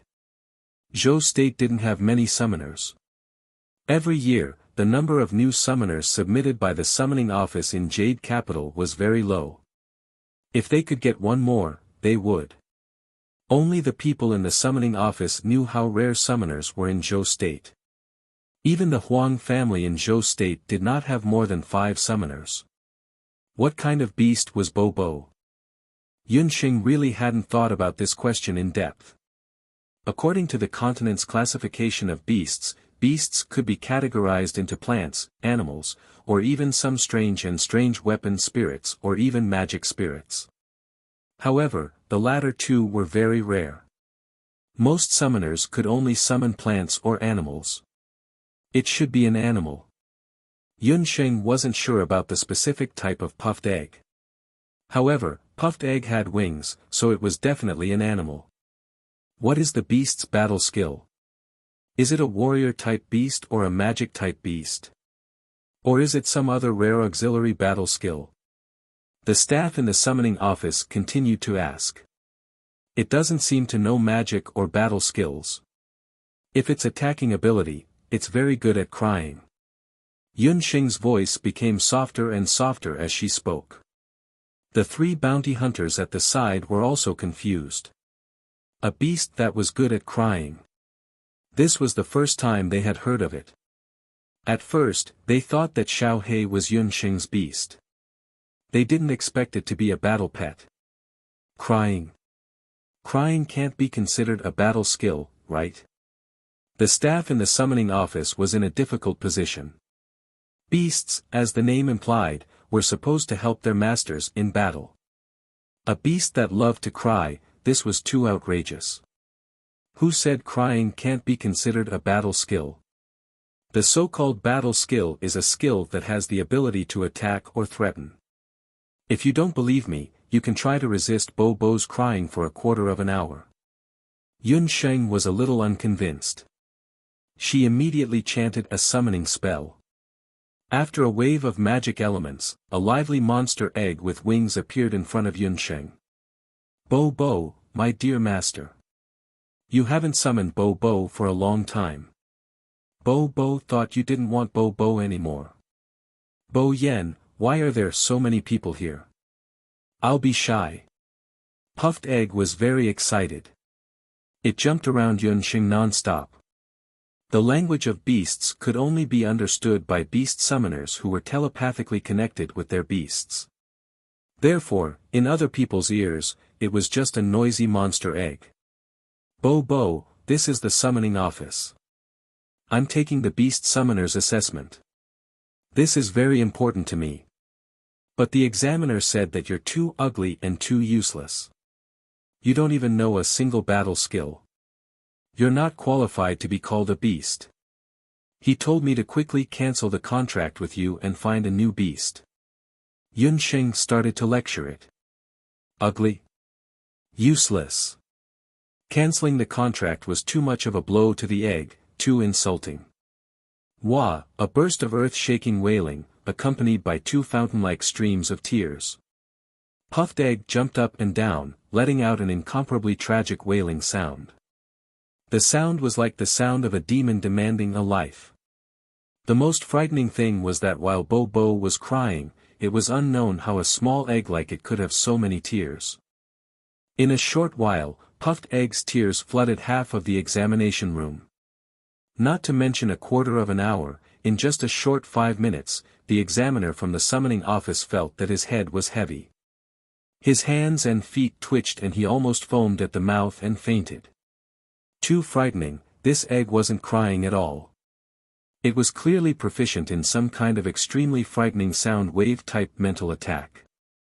The examiner from the summoning office didn't dare to underestimate Bo Bo anymore. Without thinking, he risked his old life, grabbed a piece of paper with trembling hands and wrote a few strokes on it, beast level pending, an unknown egg-type magical beast. Good at mental attacks, extremely destructive power. The examiner from the summoning office begged Yun Sheng to quickly summon her beast back. Yun Sheng immediately summoned the puffed egg back. Fortunately, the puffed egg's cries had little effect on her, otherwise she really would have cancelled the contract with it immediately. Congratulations, you've become a summoner. This is your summoner ring. From today onwards, you're a real beast summoner. The examiner from the summoning office glanced at the name Yun Sheng left behind. On it was written, Yen Yun. Yun Sheng took the summoner ring. This ring was very similar to the beast speech ring, but it was only a summoning ring. It wasn't like the ring left behind by her mother, Hu Jiusheng, which could store items. Yun Sheng quietly swapped the two rings. In the future, she would use the beast speech ring left behind by her mother as a summoning ring. When they walked out of the summoning office, Wen Renxiu and Mu Nanyan both held onto the wall to walk out. Only Feng Kuo was slightly better, but when he walked, his legs were also trembling. When they reached the door, Wen Renxiu sighed, I've learned something new. It turns out crying is also a kind of battle skill.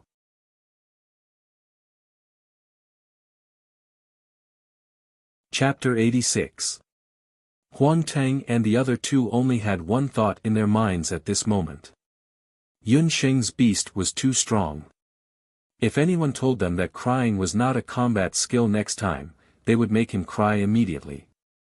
Although this beast summoner came inexplicably, the little thing in front of them had at least become a summoner certified by the summoning center. Just now, the three of them had been careful.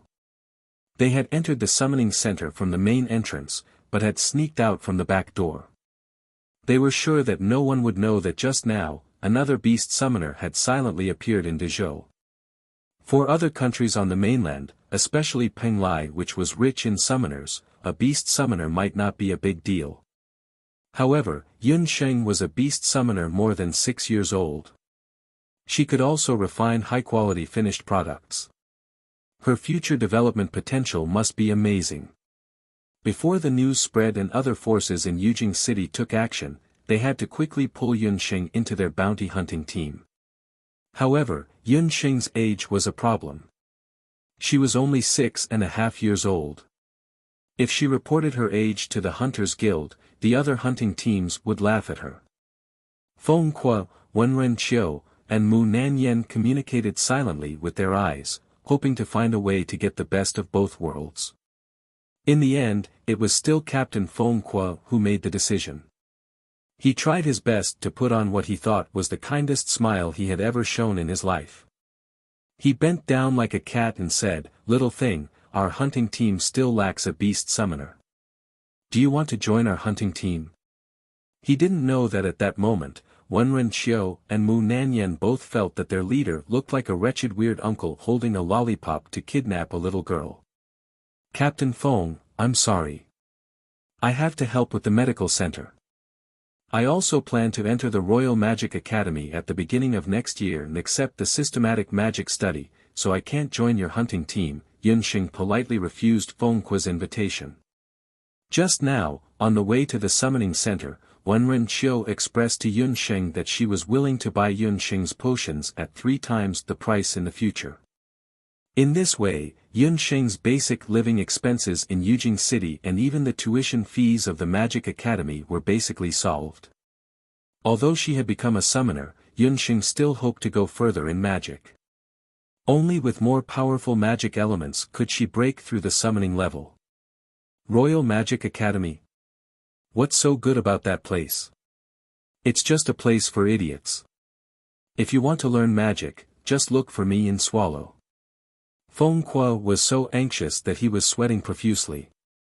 It was not easy for him to find such a summoner, but now, the other party was unwilling to join their team.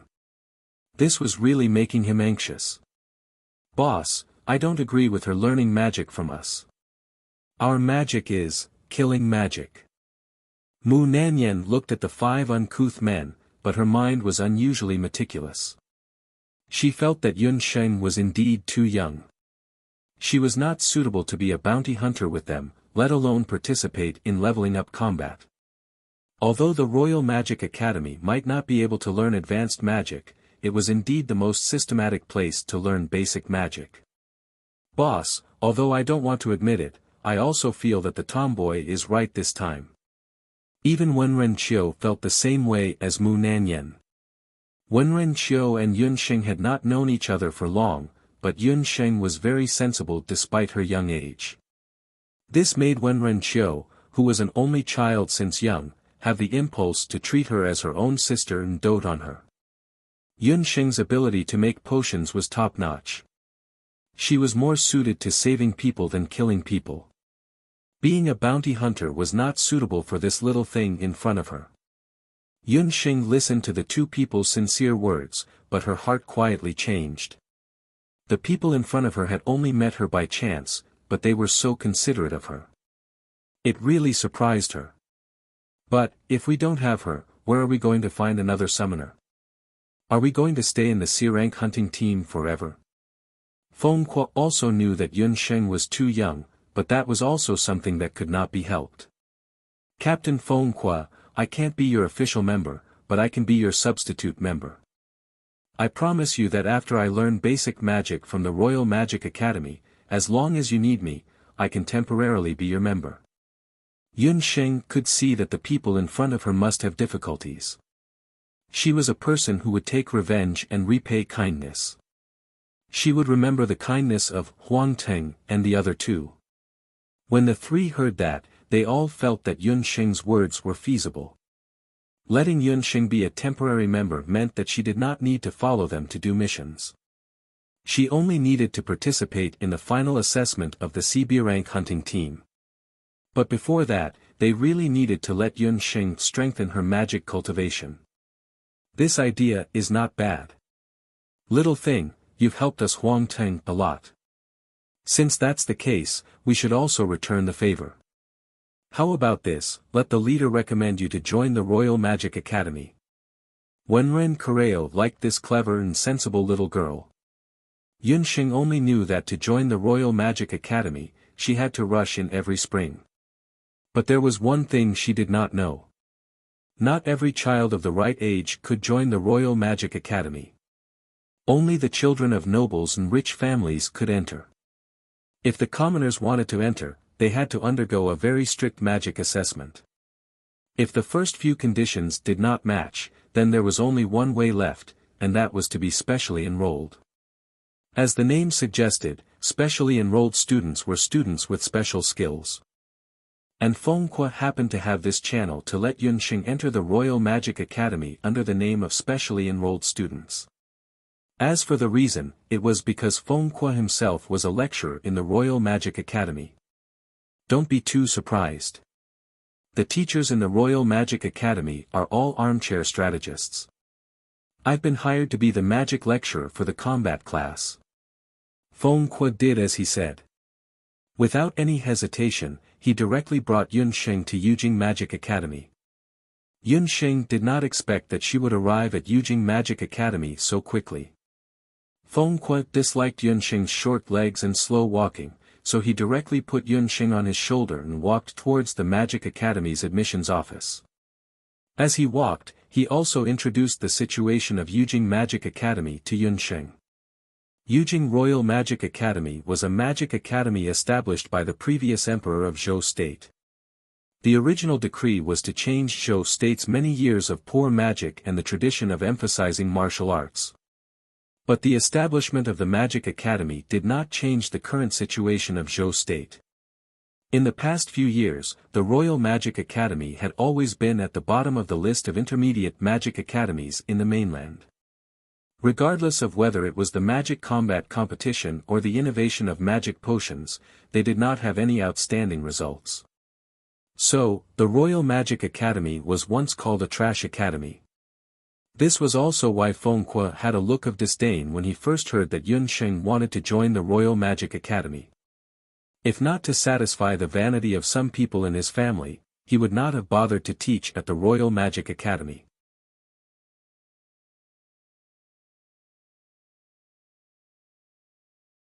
Chapter 87. Unlike the previous time, when Feng Kuo brought the outsider through the school gate, the guards did not even make a sound, let alone ask who the child sitting on Feng Kuo's shoulder was. At this time, Yun Sheng still did not know that Feng Kuo was also considered a tyrant in the Royal Magic Academy. His nickname was Human Combat Machine. Among the weak magic teachers, Feng Kuo was famous for being tyrannical in both magic and magic. Magic combat and magic potions. There is also learning how to make magic potions in the Royal Magic Academy. Yun Sheng heard a new magic term. I almost forgot. When you go to the admissions office to complete the procedures later, you have to immediately choose your future magic study direction. After all, you entered the school later than others. The other beginner students have already been studying for 2 months. Feng Kuo looked like a rough person, but he was a thorough person. He told Yun Sheng that in the Royal Magic Academy, there were 2 schools of study, magic combat and magic potions. These 2 schools of study were also the 2 major factions in Jade Capital Academy. The so-called magic combat referred to the combat magic. As for magic potions, it was a combination of all kinds of magic from magic potions, including magic healing and magic potion making. Every magic teacher had around 3 students under them. They were responsible for the student studies from magic warrior to grand magic engineer. Feng Kuo himself was a magic combat instructor. It was a pity that he already had 3 combat mage students under him. Otherwise, he would really want to take Yun Sheng under his wing, so that they could take care of each other. Magic healing. Could it be light elemental magic? Although Yun Sheng possessed a 5 elemental magic soul, she was unable to sense any light elemental magic. When they encountered the beast blood cloud, Xia Wenxu's light magic left a deep impression on her.